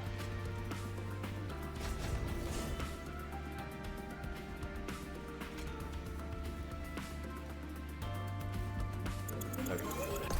Can do this slightly differently.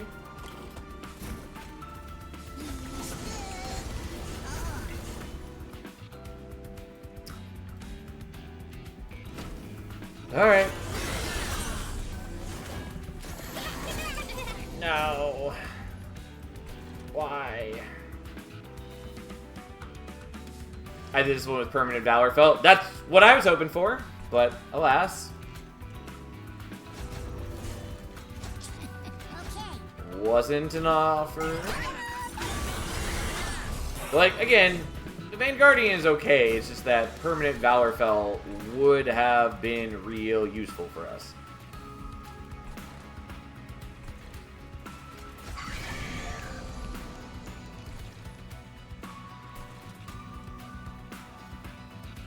Like, I can get him to kill if I really want to, but I think we're just doing this and not worrying about it. I did this one with Savior, I think. Savior also would be good, and I considered taking it, but obviously I did not.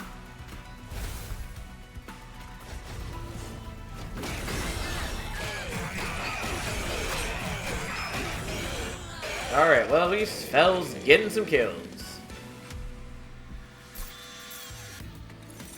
Okay, look at that cleave. That's a maybe. That's a maybe. Fine, I'll take a cleave. I will not take those.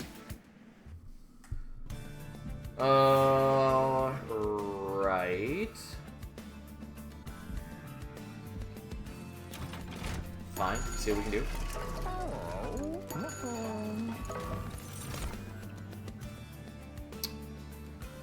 Not exactly what I was looking for, but we'll take the Battle Dancer.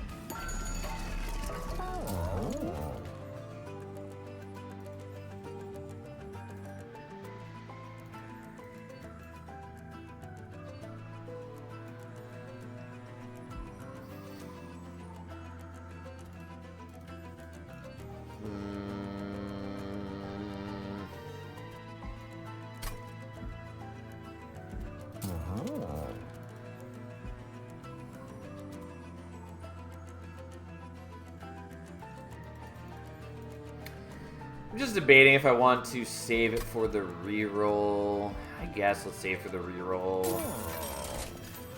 Well, dualism was one of the things I was hoping for. But here we are. What I really wanted was multi-strike, because obviously multi-strike is quite good, but so be it. Here we are. I mean, Mark Invasion is not great for us, but we're going to mitigate it by trying to do this. Unfortunately, I cannot fit anything else. So we can do that to kill.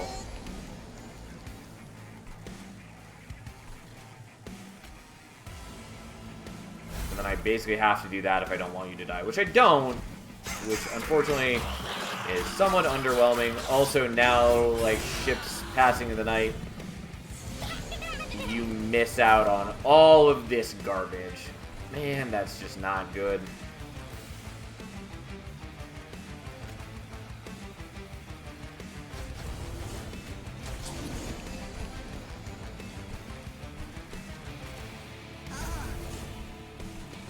Wow. Well, that's a lot of damage.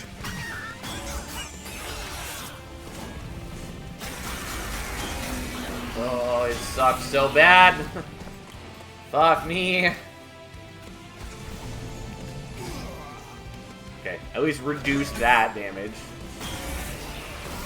Yeah. Yeah, that's what we're trying to avoid. Was not good.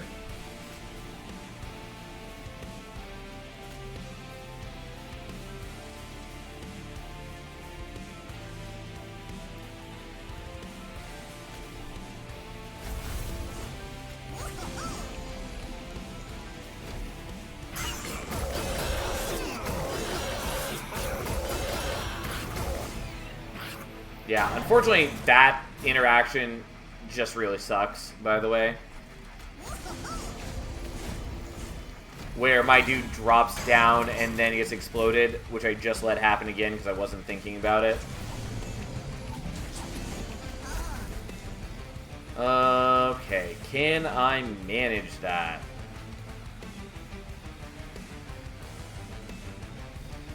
So you drop down to 70.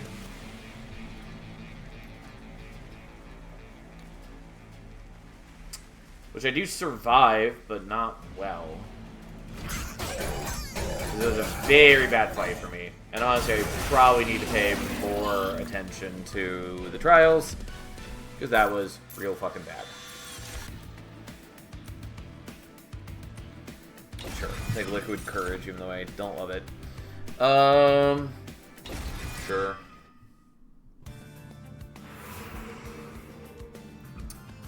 So I really do want Merchant of Steel. Honestly think I want this, though. Yeah, I kind of have to. And there are good things I could get. Overgrowth Carapace is not it. Fight Club, I will take.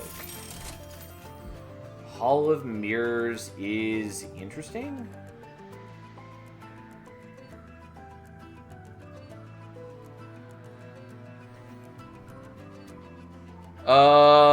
Do I actually care? Kind of.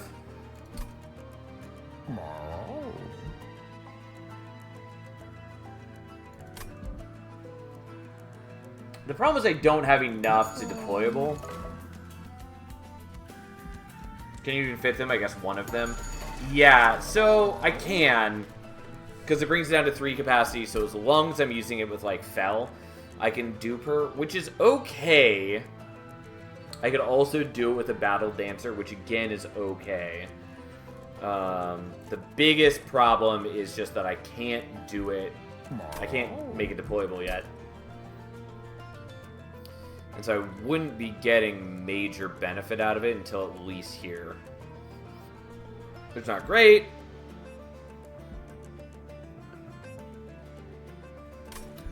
But it is pretty decent overall.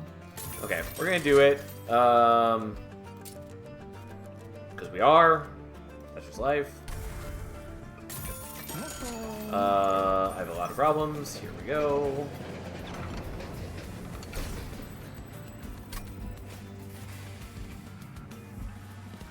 I mean, triple stack on this is not unappealing. There's a lot to play that every time it shows up.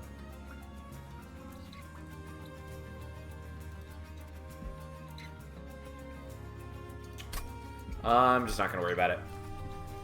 Maybe should, but we're not going to. Alright, let's see if we can survive this. Alright, have a nice night, Fury. Can't triple stack propagate, what a tragedy. Agreed.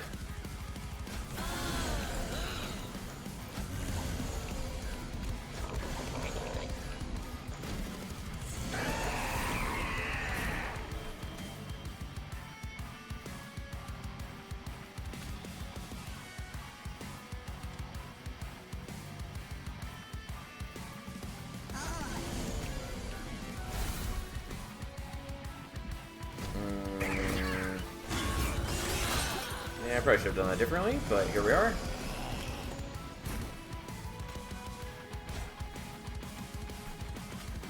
So we need to do that so we can kill those.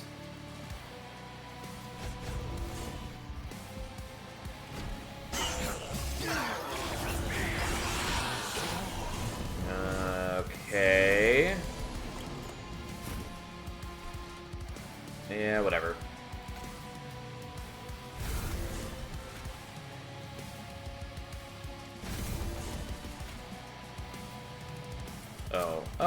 Let's actually do this slightly differently.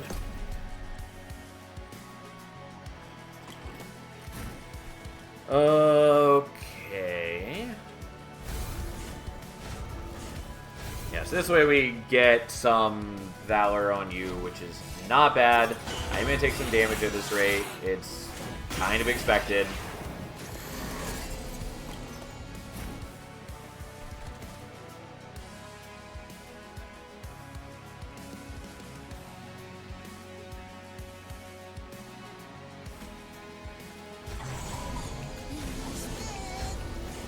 Oh, you don't have any attack, though. Well, fuck you. God damn. I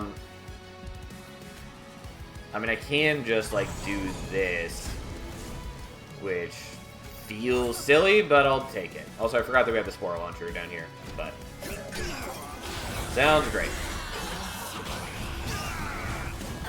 Alright, so we do prevent myself from taking some of the damage, which is something.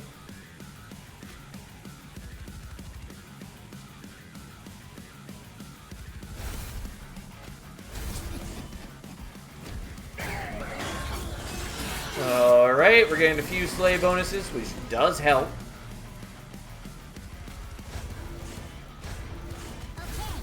And overall, we're doing okay. Alright, well, Spore Launcher got the kill, which I don't super care about, but here. We're alive. I mean, we're taking Evil Heart, for sure. Some of the last path is not bad either, but that's what we're doing. Don't need those. We're gonna take Ember, that there are arguments for other things.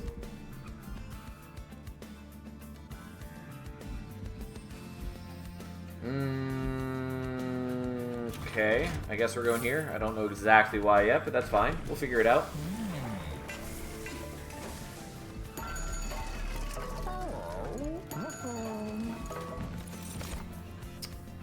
I mean, Steadfast Crusader is okay, but not really what I want.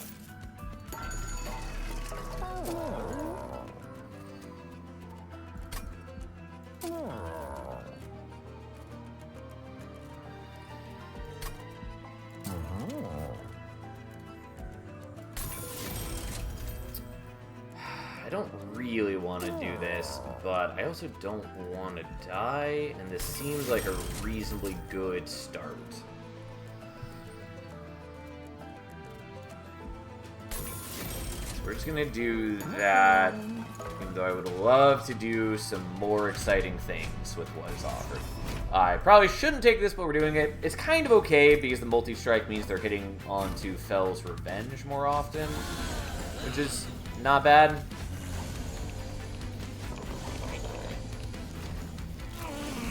Also, I probably should have the Battle Dancer on top, not the other dude, but okay.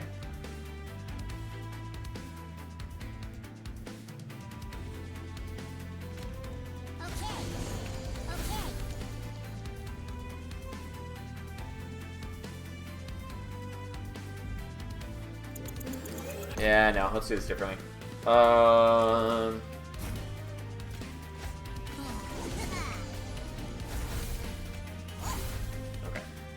So, we are killing these. The corruption goes on Fell. Oh, well, who cares? Whatever.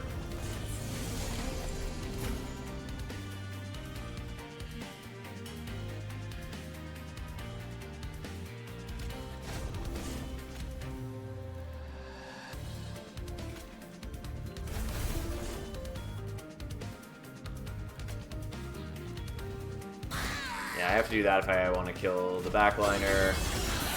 Because otherwise he goes to top floor and then I have nowhere in there to deal with him, and I don't really want that to be the case.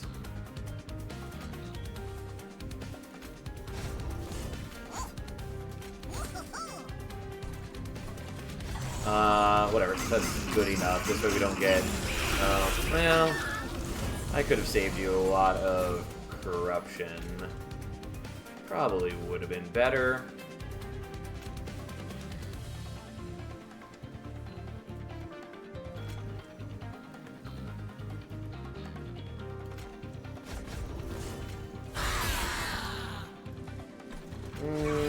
Well, we can still probably win if Fel dies here.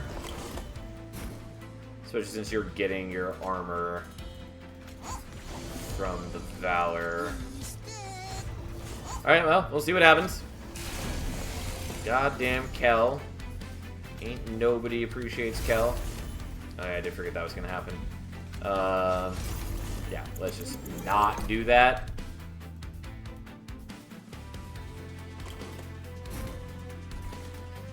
Like, everything's fine, it's just that the Battle Dancer is not the one getting the kill. Who cares? Whatever. They did their job. And Kel, the great and terrible foe, dies an ignoble death. Yeah, we'll take Everlasting Light.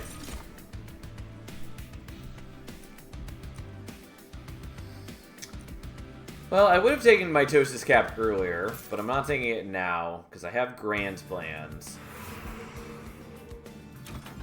Though, unfortunately, they are not as grand as I would hope. Okay, well, so be it.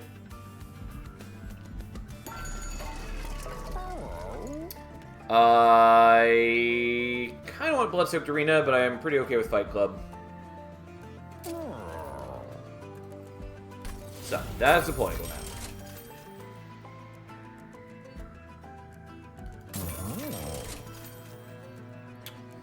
I'm okay with just second one of those, I guess. I don't know. It's not perfect for me. Yeah, that is the thing I wanted, kind of.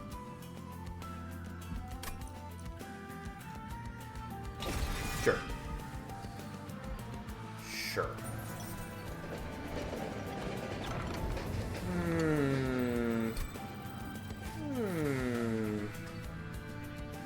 We're definitely not taking the large mystery box. I mean, there are things I like. If I had things that cost 0, I'd be way more inclined to do interesting things with this. As is, we're just gonna fill it up with... Actually, do I want to do... Yeah, I actually just want to get rid of these. That is more useful to me right now. Okay. And then we're merging these. And that's what we got for now. I still have many a problem. I also have no artifacts. Mark Invasion is not great, but so be it.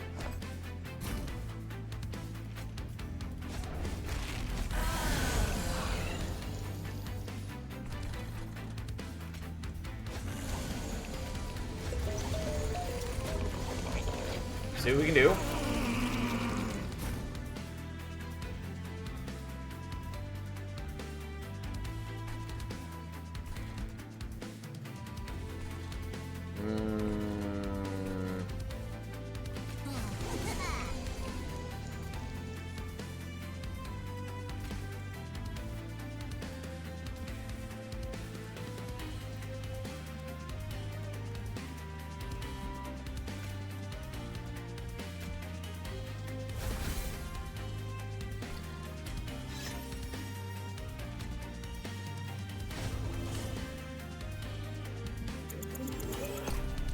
I did that slightly wrong.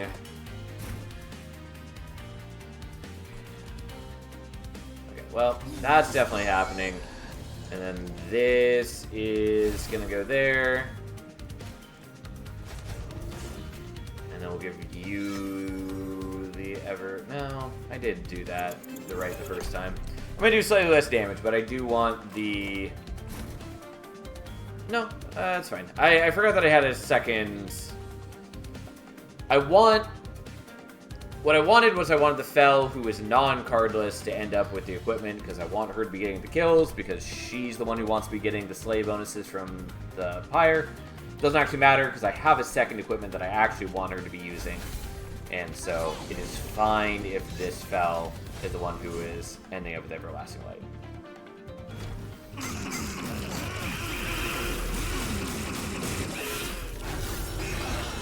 Unfortunately, I am liable to take a bunch of damage, which is a huge concern for me.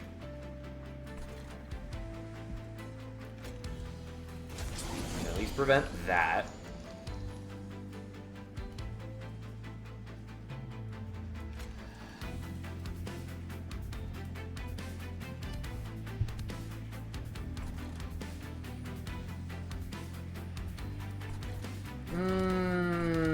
The problem is I'm not killing these things.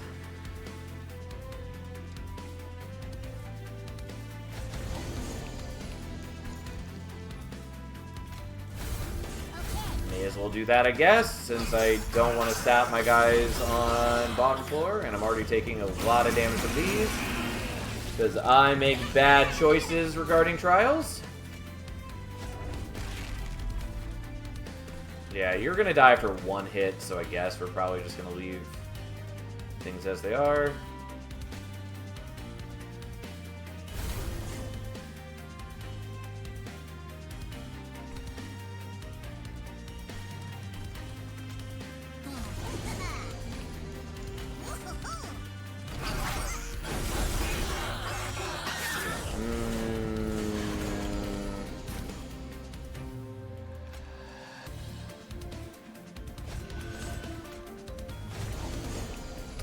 Okay, well, we take a hit here, but we're not dead yet, and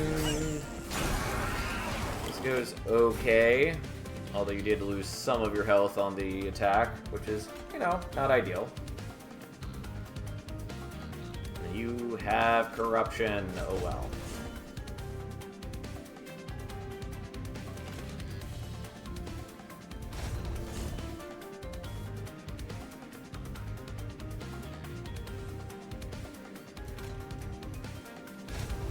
Yeah, I guess we'll do it like that.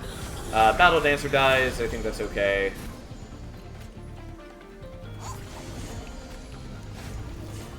Yeah, it's actually not do like that. Because we already know that just as is, the real Fel is the one who is getting the kill. Which is what we want. So why fuck around with it?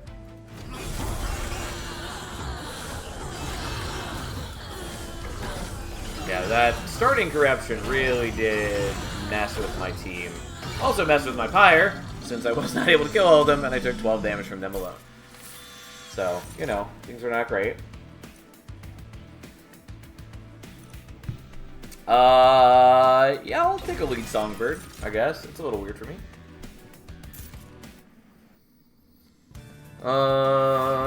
Okay. Well, we're gonna go here.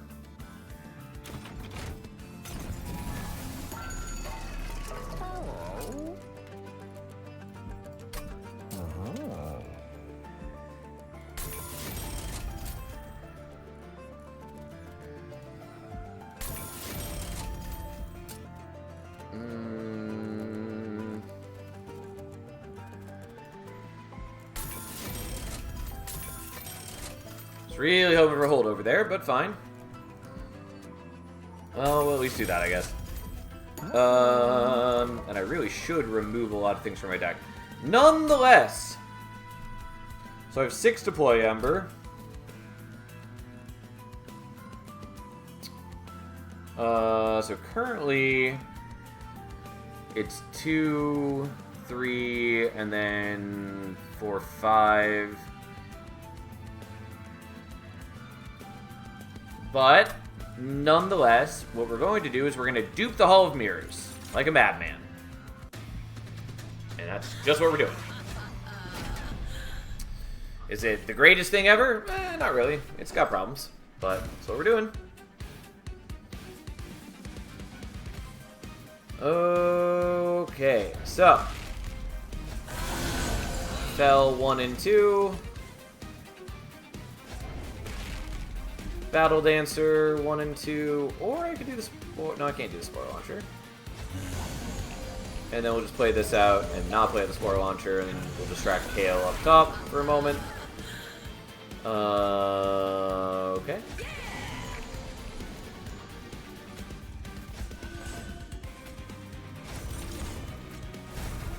Okay. Unfortunately, you are going to take a bit of damage before you get the kills, which does mean that on subsequent waves,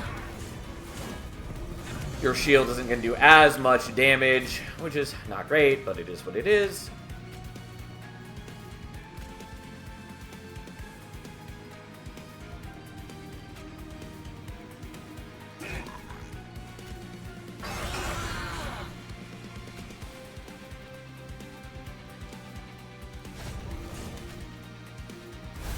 Okay, so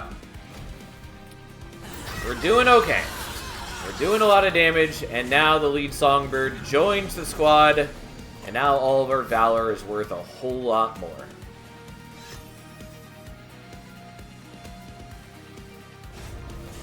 I'm not doing a great job of shifting properly. It's fine. We're making do.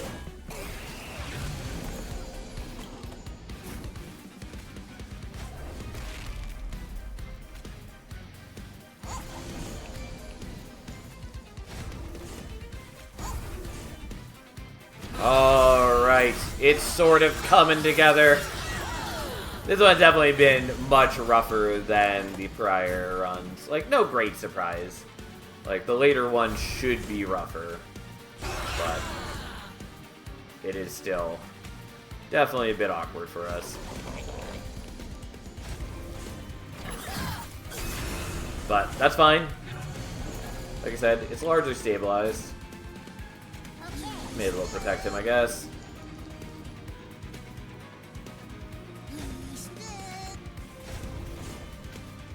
And, like, I could kill him with a cleave, but we want Fel to get killed. Because she gets killed both from the revenge damage from the shield and from, you know, actually attacking them. Which is pretty good.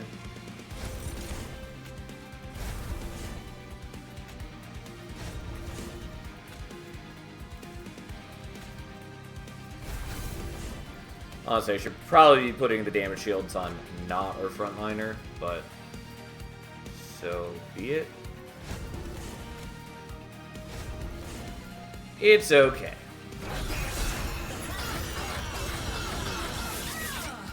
Yes. Well, didn't really want you to get the kill, but that's fine. It was much better than it has been. I would have used this earlier. And the Bloodsoaked Arena is also kind of cute, but I think Fight Club is good enough for us.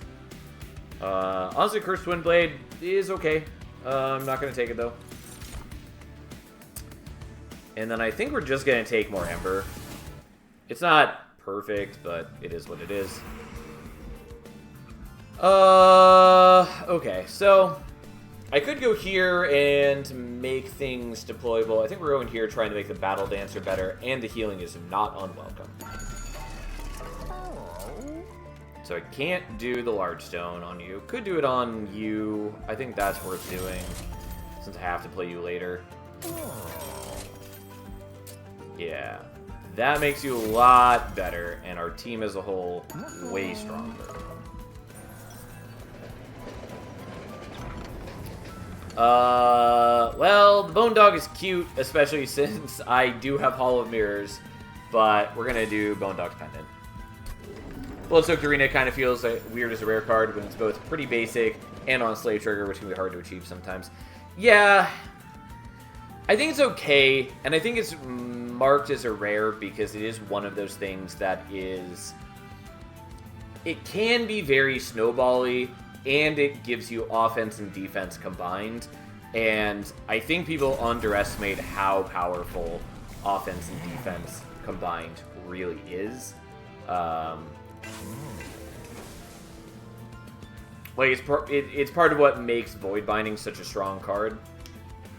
The thing that gives Rage and damage shields with Ember Drain. Like, people always talk about Perils of Production being, like, you know, the key, supreme, important Ember Drain card, but, like, I will happily take Holdover Void Binding over Holdover Perils, basically all the time. Like, it's still good to have, like, it's nice and versatile to have Holdover Perils, but, like, Void Binding allowing you to do offense and defense at once is very good. So I think that's why they positioned it as rare. I also can imagine it probably got designed earlier than a number of other things. But yeah, it's not a really exciting room. Like, the Slay Trigger's nice and all, but it is limited in application. And the clan already has a lot of other ways to be getting, like, attack bonuses that it feels kind of out of place. So, I don't know. It is a bit weird to me.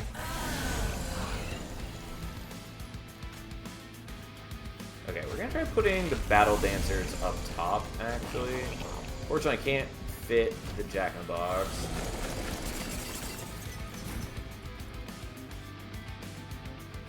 Still can't fit the Jack-in-the-Box.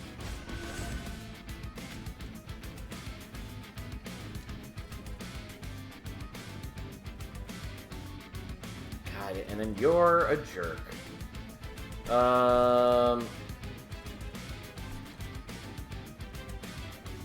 Man, I really need you guys to have Valor.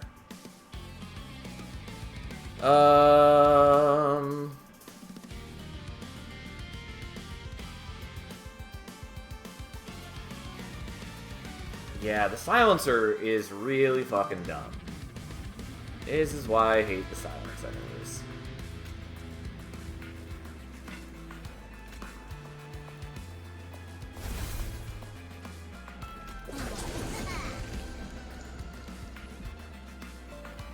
I don't know, whatever.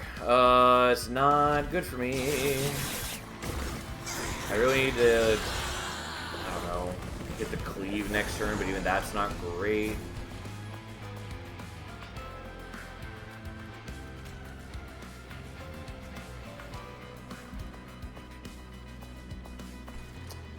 Yeah, I think I need to retry this and just do what I have been doing and put the Battle Dancers on mid-floor. I did neglect how much damage they were going to be taking just from the statues. And I think that is a huge problem that I was not accounting for. Yeah, Valor's very strong for sure, and it can't snowball if you already have enough damage to get kills, so it's understandable from that point. Yeah, so that's... Again, like, I don't know for sure if that was what they had in mind, but that's sort of my take on it.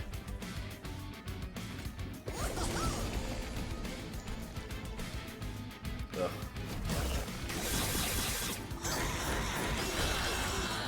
Hate stupid silence, dudes. And you don't have any Valor on you, so you don't even get any armor. Okay, so...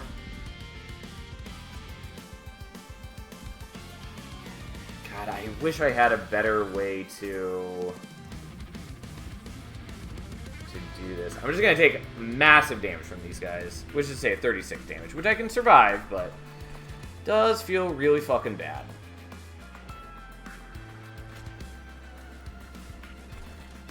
Because, like, I can advance him to the front, but I do so by giving him damage shield, so then, like, I can attack with Eagle Heart, but it doesn't do anything for me. Because, like, if I could just get rid of him, I could spawn and then do the rally and give decay to them, which would go through their garbage, and that would be enough, but I cannot do that.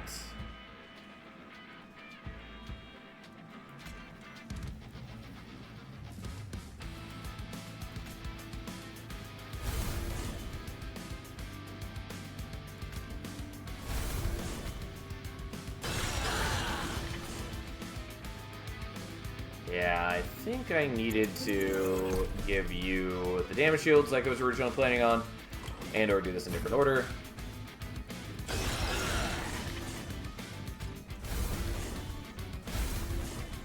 Just they do increasingly high damage. And you're gonna die, whatever, that's fine. We lose the Spore Launcher, I don't care. Whatever. On Umbra, how would you generally get your energy for a holdover Void Binding? Emerald Drain kind of feels all or nothing if you can claw from 0 mana, and Hero's Production feels like the simplest way, but I've not played it that much.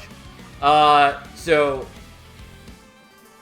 this is was a point for Monster Train 1 that is still relevant to Monster Train 2. But if you just make your holdover Void Binding 0 cost, it doesn't matter if you're at 0 energy permanently, and then, like, you can dupe the Void Binding. So Again, doesn't really matter if you're at 0 energy as long as everything you actually care about playing is also 0. That said, there are ways to generate extra Ember, depending on what your clan combo is. Like, in Umbra, you also have access to, like, Mind Collapse, in addition to the Perils of Production. There's also ways to generate calcified embers, namely with Ember Cache, which you can easily consume, remove, or just, like, dupe or spell chain or whatever. And then just have a bunch of calcified embers rotating through your deck as well. Which are also just good in general in a lot of decks anyways. There are other things from other clans, like Kinstone Totem in Stygian, which gives you energy every time you discard a card. If Wormkin were still in the game, there would be Carven Choriska, yada yada. There's a number of ways to do it. But ultimately the answer is, you also don't have to get extra Ember. Like, it causes problems in the Titan fight if you don't have extra Ember, if you don't have a way to play the Pyrelight, but, like, that's still doable if that's what you want to do. It's just annoying. And even then, like I said, there's still ways to utilize it. Thank you. Yeah, you're welcome. Well, these guys suck, but whatever.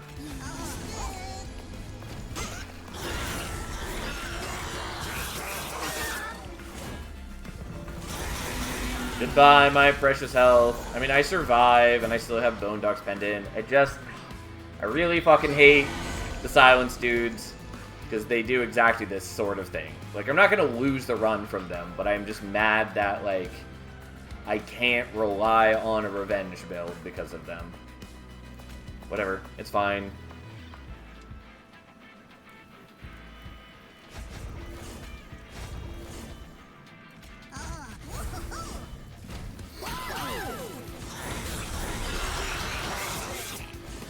Alright, and now we have 2 lead Songbirds. Look at us go. Okay, well, let's do it this way, and then pull you up front, and let you strike some dudes dead.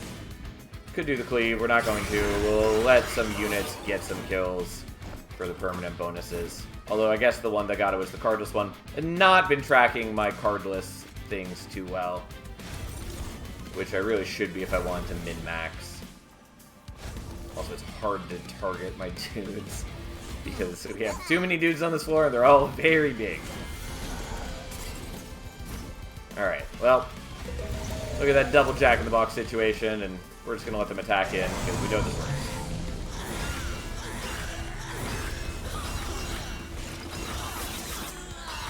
Good blam. Okay, yeah, 36 damage taken from that one wave that got through. We'll take the Benediction. Did I already take a Benediction? I did not. I thought I had, but don't know. Truffles would be okay, but we're not gonna worry about it. Okay, so I could dupe, which I don't think I need to do. We're just gonna go here. Get some HP. Doing alright, Tiny? How you doing? Am I doing 3 statuses? I'm doing Valor and Damage Shields. And then, like, Decay. Yeah, that's not really gonna work for me.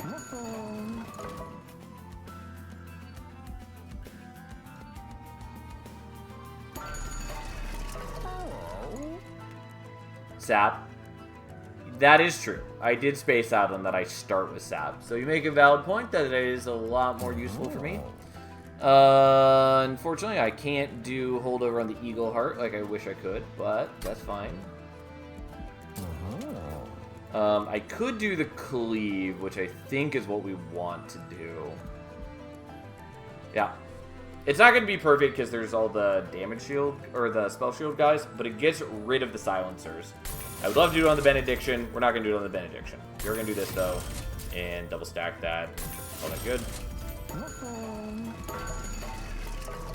We'll do that. I guess we'll do that, even though it's less good in this game. Way too late.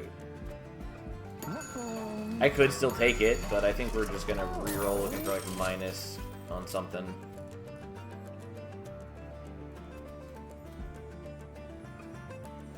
Sure, enjoy, have fun. It's not the greatest, but it's what we got. Anyways, I think we're okay, because even if we have a bad start, we do have Bone Dogs pendant, and we have a decent amount of HP. And once we get past the start, we're fine.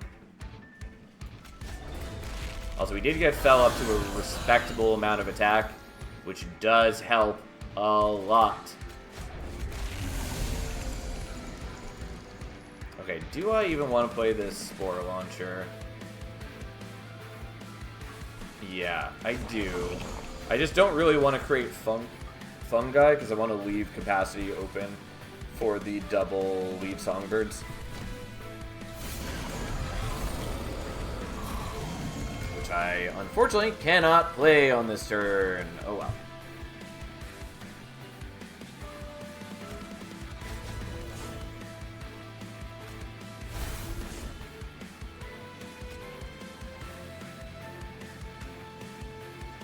I don't really need to be shifting here. I don't know why I am doing that, but hey.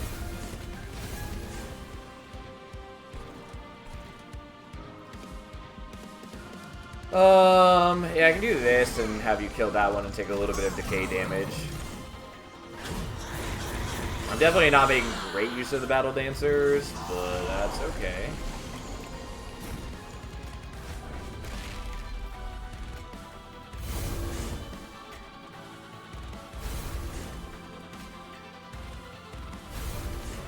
Well, gonna take some damage from those guys. Oh, it is actually an insane amount of damage because I forgot that I was enhancing them so much.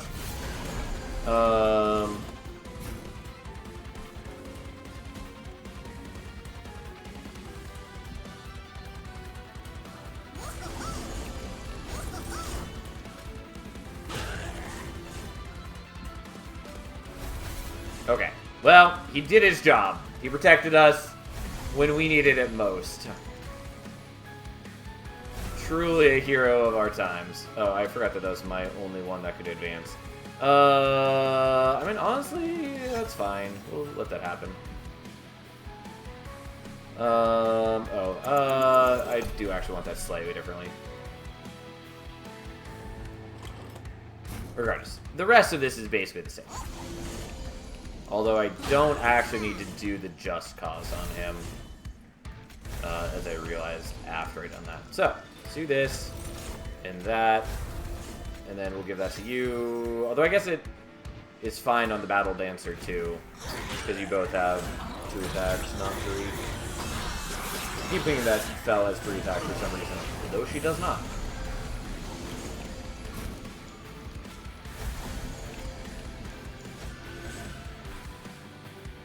Oh, and you are surviving, which is fine because we don't have the Spore Launcher now, I guess. Well, whatever, fine.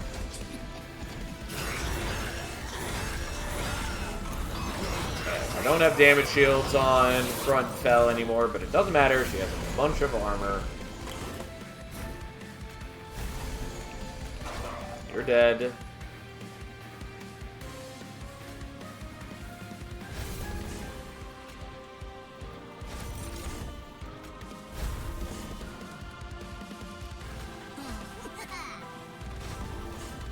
Oops, I got the wrong one up front. I still get the kills, but not what I meant to do. Don't mind me as I make mistakes repeatedly and often. Okay, so we kill there, then we do these.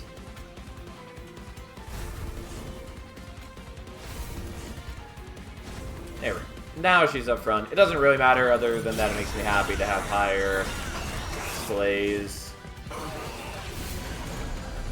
So, like, I was killing the full wave either way.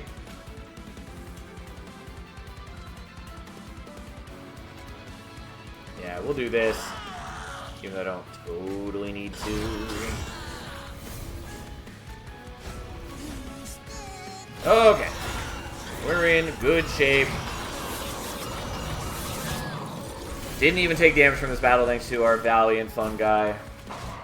Also, I would love it if I could get a stupid Songbird again.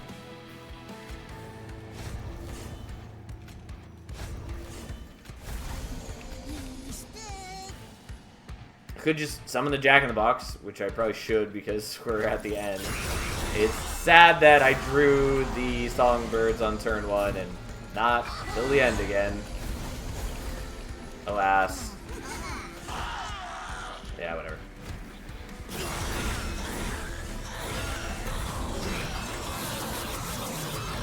And thus, we have won another run. Look at us go. Alright. And we had plenty of HP remaining. Like, we didn't take any damage in that fight. And we had Bone Dog's Pendant, which wouldn't have restored us to high health, because 25% of our max health is not a ton compared to other pyres, but still was okay. Anyways, definitely was a rough run at the beginning, but we got to stabilize. Getting the Hall of Mirrors really helped. Also getting the Fight Club was pretty decent for us, because it helped mitigate the starting sap. But yeah, I'm glad we did that one on the first try, because I have bad memories of Largest Lads. Just because of that, like, first turn or two where your units are passing each other is just so awkward and so liable to cause grief for you that I don't love it. Don't love it. But we did it. Don't have to do it again. Organized Chaos. All according to plan. Wait, you don't have a plan? Volatile spells. Targets of spells are chosen randomly, and undo is disabled. Broken Valve, start with Volatile Gauge. Musical Chairs, shuffle the position of all units in the train after combat. Great. We all knew this was coming. It sucks. I hate it. Hate it already. There was one that was basically this in Monster Train 1. I think maybe exactly this. And I think it was called Round and Round. Anyways, I hated it there. Gonna hate it now. I'm not gonna do it at this moment. Yep, sure sucks. Yeah, it seems awful. Like, it is Covenant 0 this time, as opposed to Covenant 25, so that's something. But it still is going to be awful. I just really hate it. It is not what I come to a deck builder for. But we're probably going to do this one next. This one is probably not too bad, although I don't love the random drafts. This one is okay. Not my favorite, but we'll do this one. I had a fun time playing Russian roulette with explosive fireball.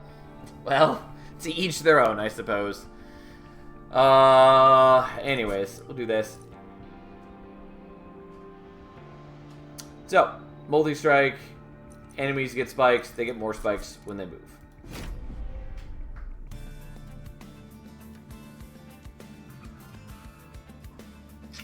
Okay. Not a bad start, though the Warbler is kind of unnecessary.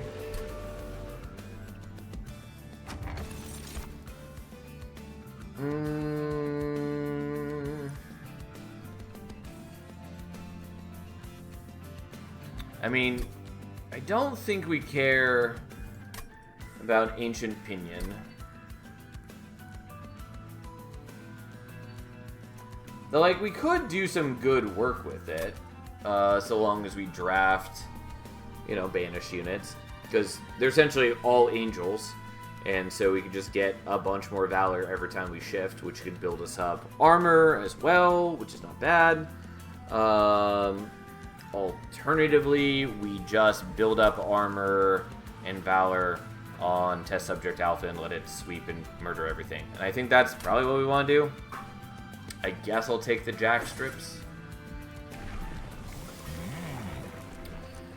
Okay. So, It Hungers is nice and all.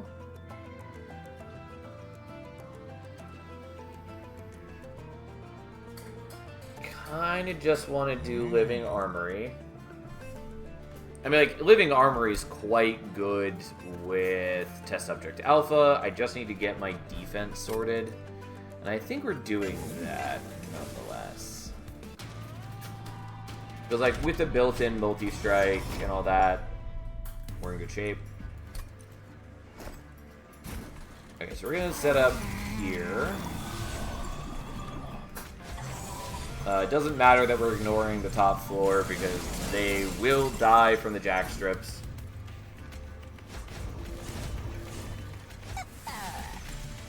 Okay, and then we'll play these out just for the sake of it. He takes a lot of damage from the spikes, which is a concern. But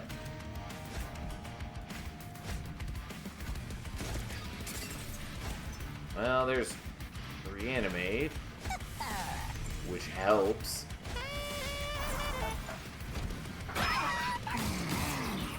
Need way better defense than that, but I'm trying to stack Valor on him. And Grail at least helps him get to a point where he's murdering this guy without too much difficulty. But does use up his Reanimate, which is concerning. No, I really wanted you to not give me Reanimate, but instead to give me, you know... Well, I mean, to give me Reanimate, not Spike. But... whatever.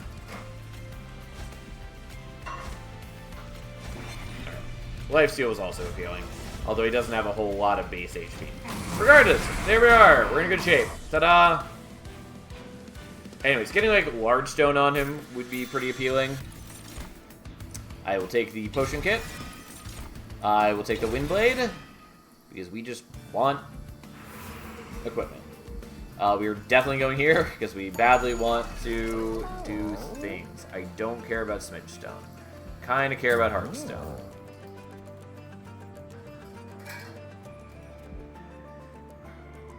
Do I want Heartstone? Kind of want Heartstone.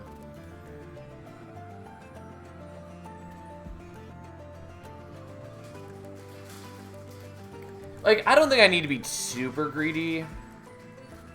I could also just take, like, HP and Smidgestone and then fit, like, a second one on the floor, which is also pretty good.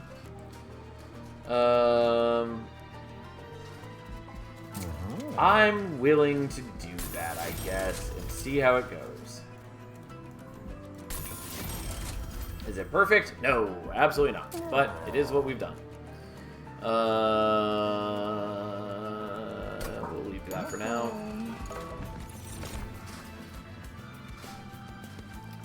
I mean, the makeshift golem is kind of cute, but mostly not important.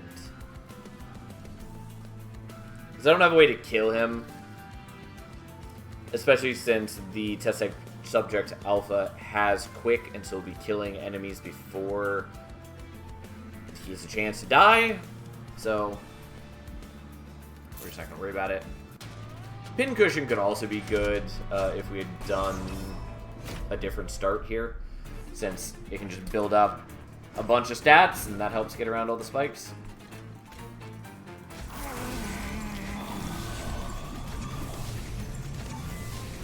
Okay.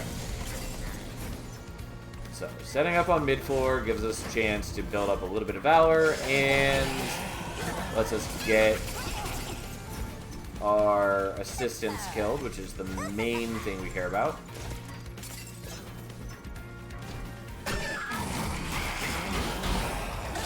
Unfortunately, didn't have any assistants on turn 1, so this is less good.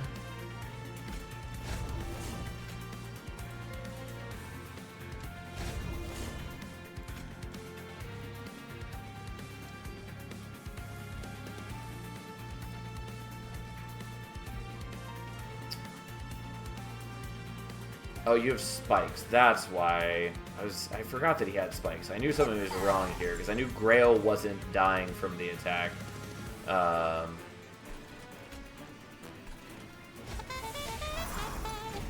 Like, Grail wasn't attacking because Grail would have died on the attack, is what I'm trying to say.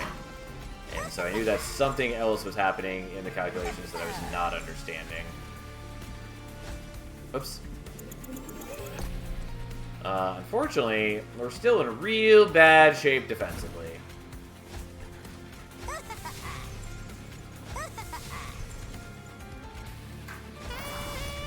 Which is very concerning.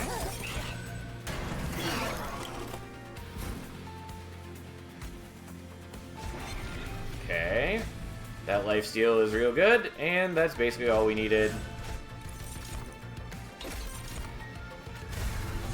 As we now crush through all that stand against us. There we go.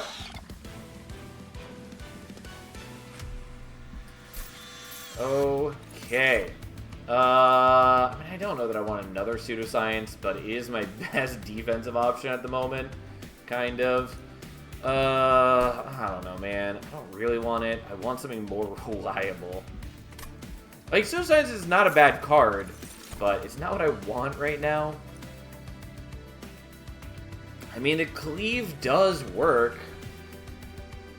That subject needs a Titan Skin 5 in their life. God, if I hit that, that would be so useful.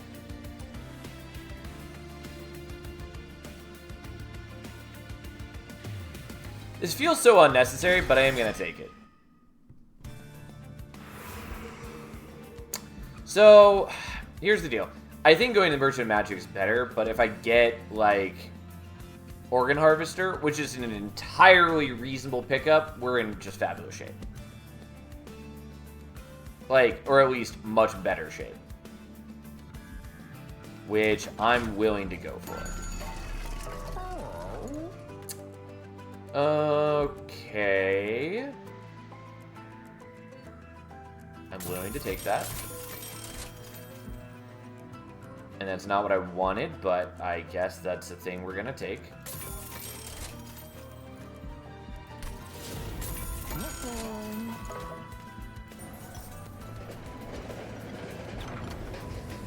Ooh, it's the inscription event. Well, isn't that interesting?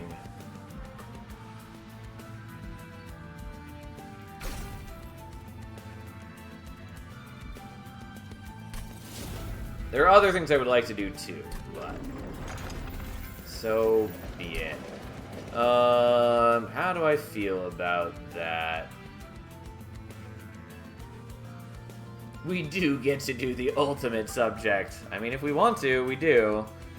We'll see.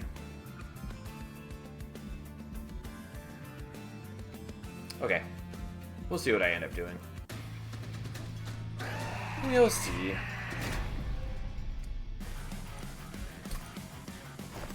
We're probably taking some pyro damage. Not too worried about that. Okay. Overall, we are in better shape.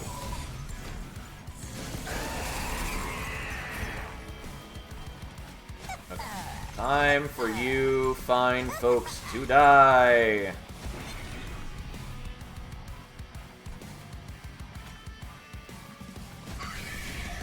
And he has 3 attacks now instead of 2.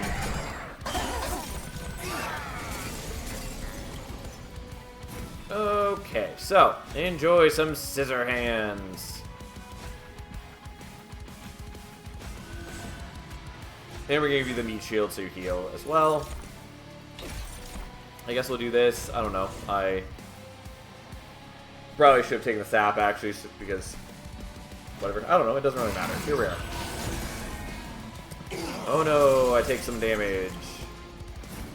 The Valor Onslaught is worse with the Jack Strips, but, like, it's not a big deal. And Jack Strips is going to be killing a lot less enemies the further we go. But, as is, just getting Valor Onslaught is not bad. It increases our attack, increases our defense. It's pretty okay. Well, no more infusions. So sad.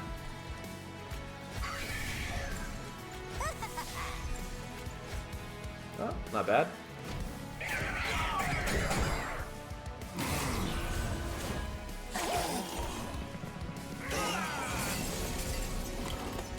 Okay. Even more. Alright, nice reanimate. I don't really need to hold on to the infusion, but it is a thing that we've done. Also, I don't super need the cleave now. I took it as a backup plan, and I think it is mostly not important anymore.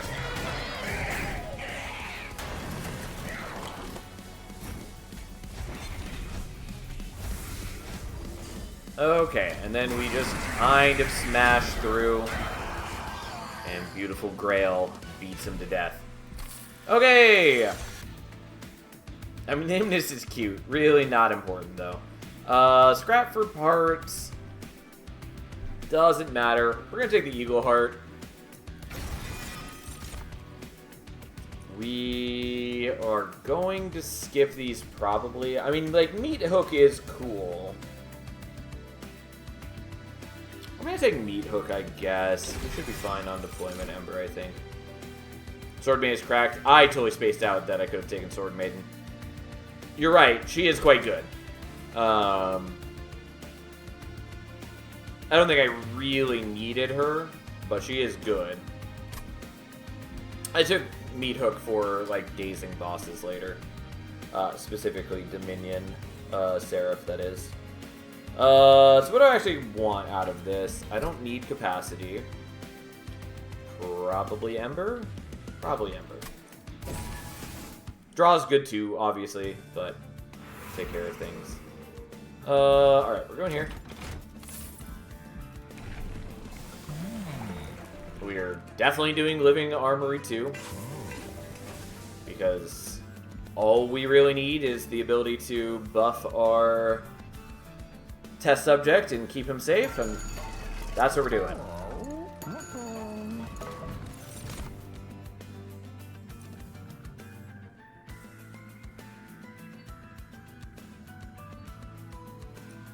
I don't really need Everlasting Light. It's kind of cute, though.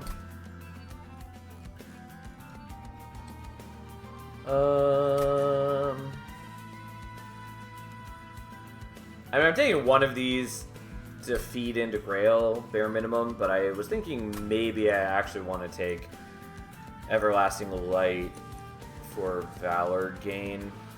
I mean, the Combustion Suit's fine, too. Nonetheless, we're doing that. It's whatever.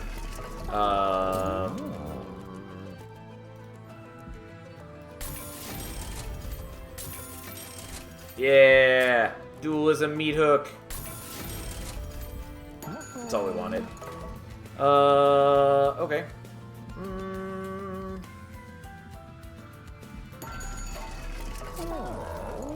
Let's purge a couple things.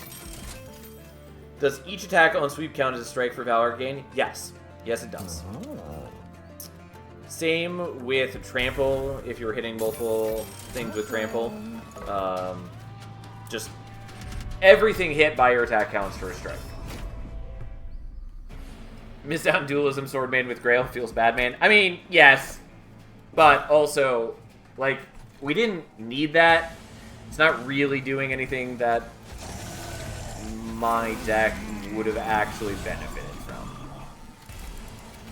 So, like, yeah, it's a bit of a shame, but it's fine. We're gonna be alright as is. Yeah, I'll just do that.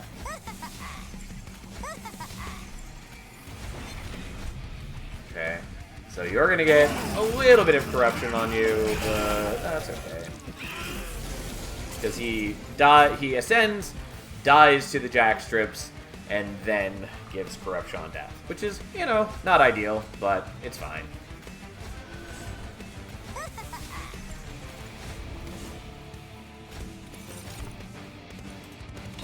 Who cares? Why not? Whatever.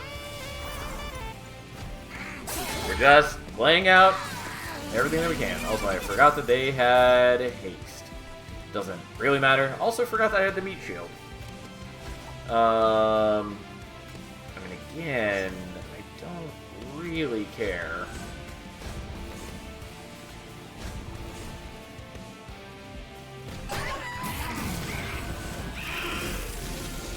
It does feel really dumb just watching them ascend and then die and just pile corruption on me. But, like, whatever.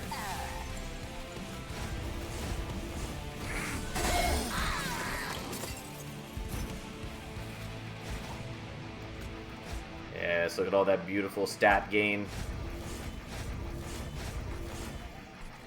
Whatever. You can go down there, bird. We don't need you. Nobody likes Kel, though. Goddamn Kel. I mean, either way, we're in great shape. We're gonna murder Kel real good and strong.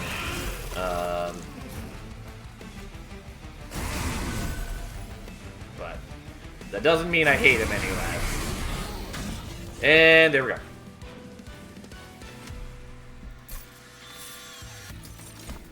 Surgical Strike is a no. Faulty Body could have been cute with the monstrosity that creates armor earlier, but who cares?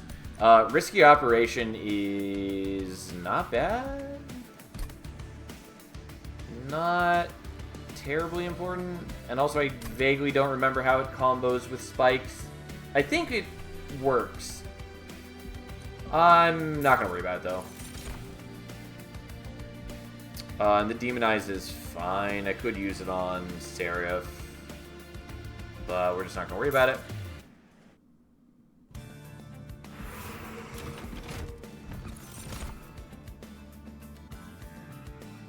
I mean, Bloodthirsty Blade is cute. It's really not necessary. Well, we'll take it anyways. Who am I to turn such a thing down? And then, just for good measure, we're gonna make Test Subject Alpha number 2. Because that's why we made it small earlier.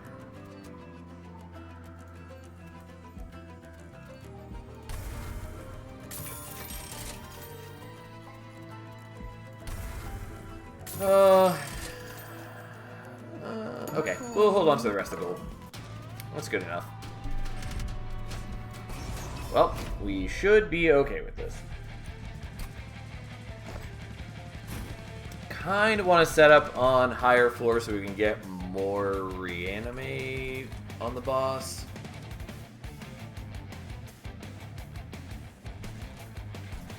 Also, I don't remember if there are haste enemies. I don't pay enough attention in the previews. But we'll find out. Yeah, there are. I mean, they'll still die of the jack strips. So, it's kind of a moot point either way.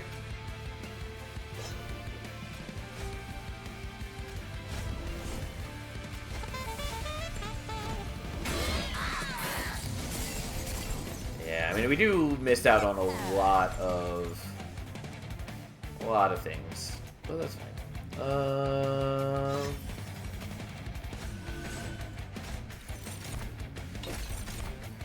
We missed out on a lot of slays because of the jack strips, is all I'm trying to say. But, ultimately, not a big deal.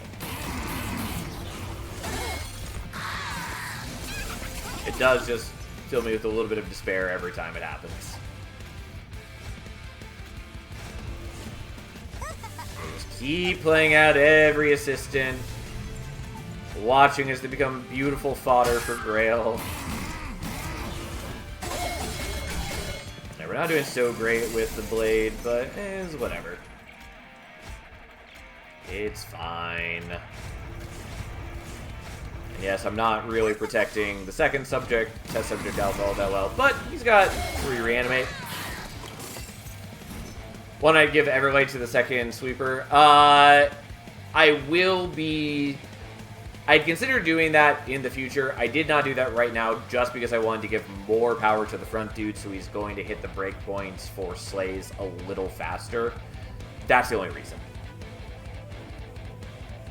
Because the amount of extra power we get from equipping Grail with it is more than the amount of power we get from equipping the second sweeper, or at least in a reasonable time frame.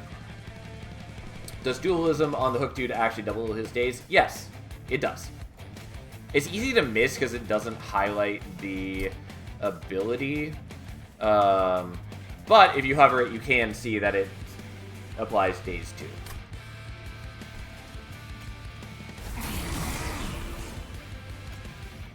I'll just give that to you. I don't really need it.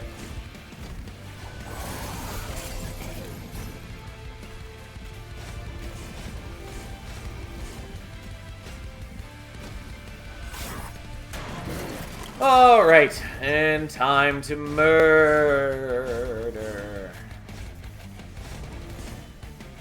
I see, that's interesting. I suppose it applies to every ability that does debuff. Yep. There's not a ton of abilities that do debuffs, but yes, that is the case.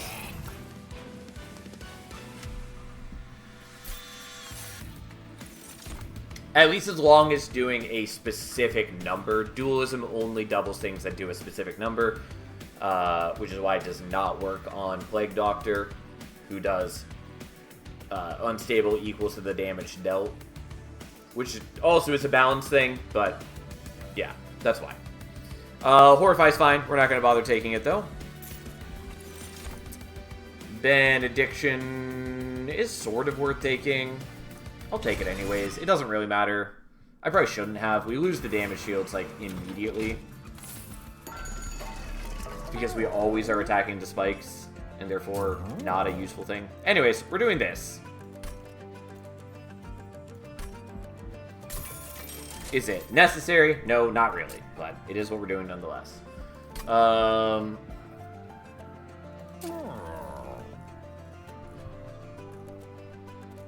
Okay, get rid of you. I actually don't need to do it this way because I have this and I just spaced out. So we're getting rid of you. And honestly, I'm going to get rid of the Benediction that I just got. I could also probably get rid of the Cleave. Okay, here we are. Whatever.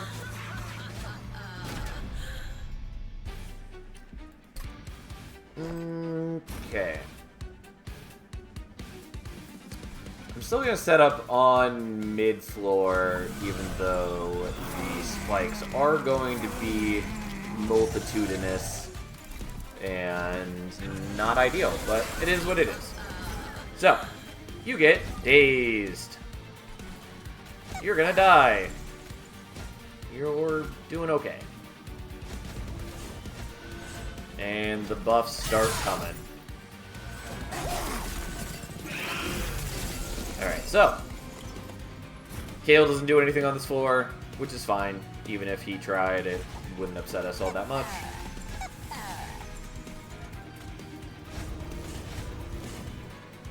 And I could cleave, but I'm not going to.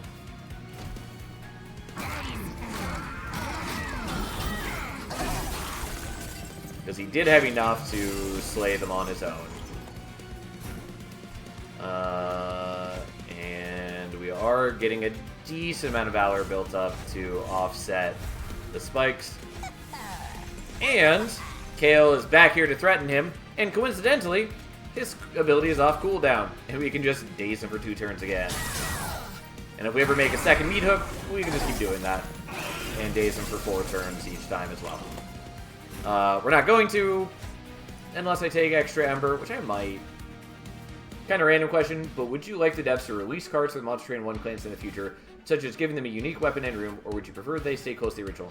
I have been very vocal about this in multiple places. I strongly desire them to add rooms and equipment. I think they should get more than just 1 of each. B, I would like them to rework the Monster Train 1 clans a substantial amount. I think there's plenty of room to rework some of the boring or out-of-place cards in the various clans. Like, a lot of the cards are still in good shape and, like, fit the clan identity well. But then we also have things like Lady of the House, who is just a moderately statted unit with Burnout 3. That's not really doing anything for the clan. It's not an interesting unit. Doesn't need to be there. So many more things that could be done. Same with, like, Animus of Speed. It has relatively low stats, and it is quick. It was not a great unit in Monster Train 1, and now in the world of 500 HP heavies, a 35 damage quick attack is worthless. There are, again, so many ways that they could do things with that. Also, we don't need Husk Hermit to be just a vanilla sweep unit. We don't need that. There are a lot of things we could do differently. Like, we could give Awoken more rejuvenate triggers, because there's only a handful of those in the clan. We can do more things that, like, increase max HP, so their healing is better, and especially regen is more meaningful. Like, there's just a lot that can be done to better embody the clan mechanics and flavor, and make them feel like they're on par with the Monster Train 2 clans. Not to say that, like, the Monster Train 1 clans can't win in Monster Train 2. They definitely can. But a lot of them are being kind of propped up by certain strategies and certain cards. For instance, Siren Song in Stygian is, like, massively overperforming, especially in the Titan fight. They've got other good things in Clan 2, but, like, that is a ridiculous card for them right now, and kind of makes up for some shortcomings elsewhere. So, yes, I want them to rework the clans, and I want it to be more than just a small effort.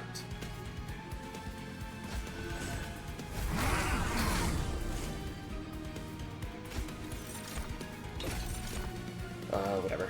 That's fine.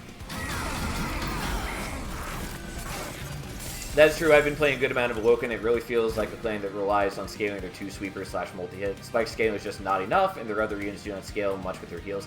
Yeah, like, there are ways to do it, and, like, Thorned Hollow can do okay work thanks to dualism. But, yeah, I would like to see them have more fluidity in their playstyle. I just want them to embody their clan identity better. I want that for every Monster Train 1 clan. And I don't think that... Like, obviously it'll take a lot of work, but I don't think that's a ridiculous ask. Cat, don't get up there. Cat, come on. Hold on.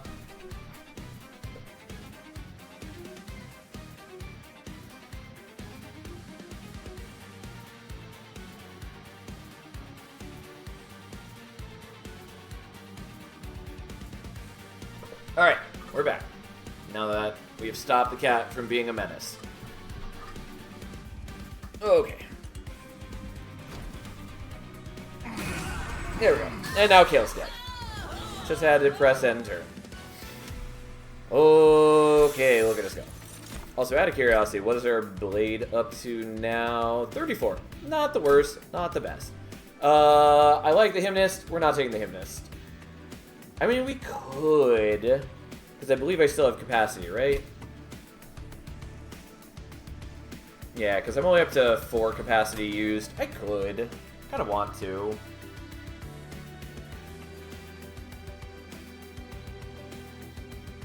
You know what? It's the wrong choice, but I'm gonna do it. And I think we're just doing Ember. I don't really need to, but it is what we're doing. Hey, look! It's the follow-up to the Inscription event. How'd that happen? The train lurches to a stop and you find yourself once again before an ornate table. However, this time the cards are gone, and in its place is a strange red square made of plastic and metal, and a box with a strange window placed behind it. A glowing image appears on the window. It's a face that looks slightly familiar. Glad you found your way back. You're a lot smarter than you look. Here, I burned some copies for you. And thus we get the other sigils we didn't take, the Fecundity and Worthy Sacrifice sigils. So, I've not figured this out yet. Yeah. I have been waiting to say what it is. It has been making the rounds recently, so, like, people are starting to know what to do. But I didn't want to spoil it because it's something I learned during the testing phase, and I thought it would be lame to spoil it before people even had a chance to discover it on their own. Yes, it's cool that's in the game. Yeah, I think it's cool, especially because there's no immediate hint that there is a follow-up, and so, like, it was, you know, spreading by word of mouth at first, and it's, you know, powerful if you do it. Anyways, what do we want to do?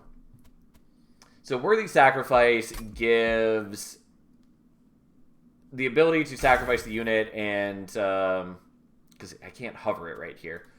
I guess I can if I click on them. But anyways, sacrifice, gain 3 Ember. which I could do on the test subject alpha just because they have reanimate. And that's okay. Mostly I see it as a good way for me to play out the Hymnist on the turn that we draw it.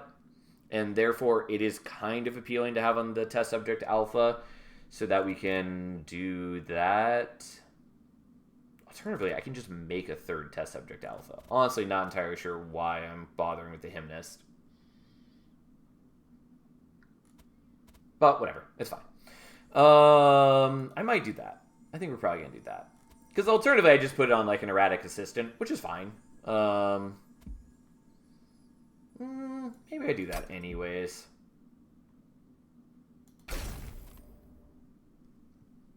Yeah, we'll actually do this, and we'll just give you the Worthy Sacrifice and Fecundity, which on summon, add a copy of this unit to your hand that costs +1 more.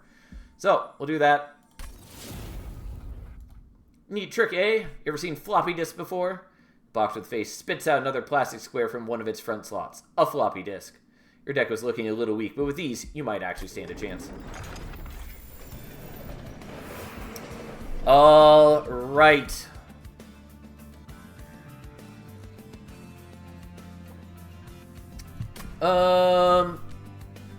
I mean, I don't need to be that picky at this point.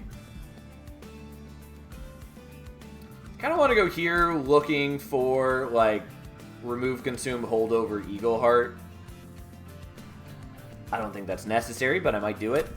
The other options, we go here and, like, we dupe the Meat Hook and then just daze bosses to eternity, which is cute. I don't think it matters, but I could also dupe the Meat Hook here. I think we'll just do that. That's okay.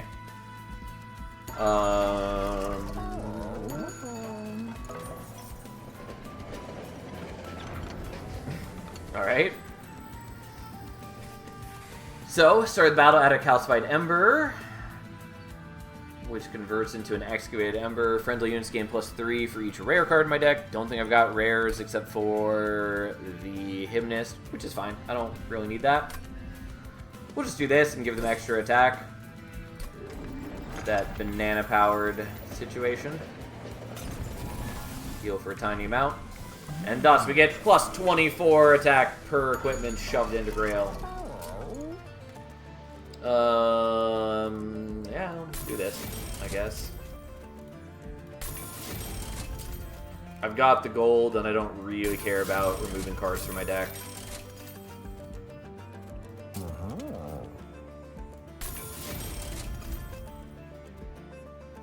Okay, well, I don't have holdover for it, but that's okay. I could get rid of some of the Just Causes now. I could definitely get rid of the Cleave. Heaven Seal is a little concerning. We're going to do this. I guess we're setting up on bottom floor. I just don't know if I quite make it fast enough. Well, let's see what happens.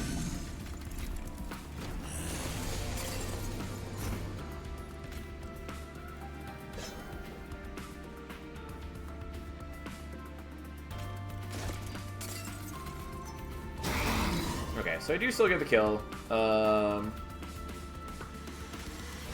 And you are getting a chance to attack, so we'll have you kill that. And I guess play these out. I don't know. The problem is, like, I do need them to die so I can shove their equipment in. I'm not as vulnerable to that now. Especially since I can do this.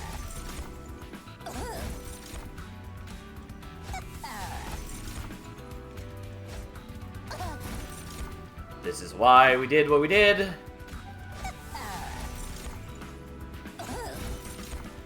Yeah, we are solved now.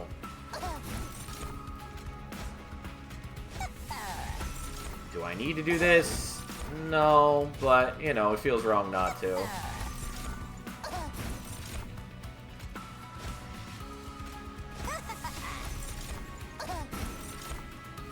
Alright, can't play out the 7-cost one now. But, you know, we did some work.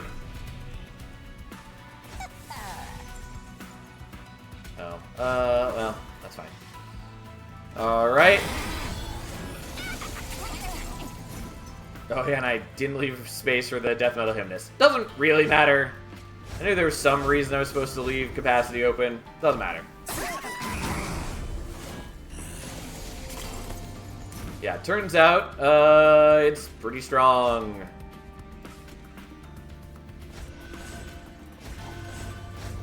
Being able to just generate an absolute ton of equipment to shove into Grail is very good. And there's like tons of other things you can do with the Inscription event that are also quite good. But this is what we have done for now.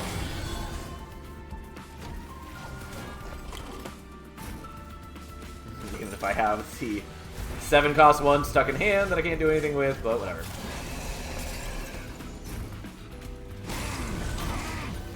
Alright, and then we just kind of blast through a Thane, and there we go.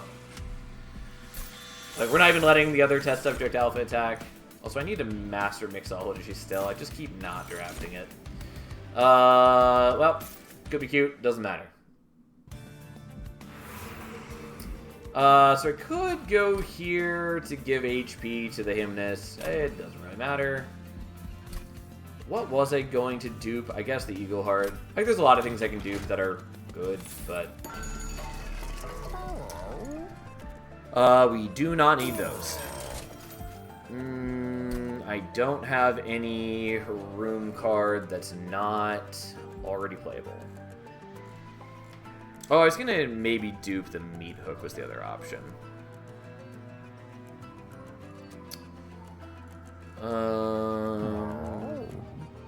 So I'm using 6 Deployment Ember, and I've got 8.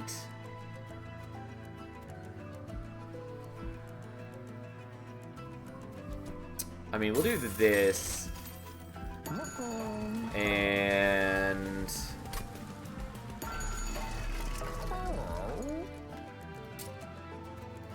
I'm gonna do this. And... we'll just dupe the Meat Hook because I can. Oh, I meant to do the Eagle Heart. Whoops, that's fine. It doesn't matter. I just don't have enough Deployment Ember for all of that in the same turn, which is okay, but not what I had intended to do. And the Eagle Heart probably gets me a kill faster. Though again, doesn't really matter. We're not playing this for score, we're playing it just to beat it, so. Okay. I don't have to be on bottom floor. But I think we are still going to do bottom floor.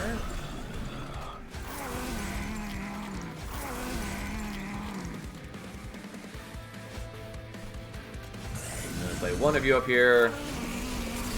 And thus you are dazed till the end of time.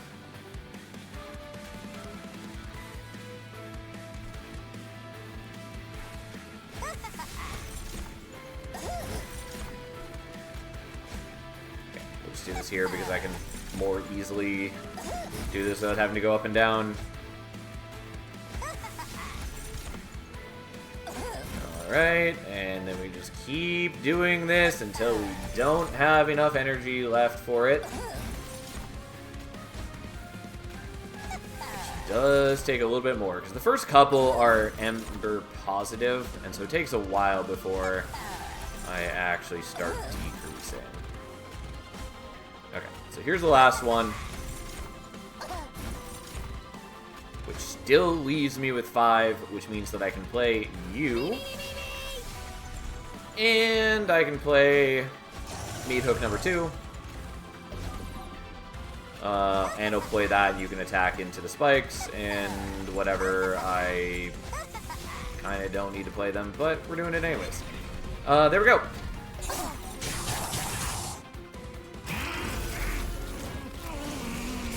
So we don't get to attack him because it doesn't go to bottom floor, but in exchange, it does mean that these guys will kill themselves, which is something.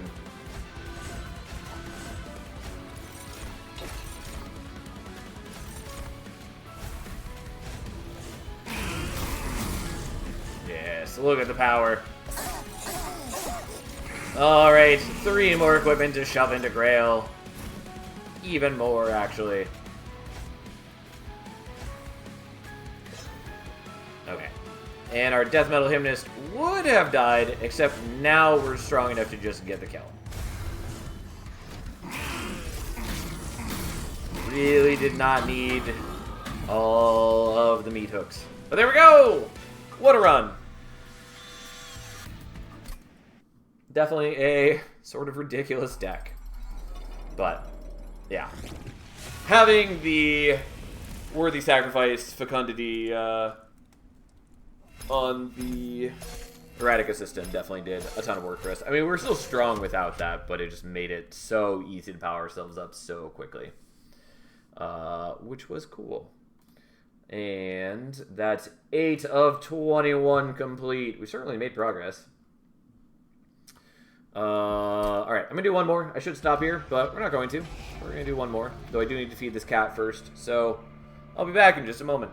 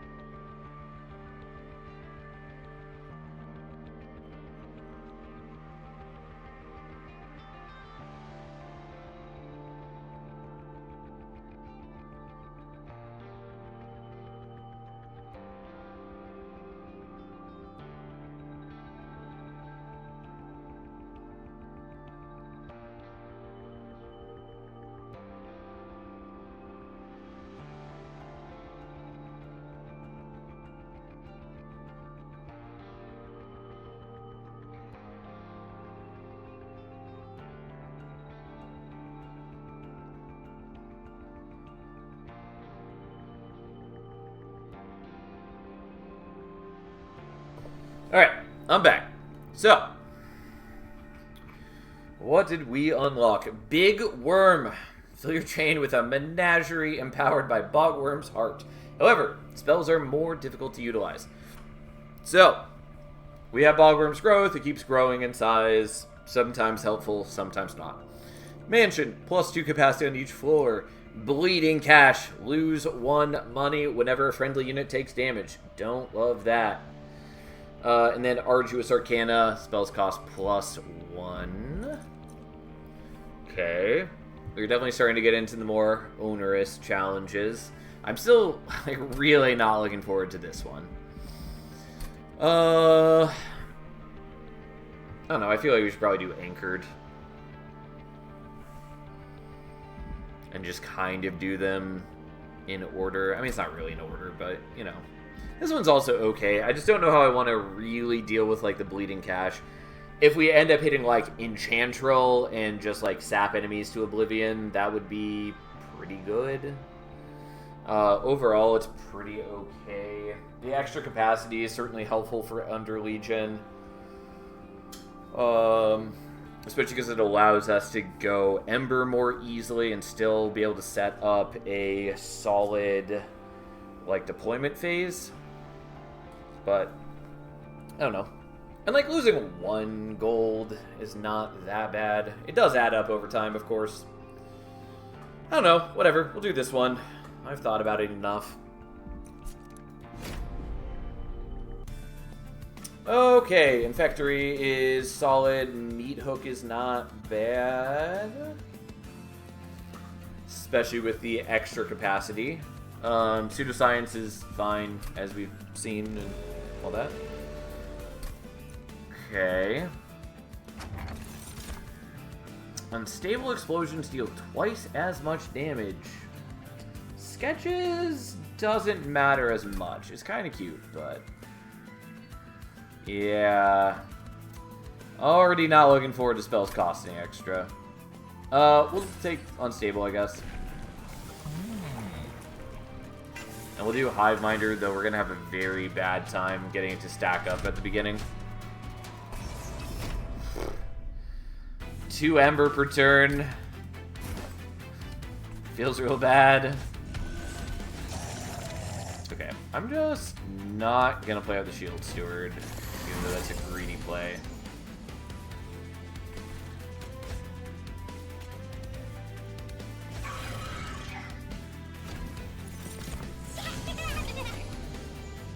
No. No. I really wanted to be able to get a blue infusion this turn. Oh well, I don't get that apparently. So sad.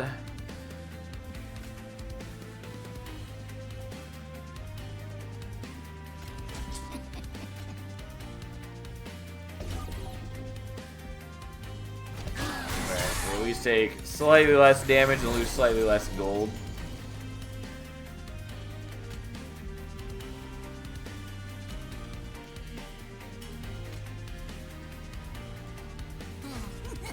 Yeah, whatever, fine. Yeah, God, it was a breakpoint of 1. Where if we'd done 1 more damage, it would have been better. But here we are. We'll do this. I could pull him up front and then not attack into this, which would save me gold, but it also summons 1 less fungi, and I want the fungi. Unfortunately, I made absolutely no use of the double unstable explosions. But whatever, fine. We did bleed out a fair bit of gold on that. Oh god, this is not ideal.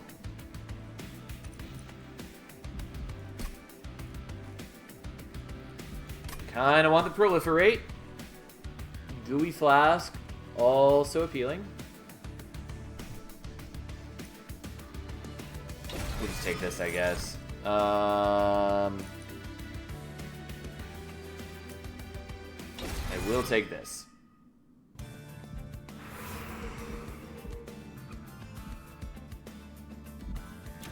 Okay, well, we want the Underlegion banner. And there's some good things there. Yeah, I mean, we're gonna take Spore Launcher, I guess. Yeah, I mean, it is what it is.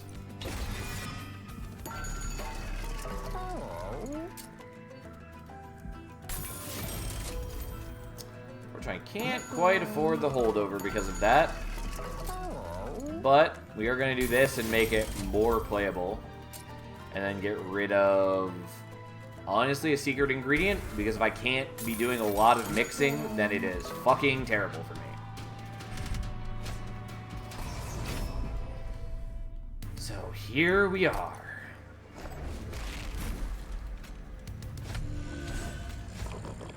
Yeah, I mean, I do want the meat hook too, but I want the Spore Launcher a lot more. Unfortunately, I was hoping to get Infectory.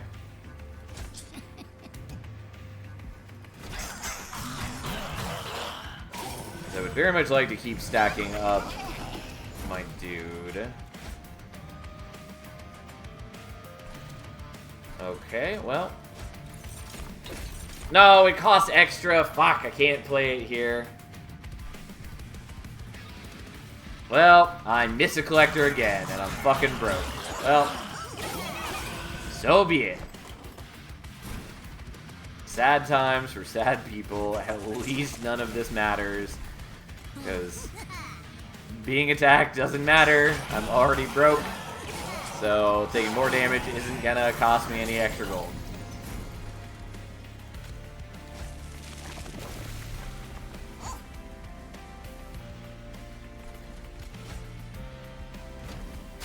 Unfortunately, Bullet is in bad shape.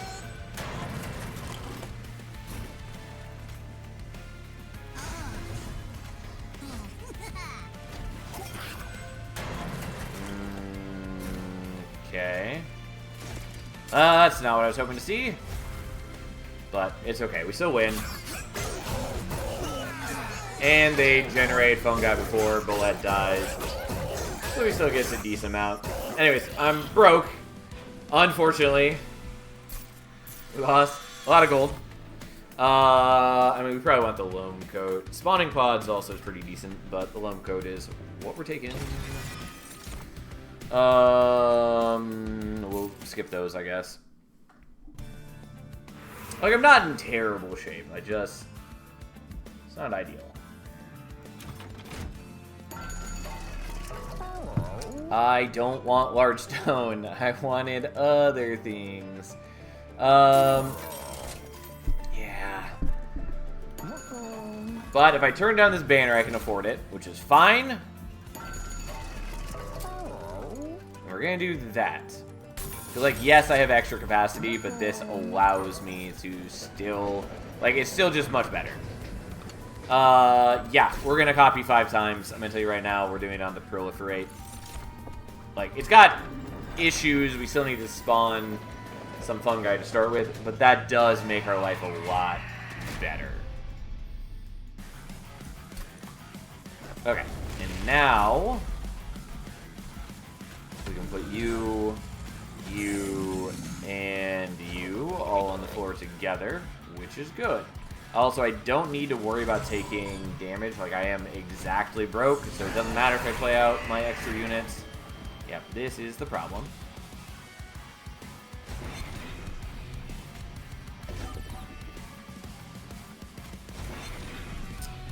I could have played the loam coat, and I kind of wanted to, but I would really like to play that on fungi. Yeah, spikes is the thing that I wanted.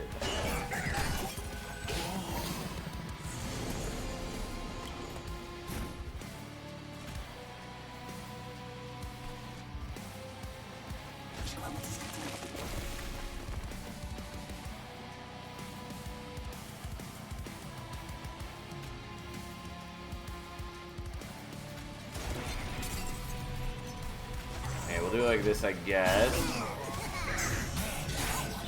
So we do end with some fungi on the floor, which is okay.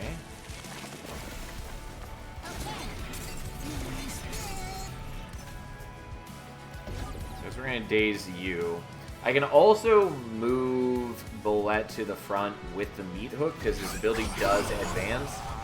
So I might do that, but I wanted him to be able to attack right here because we kind of need him to be able to attack. So that's what we do.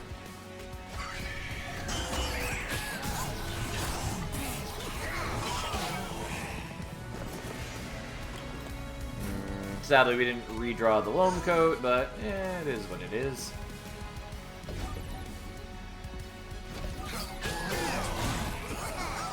Turns out Trample is pretty good. Well, we just get more rally via playing those out than the loam coat at this point. So that's what we do. And we'll daze you. Why not? Again, it doesn't save me any gold. I'm already broke. Also, I have not gone to use Nefarious Overflow at all, which feels bad, but whatever. We are not taking that or any of those. I don't think I need a squad leader, though I could take a squad leader. Don't think we're doing that, though. And I could take a meat hook. I might take another meat hook.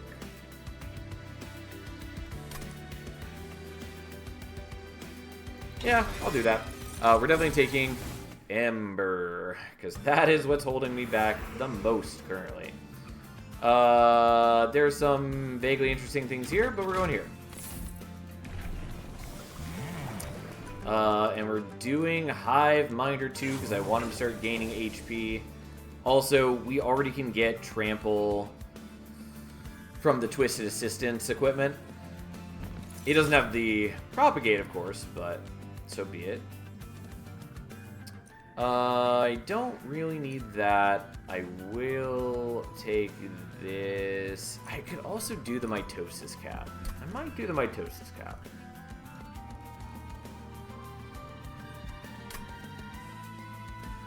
Yeah, I'm gonna do the mitosis cap so I can make another spore launcher and maybe another one after.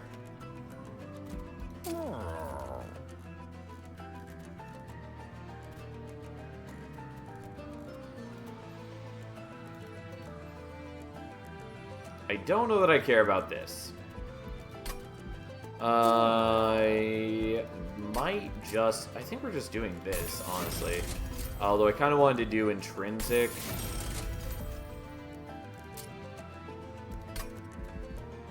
That's fine. Let's just remove some things. Like, I'm gonna lose the gold if I don't spend it now anyways. No. Unfortunately. I mean, I'm not gonna lose all of it, probably, but I'm gonna lose a chunk of it. But that's okay! Sometimes you lose gold, sometimes you accept your fate, and everything's decent enough. Okay, so the lead comes down first, so we get to enjoy the rallies. I don't have enough capacity for you here. Well...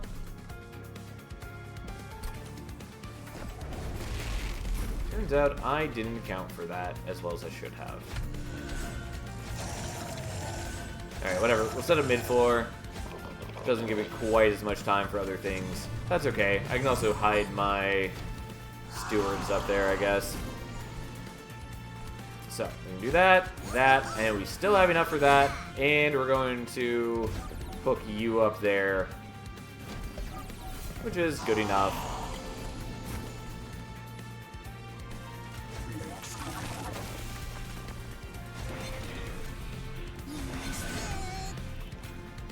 Okay, and we're going to stop you from attacking, so we don't lose quite as much gold. Still going to lose a lot of gold, but not quite as much.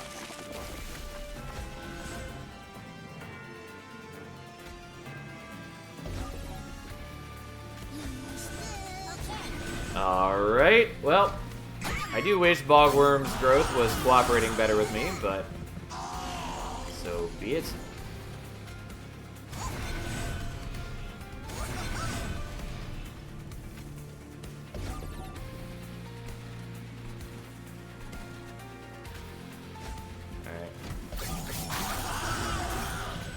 Okay, I could have used that loam coat earlier, but fine. We're at least reducing the amount of damage I take.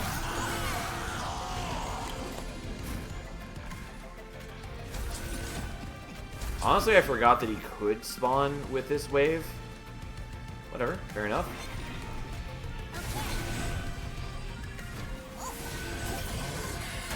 Fair enough.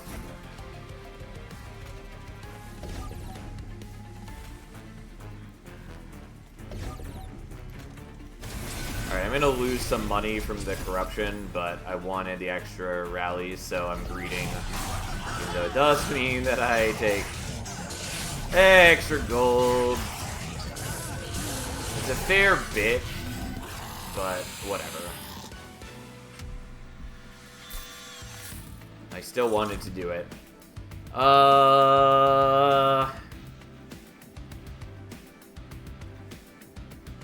I'm just gonna skip on the dig deep. It's good in general, but so be it. Puffer Flesh I would also like to use at some point, but not currently. Okay, and we do have Spore Launcher number 2 now.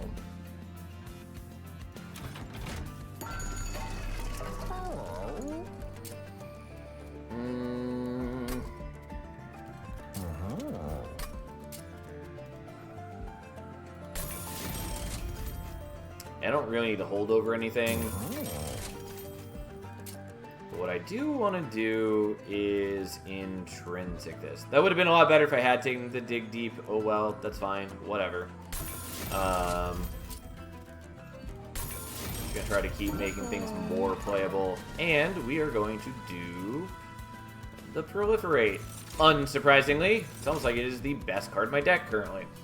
I could take Cluster Kernel right here, and I think I might...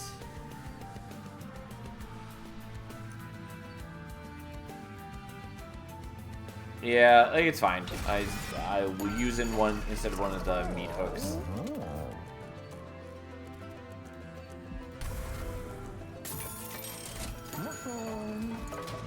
We are definitely breeding a little bit for the rallies, but that's fine.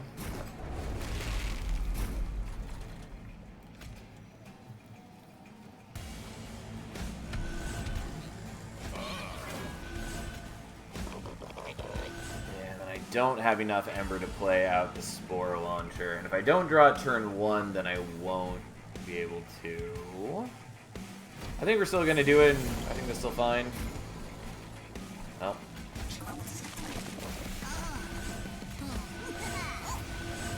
So, be it.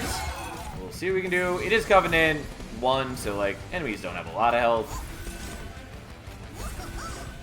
But I can't move you up front, which is not that big a deal.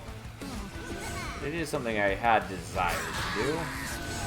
It doesn't really matter since we're not reliant on... Like, we're not trying to do any slay triggers like we have in the past. And it doesn't change. Like, the amount of gold we lose doesn't change depending on who takes the damage, so... Not a big deal.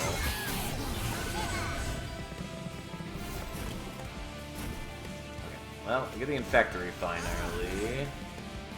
I don't think I want a Mitosis Cap.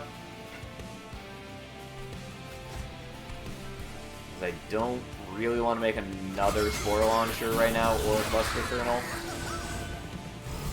I mean, the Cluster Kernel could be cute, because we get more spawns, but I would need to be able to play him, and that is something of a problem.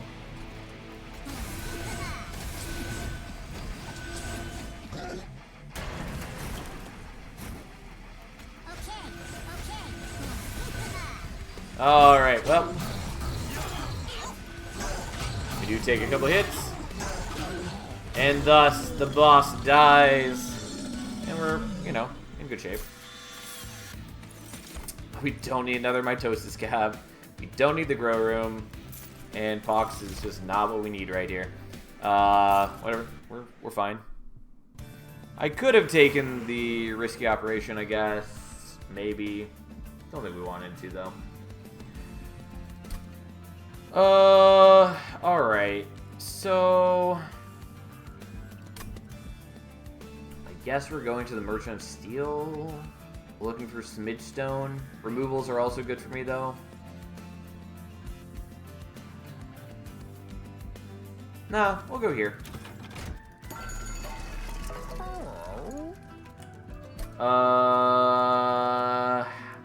The problem with grabbing a tuned Whetstone is that either grabs Mitosis Cap, which I mostly don't care about, or it grabs Loam Coat, which I would like to equip to Fungi, and I can't do that during deployment. Pyrestone Housing is sort of cute, though. I don't think it really affects me, though. Yeah, we're not going to worry about that. I will take this, and that's that.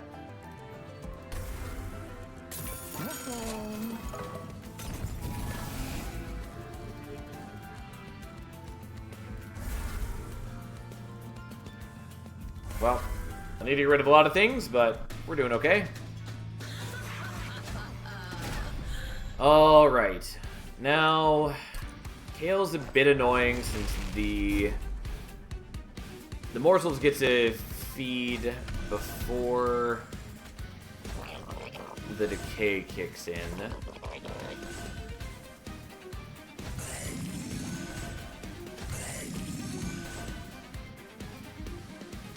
Well, we'll see what we can do.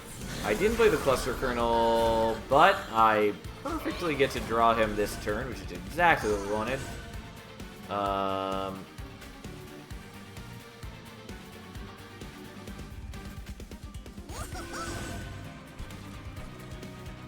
so used to there being another unit here, but that's because that's a Covenant thing.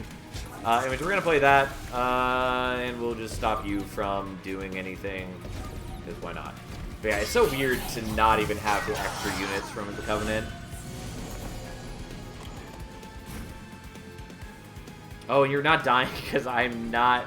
Because he's not attacking. That was a mistake. It doesn't really affect anything because I still just do enough damage to kill. And again, I don't really need the slay triggers or anything, but it does feel silly.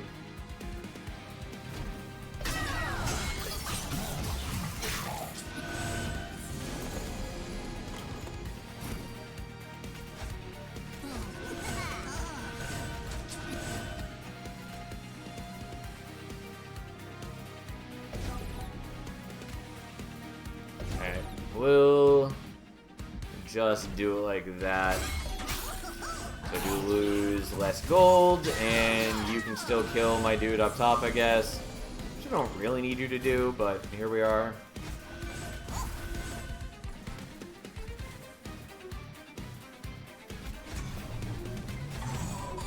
Yeah, I actually should have played those not there. Because now Kayle can visit that floor instead of bottom floor. Yeah, alright.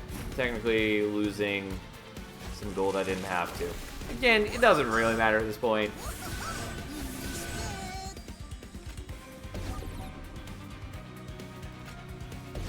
Yeah, whatever. It's fine. I've got enough gold for the things that I want to do.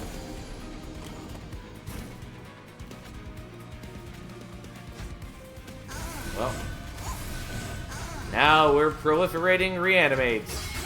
Or propagating, I should say.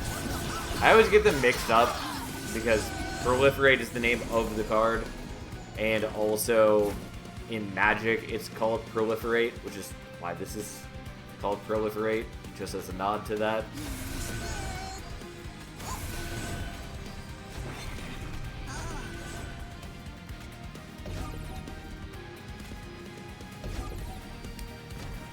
Okay, well, here we are. Yes, look at Bullet. Look at his gloriousness.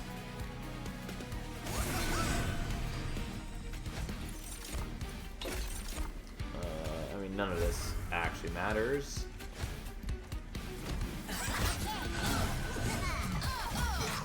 And thus he's dead. Alright. We don't need the spike. We don't need contagious. We don't need electricity chamber. We're pretty decent as is. And Billet's getting reasonably good stats.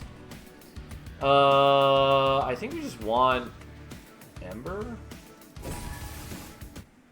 It's less important now, but it's still vaguely nice.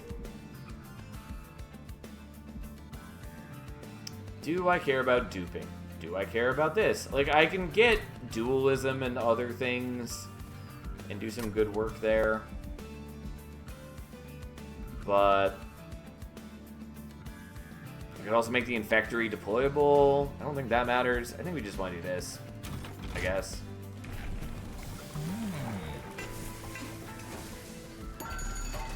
Yeah, enjoy your dualism. Enjoy it real good.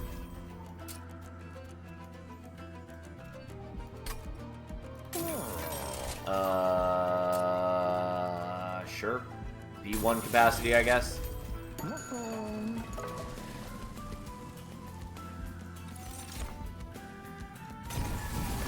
Alright, so what are we even looking at capacity-wise and all that?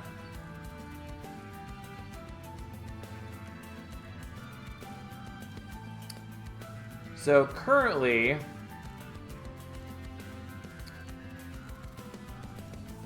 with the fungi, I'm at the 7-unit cap. If I make another spore launcher or another cluster kernel that works, I would just have to move one of the meat hooks to a different floor, which is doable. Not an issue. Unfortunately, this is annoying.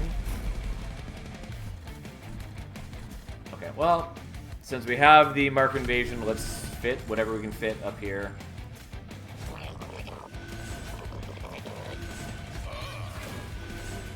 Okay, well, it's fine if I lose some gold. Who cares? I mean, I don't really need both the spore launchers up here. Yeah, but I can't fit another meat hook in exchange for a spore launcher, so whatever. I should probably just be playing out the units and let them kill them, even if that comes at my expense.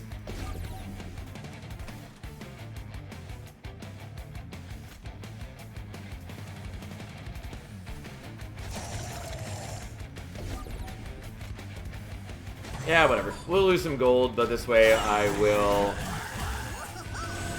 to be a little better at rallying Bolette. Just because.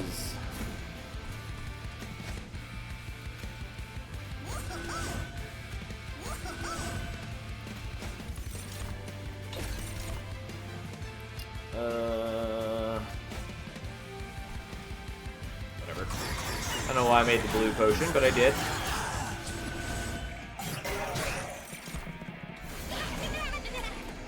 Well, turns out it was a decent choice. So let me get that, which I really was not anticipating, but I'll take it.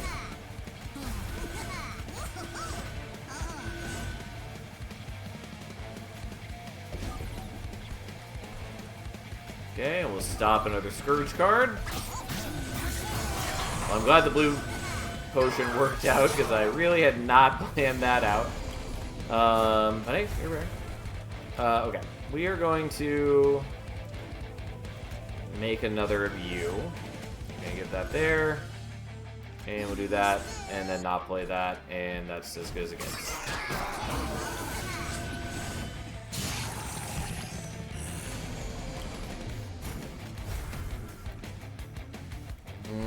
I don't really need the Twisted Assistant, I don't think. Well, maybe I do. Alright, whatever. We'll play it out. It'll help with these heavies. It is actually starting to be a problem. And it's only one more gold that we lose by playing it. And let's look at the gloriousness of mighty Bolette. Yes. It would be nice if you were also propagating on Slay, but it is what it is. And yes, I did do that in the wrong order. That's fine. Not to worry about it. Also, I keep forgetting to use the meat hooks to stop things from attacking. Oh well.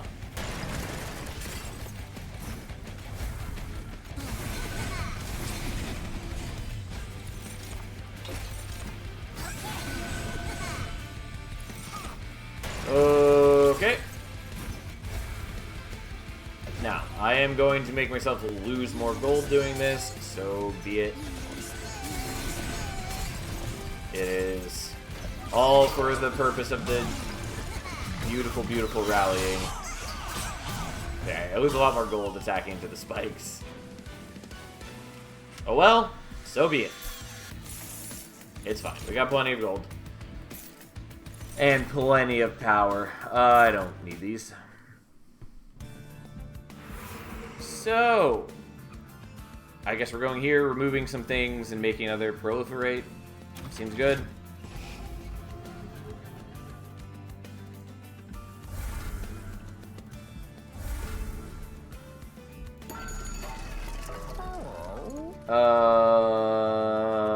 Yeah, I guess. It doesn't super matter. Most of the time I won't have the energy to play that, and I don't have many consume cards either.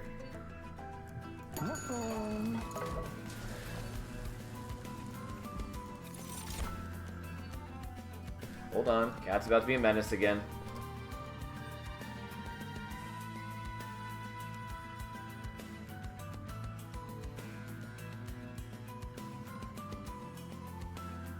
Alright, we'll see if that solved the issue. Alright. Well, I could give dualism to this one that didn't have it before. Why not? And then let's get rid of a Shield Steward. The Pseudoscience also would love to get rid of. Doesn't really matter. And I don't think the versatile Ember Staff is going to do all that much for us, but we took it nonetheless.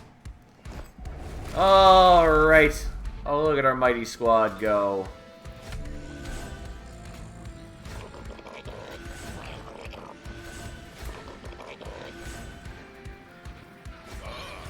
Okay, so I don't play out either of the meat hooks this way. That's fine.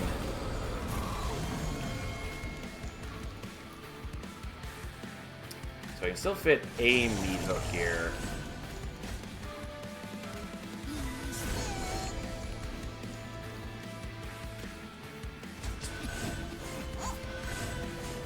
They do a lot of extra damage because of these guys, but that's fine. Bullet can take it. Yeah, the fun guy suffers, but whatever.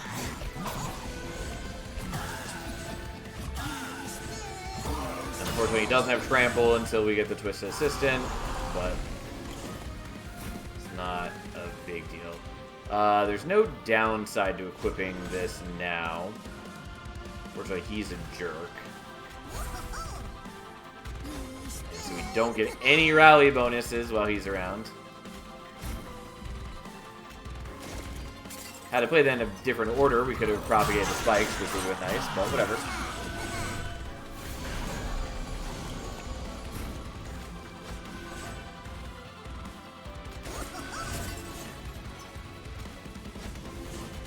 Well, now they've got reanimate, I guess. Oh, we're actually not killing you. Let's fix that as I actually pay attention. Because Bullet can kill him with an attack. I'm just not used to enemies surviving what I'm doing.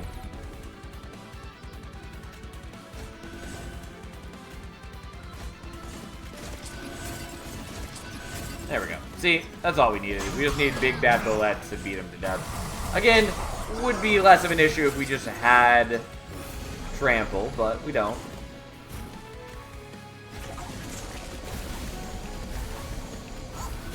And for once, we actually get to proc Versatile Ember Staff. And we've done it a handful of times before now, but still. I could daze him, but I do want the assistant to die.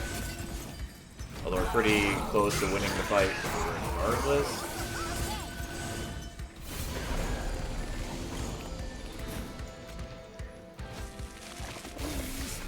Unfortunately, the stupid silencer ruins my plans.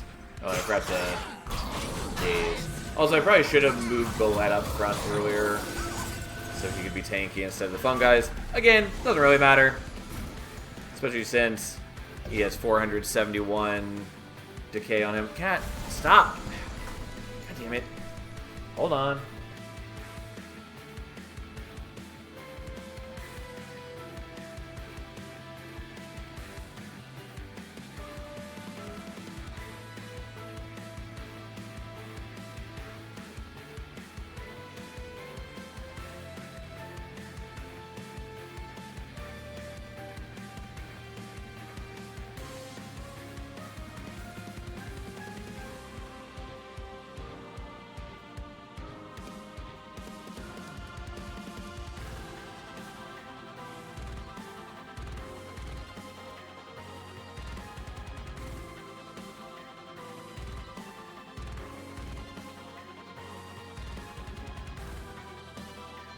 Alright. For some reason, she's determined to get on the mantle right now, and it's very annoying. Because I have stuff on the mantle that I do not want her to mess with. Anyways, none of this matters. We already have the kill. I just had to hit end turn, which made that all the more annoying. Anyways, tons of decay. He's super dead. There we go. And thus, another victory was acquired. And we are up to 9 of 21 complete. We did 8 of them today, which is not bad. 1 away from getting the Rock and Roll Heaven, I think it's called. Rock and Roll Heaven room, which is the hymnist-themed stage room. And then, you know, ways away from that because we have to do them all. So what did we unlock? Vampiric Curse! Can you win before your vampiric army withers away into dust? Alright, permadeath. I figured based on the icon. When a non-champion unit dies, it is purged from your deck. Yes, we know. Yeet Apocalypse. You must purge 2 cards after every battle. Great. And Vampiric Touch. All units enter with Lifesteal 3. Alright, not ideal. I mean, it's certainly doable. And Yeet Apocalypse can be a positive to a degree, but yeah, it's a lot. Anyways, not doing that right now. I already said that that was the last run, and I meant it because it's 3 o'clock in the morning, and I should make myself a quesadilla and do other things. So that's the plan. Anyways, we made progress. We're going to do more of these tomorrow. We're just going to keep doing the dimensional challenges till I finish them, probably. What do you want, cat? Oh, come on. Here you go. Anyways, we're going to keep doing them till I finish them, is the general game plan. Which shouldn't take us too long. I mean, like, it's always possible that we're going to hit one that I do actually struggle with and have to do multiple times. So maybe we'll hit a roadblock, but so far they've been pretty reasonable. Not being at max covenant makes them a lot easier to handle. Though also a lot of the ones we did today had not bad modifiers. Some of them had some struggle pieces to them. Like the largest lads one, whatever that one was actually called in this game, was I think the closest we came to losing, because I did have a couple rounds where we took a lot of pyre damage all at once. And if I didn't have ways to recover, then it easily could have killed me. But we did. So, anyways, rambling aside, we'll be back tomorrow. We'll play more Monster Train. We'll do more dimensional challenges. That's the plan. Thanks for being here. Have a nice night, everyone. I'll see you tomorrow.